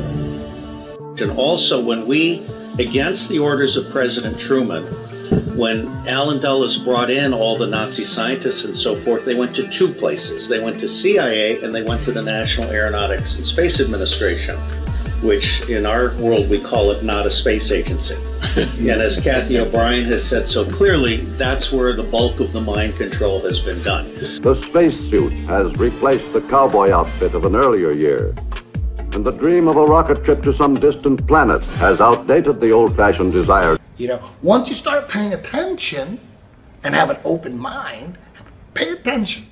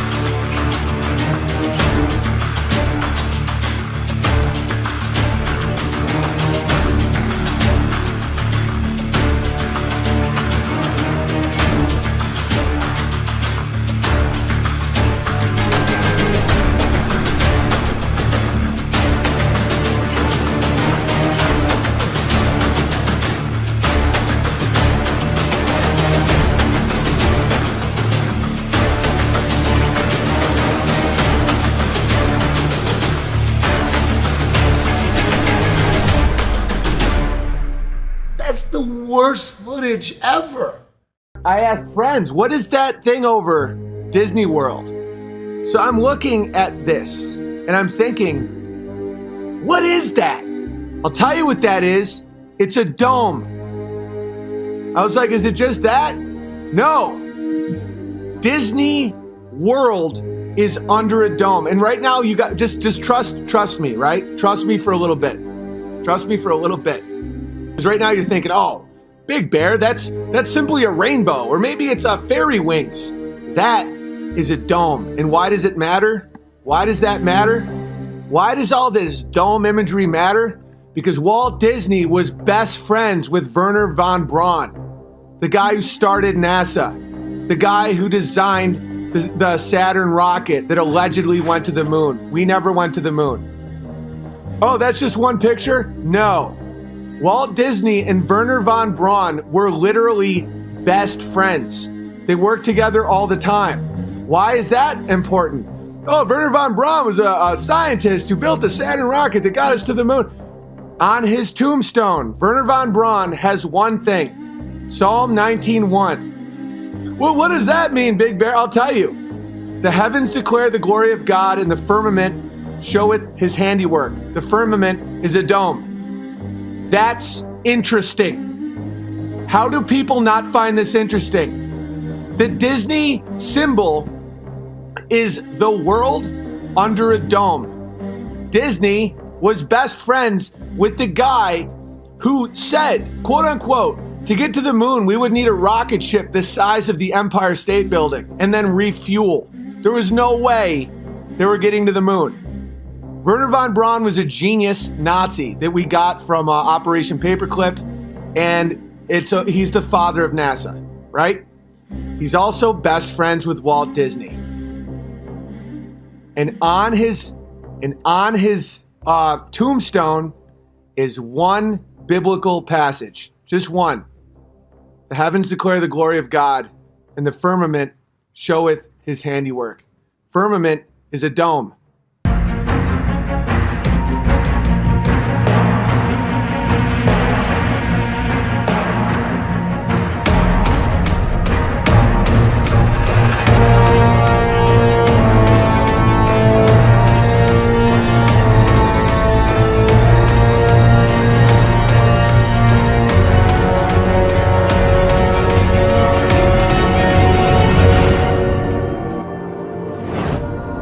For that treaty. Is it possible that we're living in that Truman Show today? We're living on the flat earth with the dome, the firmament.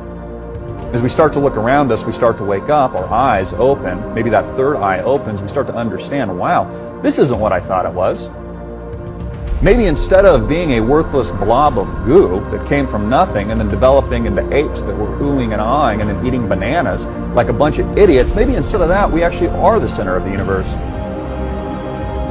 Maybe we are special. In fact, maybe there is unbelievable evidence of creation. But the government has decided to hide that from you. Why?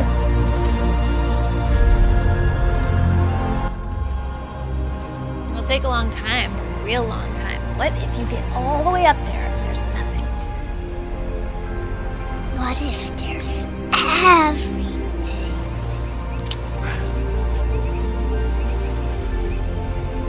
Timon? Yeah? Ever wonder what those sparkly dots are up there?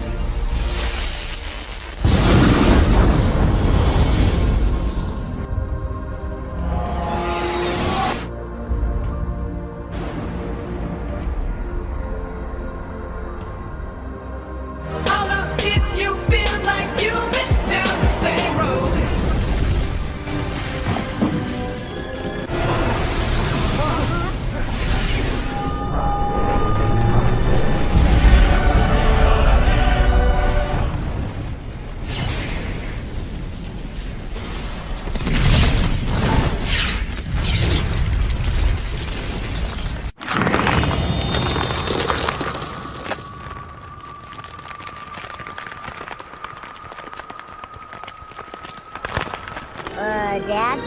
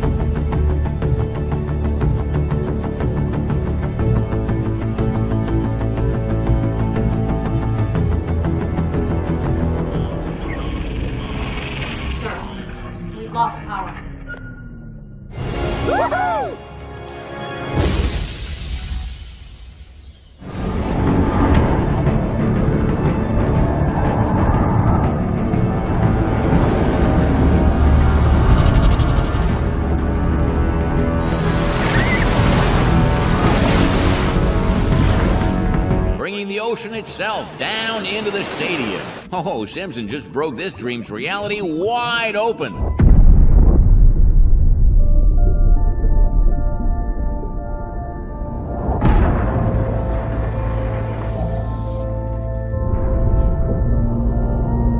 To break the big, hard glass ceiling. Jimmy, let's help her out here. Let's break the glass ceiling.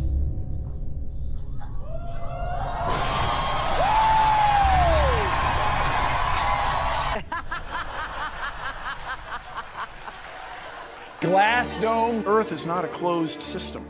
Gas dome. The Earth is a closed system. Glass dome. Get it? Glass dome, gas dome. Are you with me?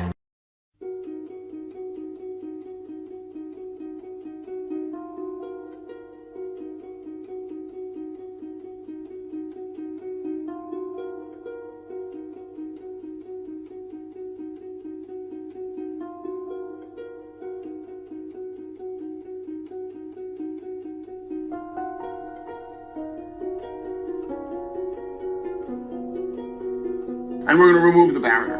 The gas is going to fill the available volume. Take a gas, and over here is going to be vacuum, and we're going to remove the barrier. You know what's going to happen spontaneously, right? The gas is going to fill the available volume, fill the available volume, fill the available volume, fill the available volume.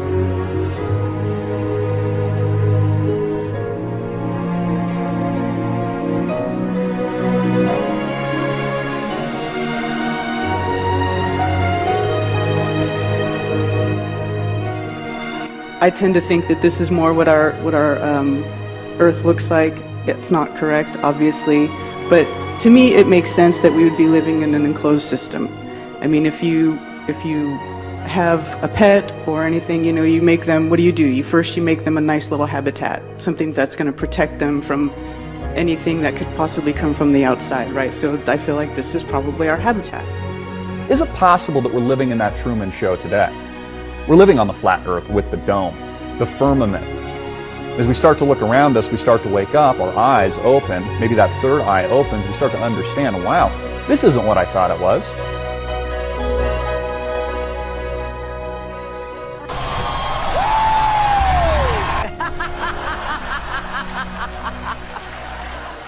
We cannot leave the Earth. Hey everybody, this is ODD. I have good news and I have bad news. The good news is, I spent the past couple of days tracking down every piece of media that I could that pertains to the moon landing hoax, and we're gonna go over all of it.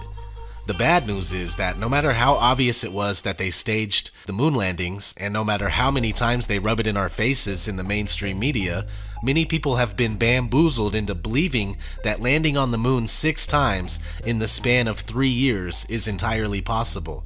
They also think it's reasonable that we haven't even thought of going back in over 45 years. And the fact that NASA has repeatedly admitted that we can't go past low Earth orbit. This next generation spacecraft will enable America to explore beyond low Earth orbit. We must solve these challenges before we send people through this region of space. Right now, we only can fly in Earth orbit. That's the farthest that we can go. The kinds of technologies that we're testing out on Space Station are definitely helping us with our goals of going beyond low Earth orbit. Early in the next decade, a set of crewed flights will test and prove the systems required for exploration beyond low Earth orbit. Isn't the slightest bit worth worrying about. And by the way, this is the reason why my channel slogan is where sci-fi and fantasy merge with reality. A lot of people misunderstand it and they think that I'm trying to discredit myself right away by saying that like what I'm talking about is fantasy and sci-fi, so it's all fake. What it means is they show us tons of truth in movies, TV shows, video games, etc. But they pass it off as complete fiction, and my videos is where that truth finds its way back to the real world. You know, I like to say anyway. A lot of people make good videos about movies and media and whatnot. As a hardcore movie buff, it's my offering to the real truth seekers out there. We're all a little different and we all have our own things to offer. Anyway, let's get started on this list. Got a whole lot of good stuff here. In Diamonds Are Forever, while searching for a villain, James Bond finds himself in an underground area where the moon landings are being staged.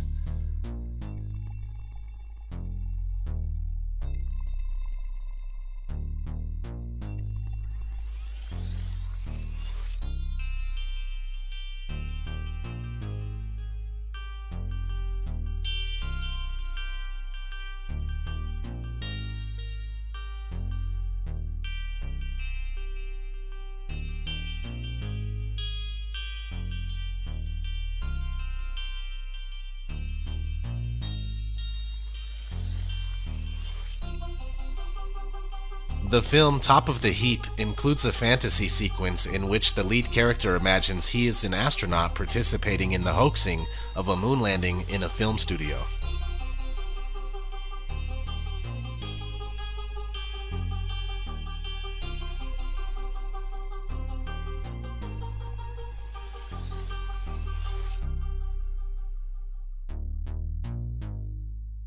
The movie Capricorn 1 has nothing to do with going to the moon, but in the film, NASA fakes a mission to Mars, which is essentially the same thing, and something that they will be doing in the near future.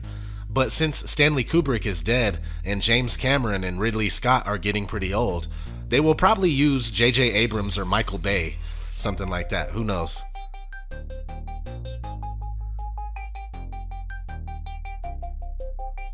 The Shining, which takes place in the fictional town of Sidewinder, Colorado, doesn't mention or show the faked moon landing, but this list would not be complete without it. The Shining was Stanley Kubrick's way of admitting that he was responsible for filming and directing the moon landing hoax, using techniques from his popular movie 2001: A Space Odyssey. The most notable technique is front screen projection. Watch the documentary called Room 237 for a better understanding. Fun fact, the carpet in The Shining was also used in Sid's house on Toy Story.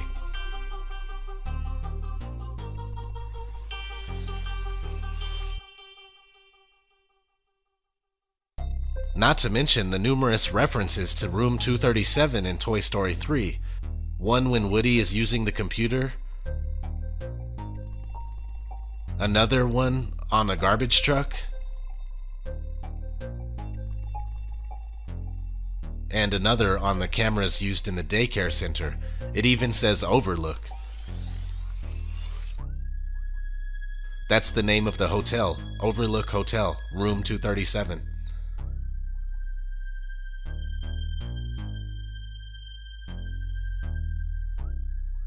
Here's a scene from the 1992 movie Sneakers.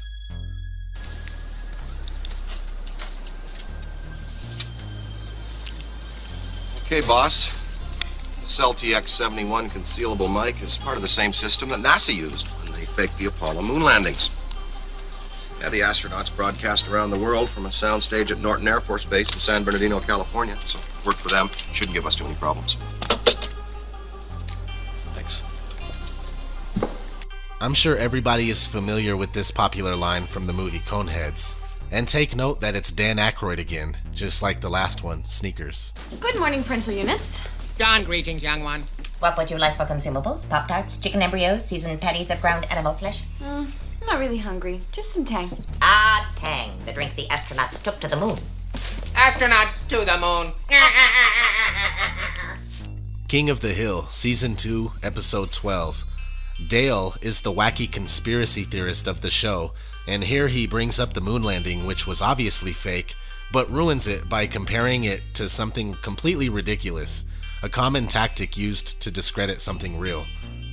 I'm playing God. Well, maybe we ought to ask God who's going to win the Super Bowl. Going to win. The game was pre-taped 6 months ago in the same Nevada hangar where they faked the moon landing. Yeah, man, it's like that dang old Capricorn 1, man. It's a good movie, but you know, they ain't gonna fake no stand on the ground like that. They do. They don't Neil Armstrong. Nice reference to Capricorn 1 by Boomhauer.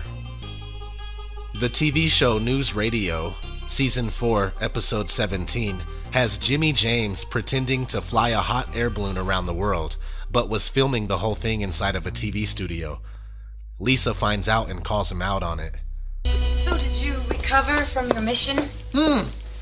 Almost. Still got a little sand in my shorts. Mr. James, I'm sorry. I don't know how to tell you this, but I'm not going to be able to keep quiet about this. Oh, come on, Lisa, it's not such a big deal. Yes, it is. Hey, it's not like I was faking the Apollo moon landing or anything. Now that was a big deal. What? Nothing, I gotta go. Here's one from The Late Show with David Letterman, when he had Gillian Anderson come on to do the top 10 list of things your government doesn't want you to know. Number 3 is the one we're looking at here. Number 4. The entire Cuban Missile Crisis was staged by Jerry Springer. Yeah. Number 3. Due to a navigational error, Neil Armstrong actually landed in Wilmington, Delaware. In the pilot episode of ITV's sitcom Believe Nothing, an Illuminati think tank type council kills one of their members after stating, "We faked the moon landing, but their caterers can't supply a decent prune Danish." What is it this time, Councillor Nabish? Well, I don't want to make waves, but we have got to do something about these caterers. We faked the moon landings, for Christ's sake. Is it too much to expect a decent prune Danish? With my double decaf macchiato. I mean, hello. Goodbye. On Friends, Season 9, Episode 8, Joey accidentally misses an important work function and needs to come up with a good lie, so he asks Phoebe. Hey, everybody! Happy Thanksgiving! Hey, happy Thanksgiving, Phoebes. Hey, what's going on, Joe? I need a good lie. Oh, okay. How about the whole man walking on the moon thing, you know? In the video game Grand Theft Auto Vice City, there's a studio set up like a moon landing scene.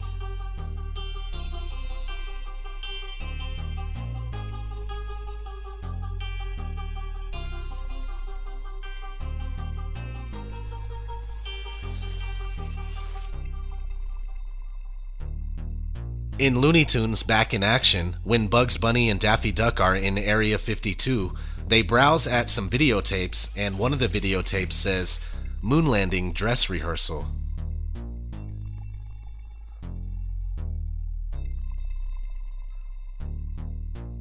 America by Rammstein, official music video.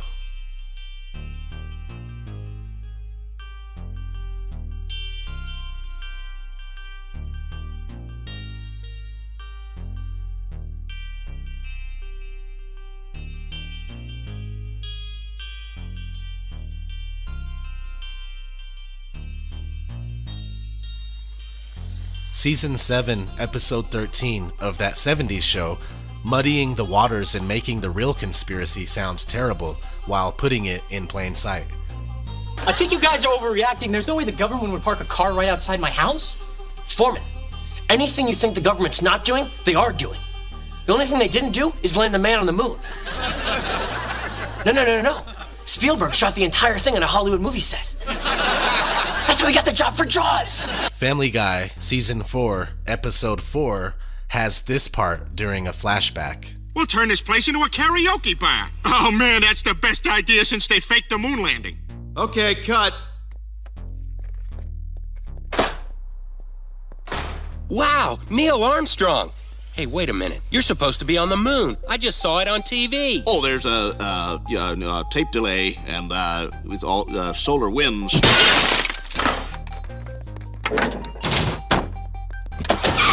And also, on Season 2, Episode 9, when Peter comes clean about not having healing powers. Stop worshiping me! I'm just a big fake, like the moon landing. A video game from 2005 called Area 51 has a moon landing set.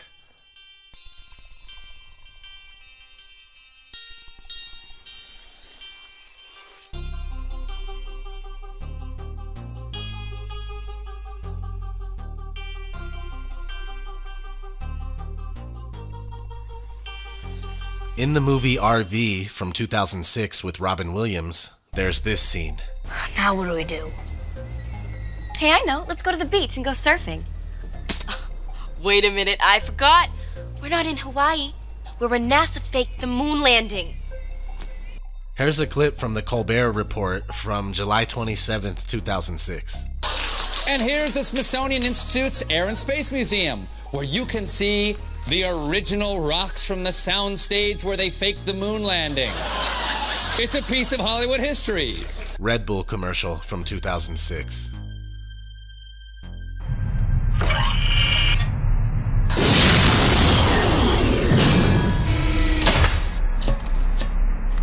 That's one small step for man, one giant leap for mankind. Oh boy. Houston, we have a problem. Oh, jeez. You drank a Red Bull. Red Bull gives you wings. What should we do? Well, nothing. Come back to Earth and we'll shoot the whole thing in a studio. Okay. Washington Mutual commercial called Parking Garage. Psst, Bill! Hey, guys. We've heard murmurings about WAMU credit cards. Oh, yeah, you get free online access to your credit score, and if it changes, we'll let you know. William, some information is better kept secret. Otherwise, what's next? We tell the public who was on the grassy knoll. What? Or where the moon landing was staged? The thing was staged. Bill, sometimes you're so naive. Free monthly online credit scores with the WAMU credit card. Sleep well, Bill. On National Treasure Part 2, the moon landing is brought into question because the answer as to what really happened is in the President's Book of Secrets, which they have yet to find in the movie. Chapter 13.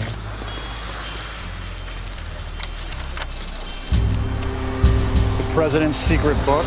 The President's Secret Book.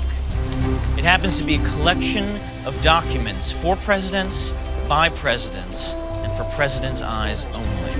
And I'm not just talking about JFK here, guys. The 18.5 missing minutes of the Watergate tapes. Did the Apollo really land on the moon? Did it? Did it? In the TV show My Name is Earl, Crabman, or Darnell, mentions the moon landing hoax a couple of times. Once on Season 2, Episode 19. Poor Randy. You can edit film to make people think all kinds of things. Like the moon landing. That was all done with puppets in my uncle's garage. And again on Season 3, Episode 9. PBS!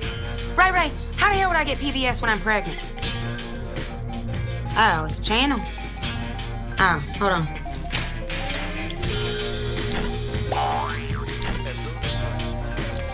Okay, I found it. He's listening.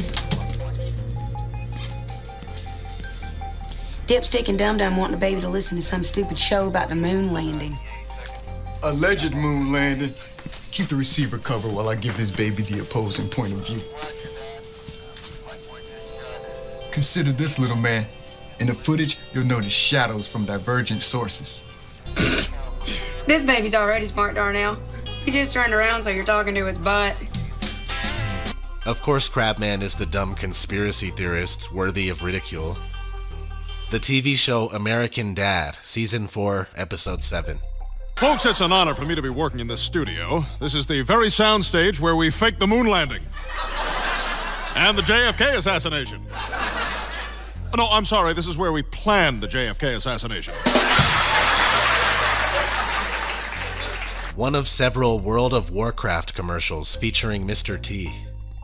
Some suckers think my Night Elf Mohawk is a hoax, like jackalopes or the moon landing.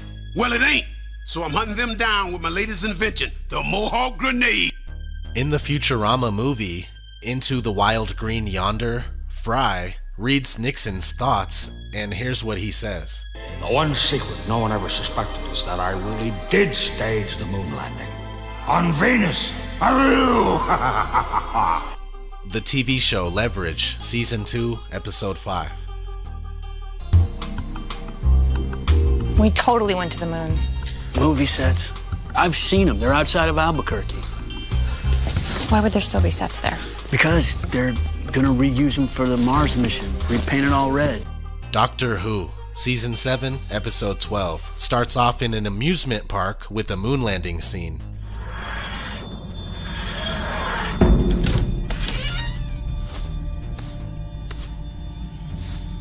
Well, here we are, Hedgewick's World, the biggest and best amusement park there will ever be. And we've got a golden ticket, eh?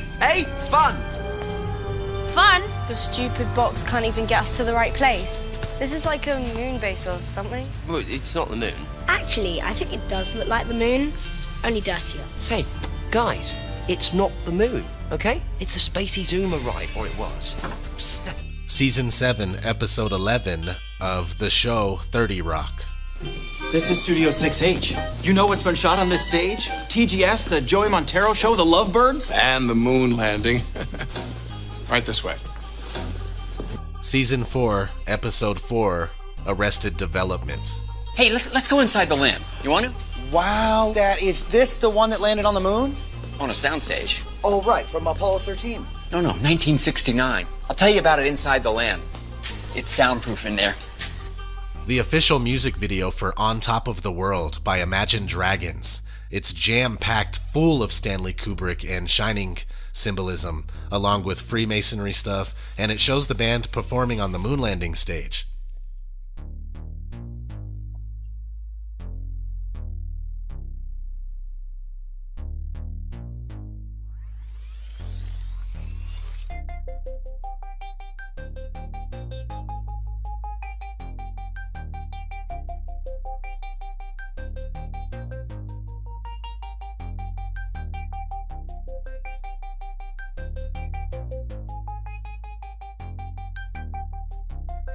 In the cinematic universe of the movie Interstellar, it's a fact written in the textbooks that the Apollo missions were a hoax.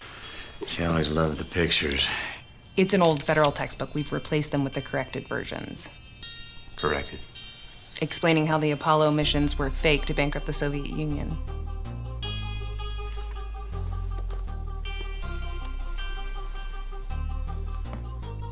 You don't believe we went to the moon? I believe it was a brilliant piece of propaganda that the Soviets bankrupted themselves, pouring resources into rockets and other useless machines. In the kids' movie Minions, there's a part of a montage that shows a moon landing being staged.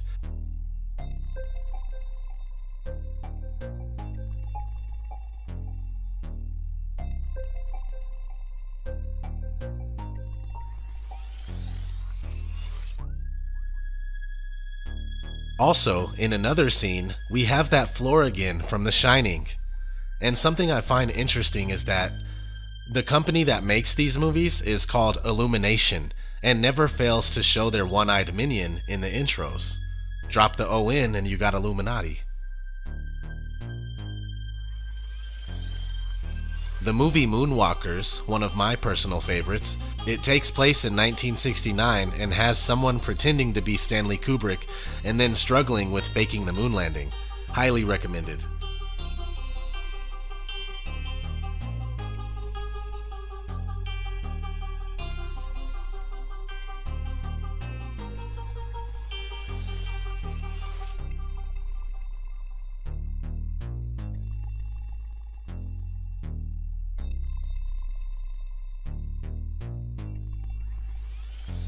And here we are. Operation Avalanche just came out the other day. I watched it. It was awesome. In 1967, during the height of the Cold War, 2 young CIA agents go undercover at NASA to investigate a possible Russian mole. In disguise as documentary filmmakers, they tap phones and break into offices while purporting to learn more about the Apollo project. But what they end up uncovering is, you guessed it, the moon landing was staged. I'll leave it at that, but definitely check this one out. As of now, it's the latest in a long line of truth about the moon landing hoax in plain sight. So, did we land on the moon? Well, that's it for this one.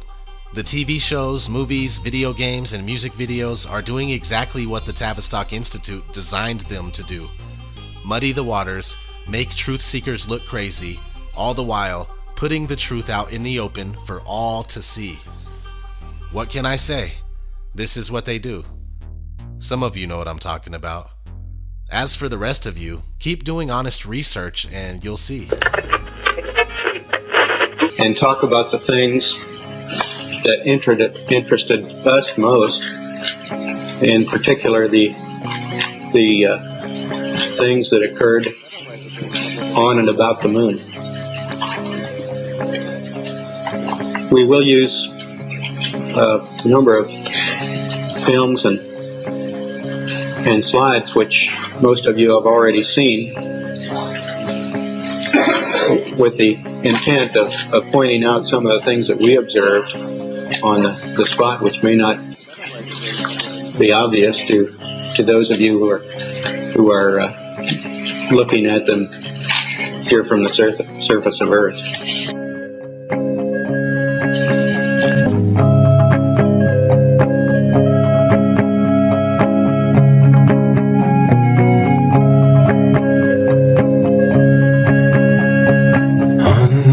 Masonic moon, plans were made by the bankers in the back room. Get the president out of the way and hire Stanley Kubrick. Under the Masonic moon. Under the Masonic moon. Everyone hoped that the boys would come home soon. One more day and they'll drop from the plane and splash into the ocean. Under the Masonic moon.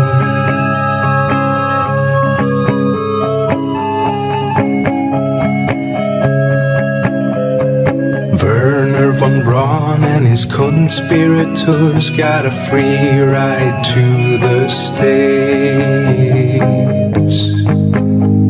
They turned Nazi into NASA. They just couldn't wait. Under the Masonic moon.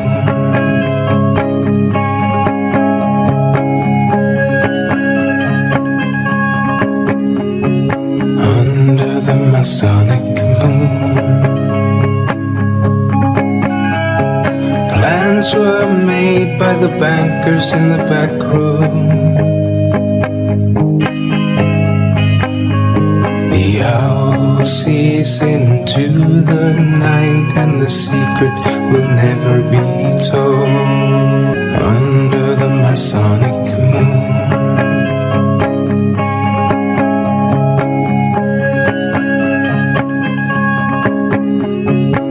Under the Masonic moon. Plans were made by the bankers in the back room. The owl sees into the night and the secret will never be told. 99, proceeded, 3, 2, 1, ignition. Right away, Houston. Right, good.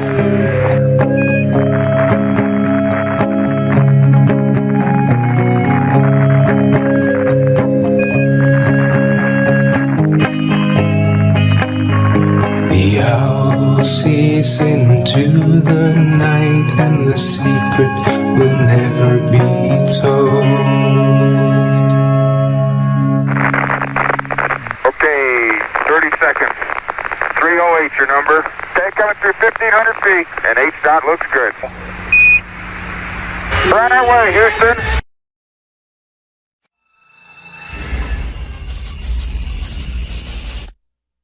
Unfortunately, no one can be told what the Matrix is.